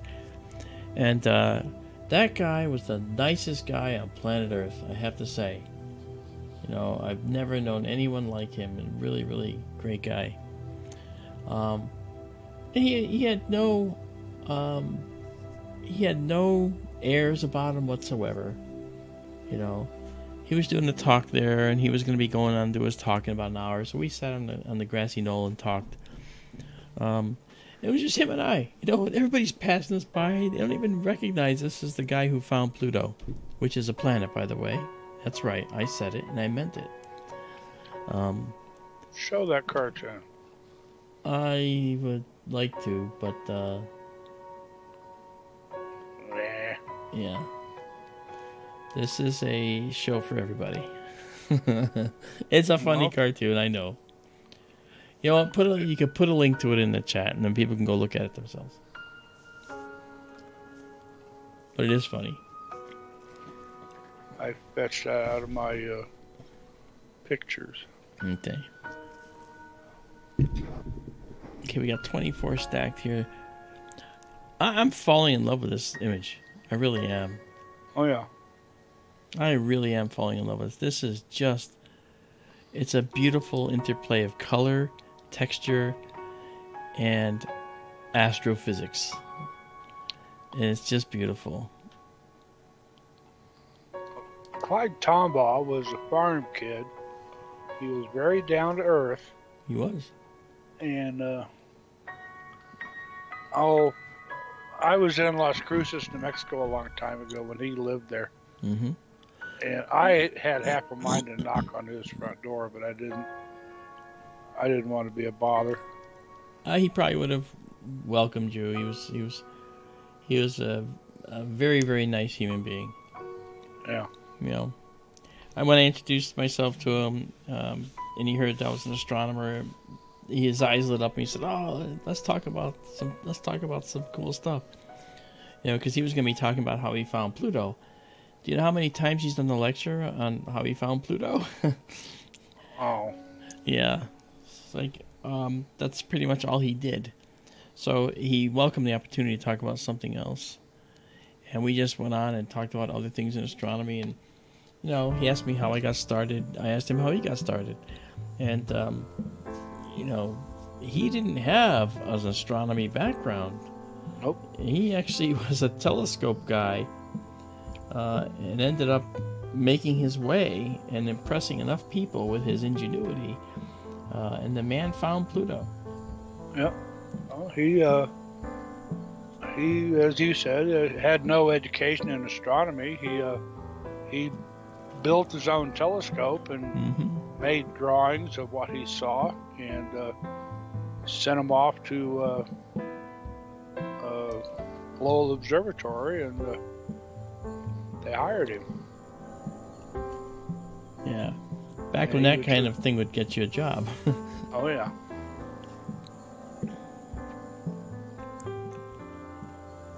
Wow. I am just astonished by this image. I forget, where was he from? Kansas, Nebraska? I'm one of those, I don't remember. He's just a farm kid. Yeah. Look at this. Let's go diving through that hole. Oh, that is so cool. We're diving right into this hole. Look at that.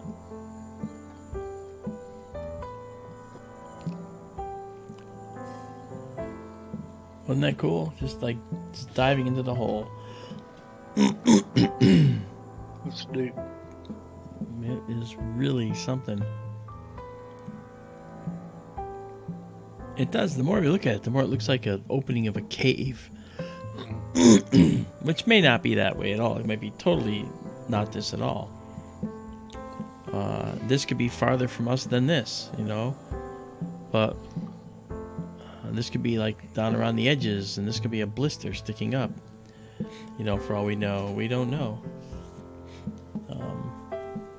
You have to be prepared for anything when it comes to this stuff. We're going to stop this at 30 exposures, which is in one shot. Well, just about 15 seconds. I don't want to. I want to just let this go and go, but I know we really can't. It is 2 a.m. and I've got to go to bed too. It is approaching Christmas. I am about to turn into a pumpkin here. Well, don't fall down. You'll become squash.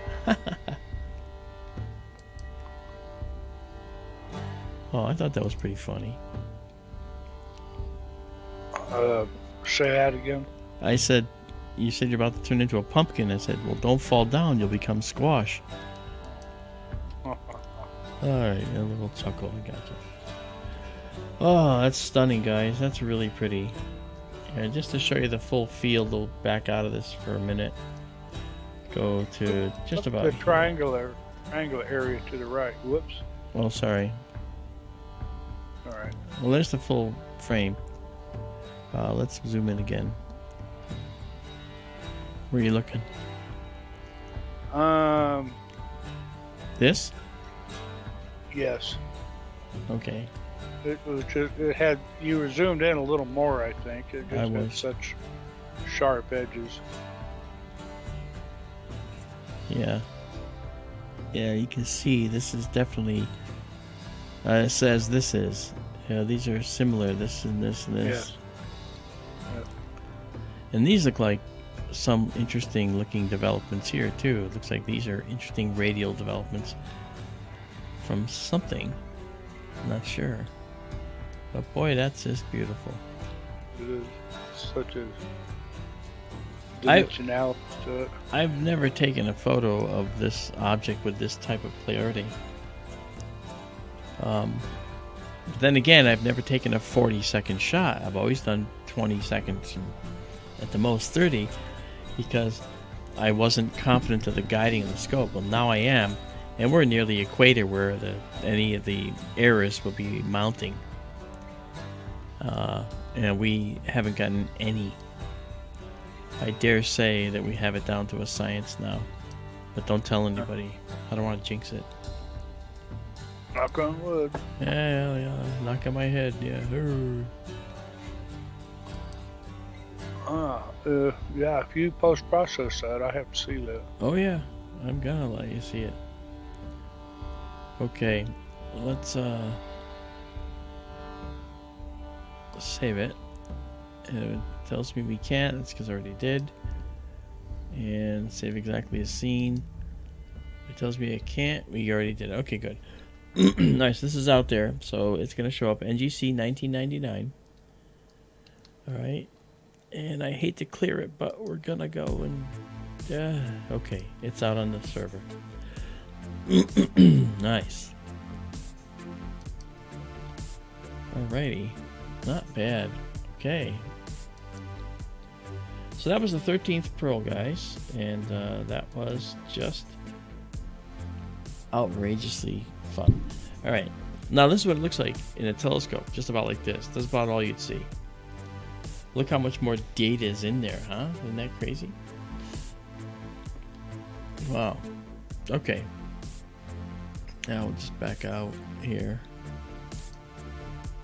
Let's go to 30. That was probably the most pleasant surprise of the evening. Yeah, it really was. Really was.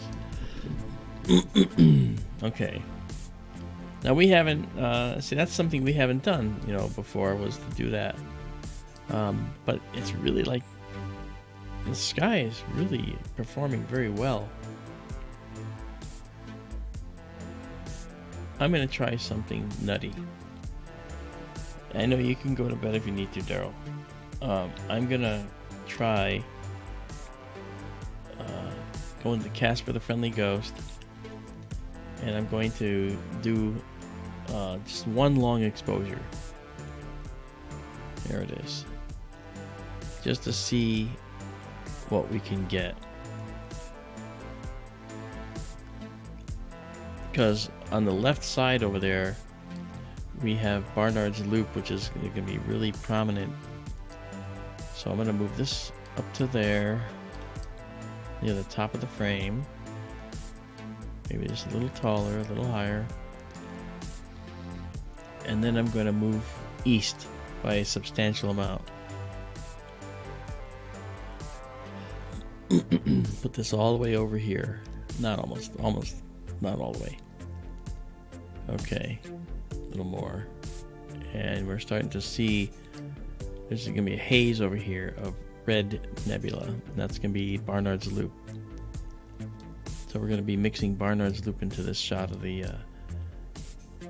Casper the Friendly Ghost. Alright, so let's pop this up there. And maybe down a little more. Just bring it down a little bit. Speaking of pumpkins, I have a pumpkin pie to bake. Oh yeah? I'm not going to do it tonight. I didn't think so. Okay, so now I'm gonna bravely try 65 seconds here, and once we're stabilized. Okay. All right. I'm gonna let us stabilize.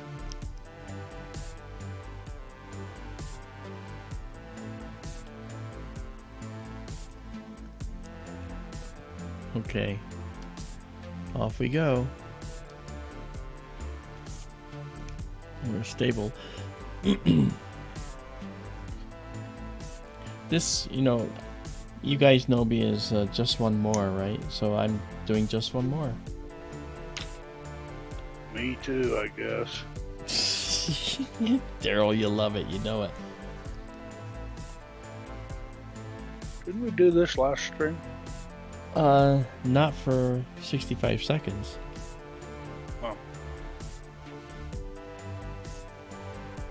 I remember you were trying to catch Barnard's loop, I think. Well, now we're going to get it better because now we're over here with the main body of Casper, and Barnard's loop was like here. So now it's going to be all throughout here. You should see a red glow all the way along the left side here. And we have 8 seconds to find out. Actually, 5 seconds. Even less. Alright, 65 seconds. Did it work? Let's see right now. Oh yeah, look at that. Wow. Yeah, it worked.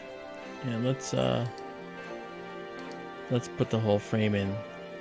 So there's Barnard's loop. See, it starts right there. And we'll just process a little bit. Look at that.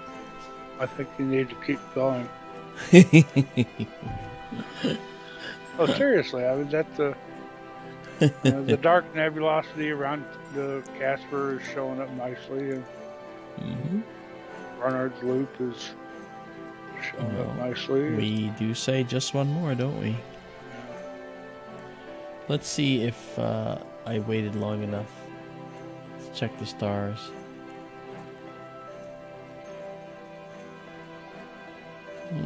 Little bit of wander, but I'll tolerate it. I'll just do that. I just think that looks really pretty. It's gonna get nothing but better. All right, we did 2 now. Wow. So Casper the Friendly Ghost now. We could move this down and see into the Casper the Friendly Ghost. This guy right here, into this.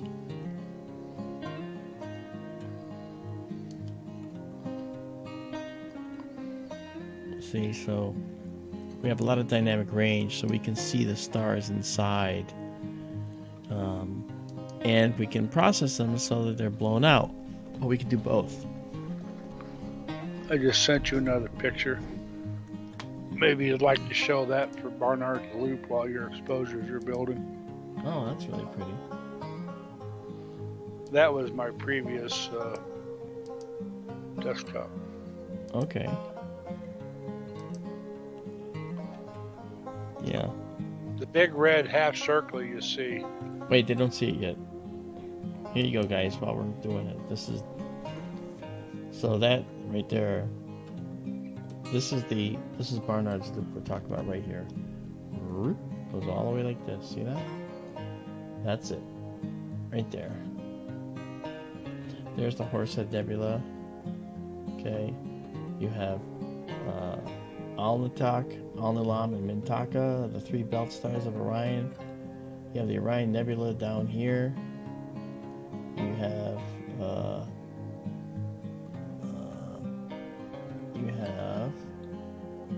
you have to zoom in, Mark. Okay, I can't zoom in. I don't know how to zoom in here. Izabela, Barnard's loop is it's an old supernova remnant. Sort of like the Veil Nebula, you might say. It's where a star somewhere inside Orion blew up a long time ago and blew this big, huge red hydrogen ring out into space. Yep. And if I'm not mistaken, there, when you face Barnard's loop, just below center, there's a couple of very deep black patches, just below Barnard's loop. Right here. I can't see your pointer. Right here. Whoops. There you go. Right here? No, to the left. Oh, here? That's the Casper the Friendly Ghost. Oh, no, that's Boogeyman. That's Boogeyman. And here's Casper, right here. This is where we are now. Yeah. We're up, right, we're looking here. We're right there right now, doing this deep shot. We can see a part of the loop. So you can see how big it is. And this is the Boogeyman, which we'll catch it another night. But yeah, he's right. Yeah. That's really cool. That's a great picture. Thank you. Yeah, no, that's okay. Wow. So we've done 5 of these. That puts us at 5 minutes 25 seconds already. And we can see how much more there is by now clicking this. And let's pull out more detail. Yeah, look at that.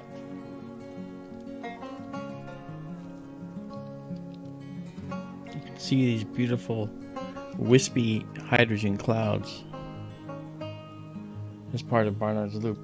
So you can see that we're looking at a very small section, yet we're doing a wide field shot here. 2 degrees across and 1.5 degrees tall. Absolutely incredible.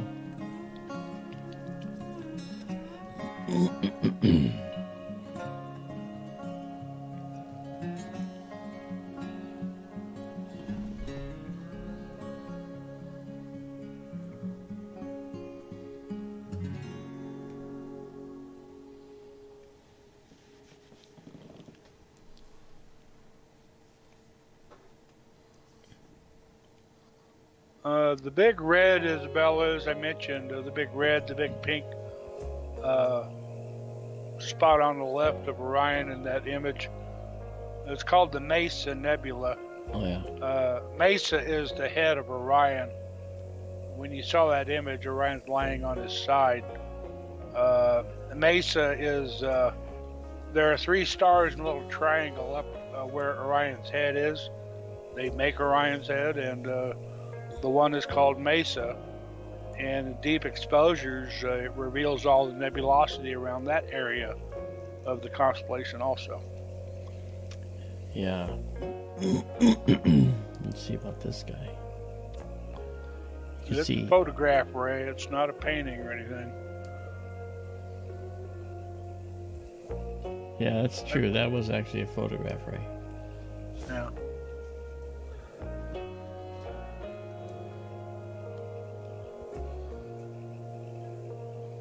Mesa sits above it between Betelgeuse and Bellatrix, Orion's shoulders. Mm.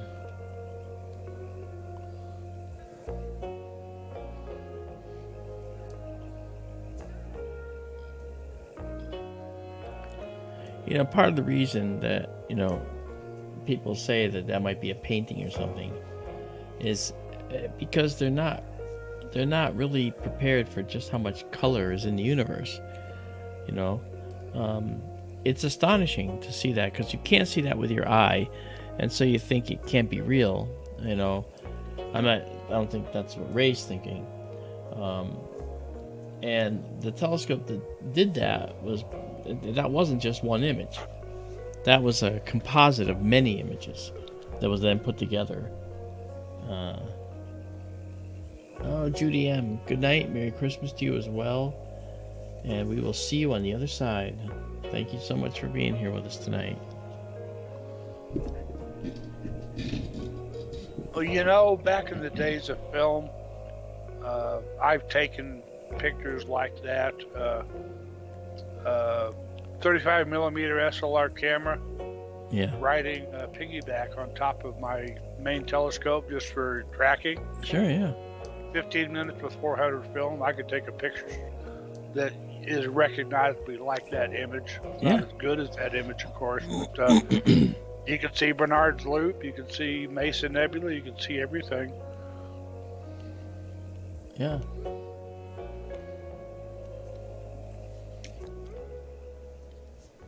The problem you have with back when people used film was film would fog over a period of time. Spurious photons would go onto the silver halide layer and make spurious brightening. I mean, when I was doing the parallax studies, we used glass plates with the film emulsion on it, and believe it or not, glass plates were used well into the 80s and 90s in observatories because they represented the most stable medium substrate to actually get images on. And when we did those pictures, you had to be really careful about the amount of time that you would expose, because you could, in fact, end up fogging the plate. You know, especially because if you're shooting stars, their image falls into the plate, but also it starts to fog and spread. Kind of like the CCD blooming problem that we had. You wouldn't get lines of pixels, but you would just get gradual brightening and halos, like the halo around this star right here. And those were in some ways helpful to see where the center of the star was, because geometrically you could calculate where the center of the star was. But you would take the density of the image that is created on the plate, and you needed perfect guiding, and so that was my job, was to make sure there was perfect guiding, to make sure the star stayed as a point source. And however the size of that star was, you would measure it, and you would take that measurement and go all the way around the star, all around this perimeter, and then find the actual geometric center of the star, and that became its position. You would do that multiple times, and if you didn't get the same number, you had to average them, and then you had an uncertainty that you had to apply to your calculation on top of it. So it's not just taking a picture and then measuring a picture, A lot going on. We're getting more detail in this than we have in the past. Look at this. That's really something. Yeah. I'm going to go right to the top of the curve. And I've gone a little too far here.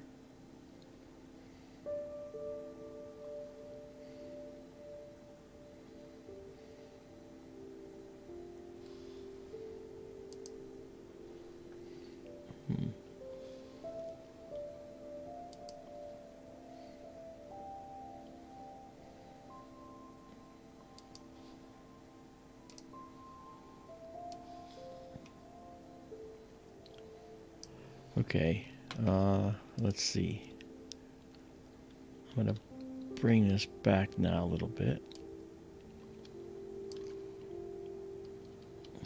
Look at that. Oh, look at the complexity in there is stupendous. We got all this stuff down here.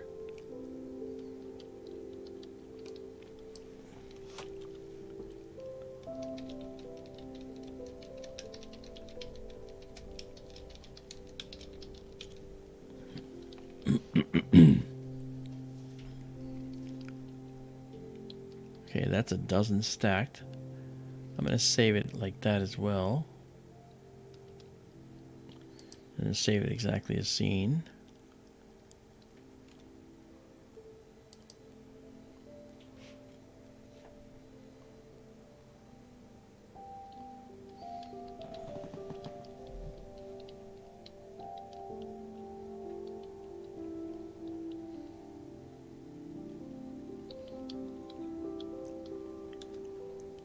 Yeah, the 400 ASA film used to be very grainy.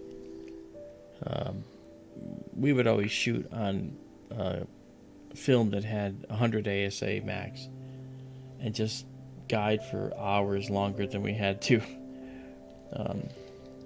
back when we were doing film, Now it's the same kind of process, but electronically, and you have auto guiding, as you can see. That was a response to Ray, who was talking about 400 film grain. I think he was asking a question, though. I don't think he was asking a question at all. We said, no, we actually did black and white, Ray. He asked if it was color or RGB. It was black and white because all we wanted to do was get the position of the star, because we're doing parallax studies.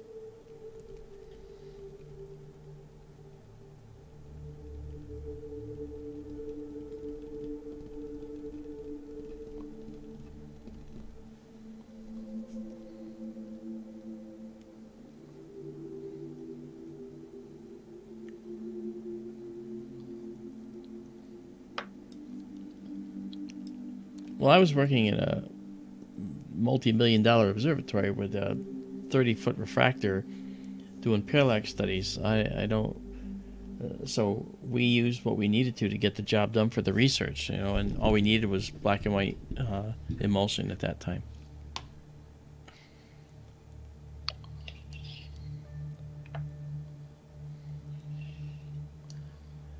Ray was asking, he's saying...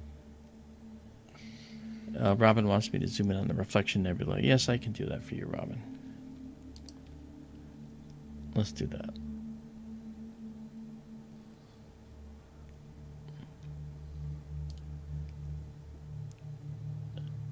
Now, I don't want to hear that you can't see Casper the Friendly Ghost. Look at that. Isn't that pretty? That's really pretty.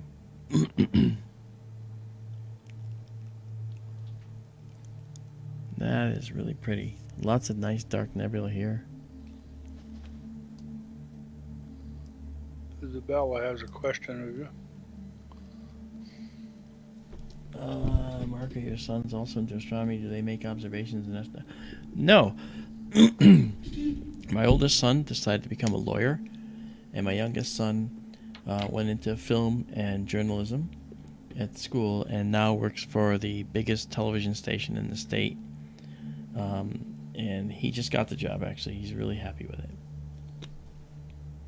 In fact, as we speak, he just left to go to work, because he's currently on the third shift. He's working like 2 in the morning until 11 a.m. And in January, he starts working 3 to 12, 3 to midnight, and he loves it. Yeah, he has get a lot of opportunities there. What we could do, I could use a bilateral filter here. And if you'll notice, it's going to get rid of some of the noise. Softens the noise a little bit. You can increase the radius. Try even higher and see what happens.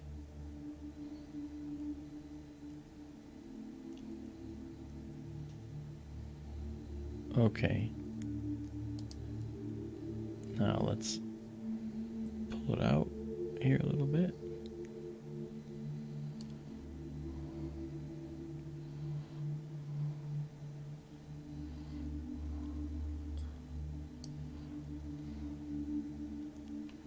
I mean, you can't say those colors aren't incredible. That is absolutely incredible. All right, let's turn off that bilateral filter. All right, and let's back out a bit.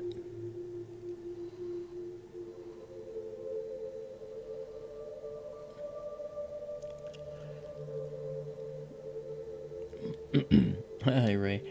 Ray says, need a doctor in the family. Nah, it's okay.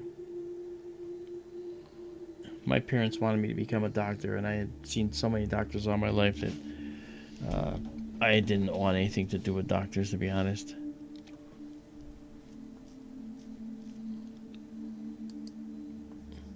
You mean medical doctors, I assume. Okay, we're going to pull this off of here a little bit to the left. Come off our... There we go.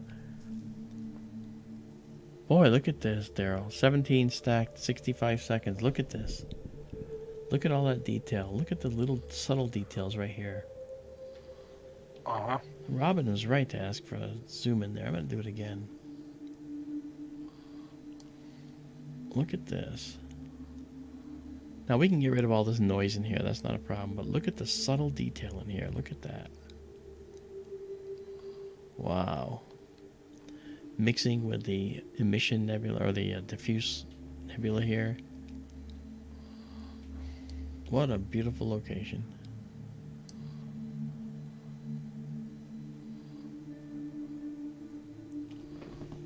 All right, that Orion image I posted, the real deep image, it was an A-pod. It was in October 23, 2010, 12 years ago. It was taken by a guy named Rogelio Bernal Andreo.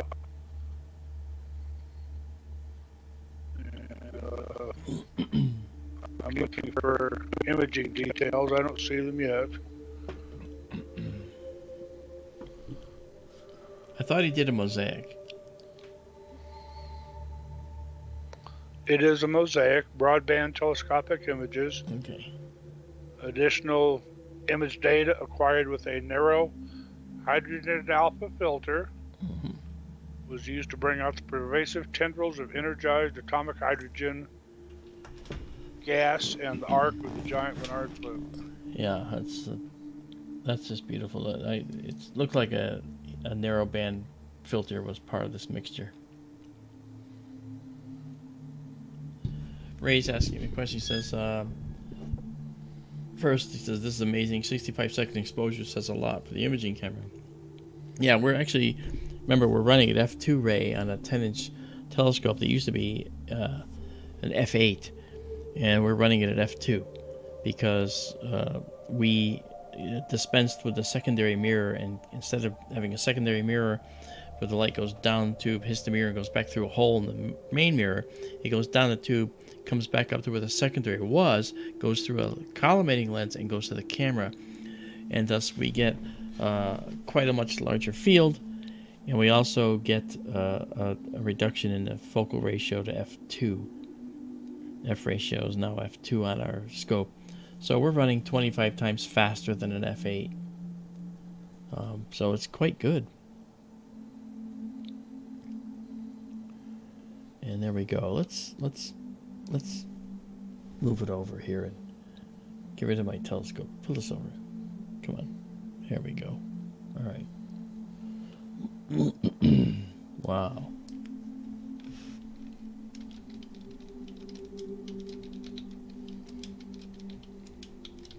Remember, Daryl, you're the one that said to do this. I'm sorry? You're the one that said to do this. So here, go on out there. This is for you. Hey. Let me pull that out of there. I don't want you to block the name. I blocked the data. Huh? I don't want to block the data, so I pulled it back out. The name. I pulled the name tag out.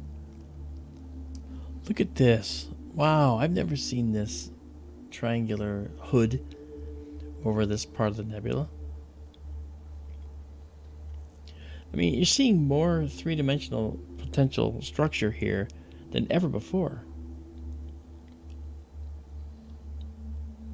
Wow, that is just beautiful. And that's we're at 58%. You know, we can actually, if we go to 100% on our sensor, okay. I'm waiting to get to 100%. There we go. So that's 100% on our sensor. It's a little noisy, like I said, because we're at 350, but I can get rid of that noise. Yeah, those diagonal streaks are showing up too, but well, you can get rid of those, can't you? Absolutely, and those diagonal streaks are going to be gotten rid of anyway. Those are condensation streaks on the sensor, and I'll be going out there and I'll be getting rid of it. Look at this. This looks like almost like light pollution. It's not. It's actually it's just the red diffuse nebula. interesting little group of stars there across the lower section. Oh, yeah.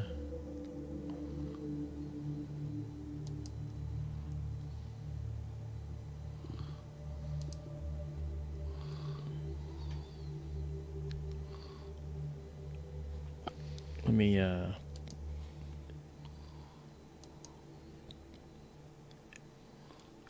looks pretty good. That looks beautiful. Barnard's Loop is no myth anymore. There it is. Okay, let's bring this back to a docked position here. And come out of this. Give me back the telescope here. Wow. Okay, 23 frames it is.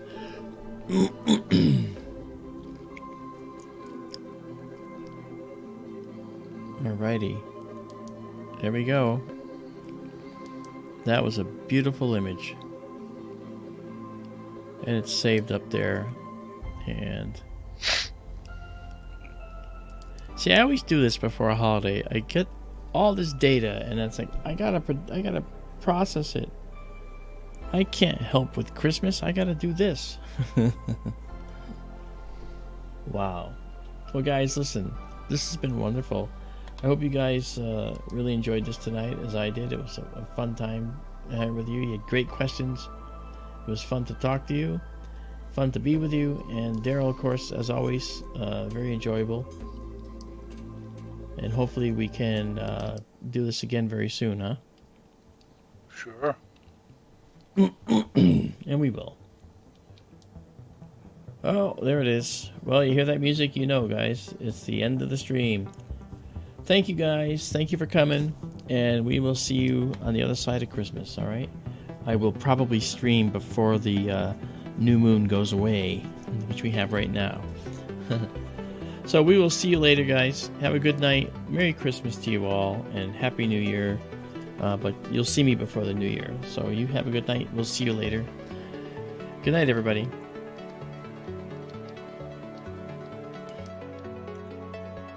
Good night, everybody.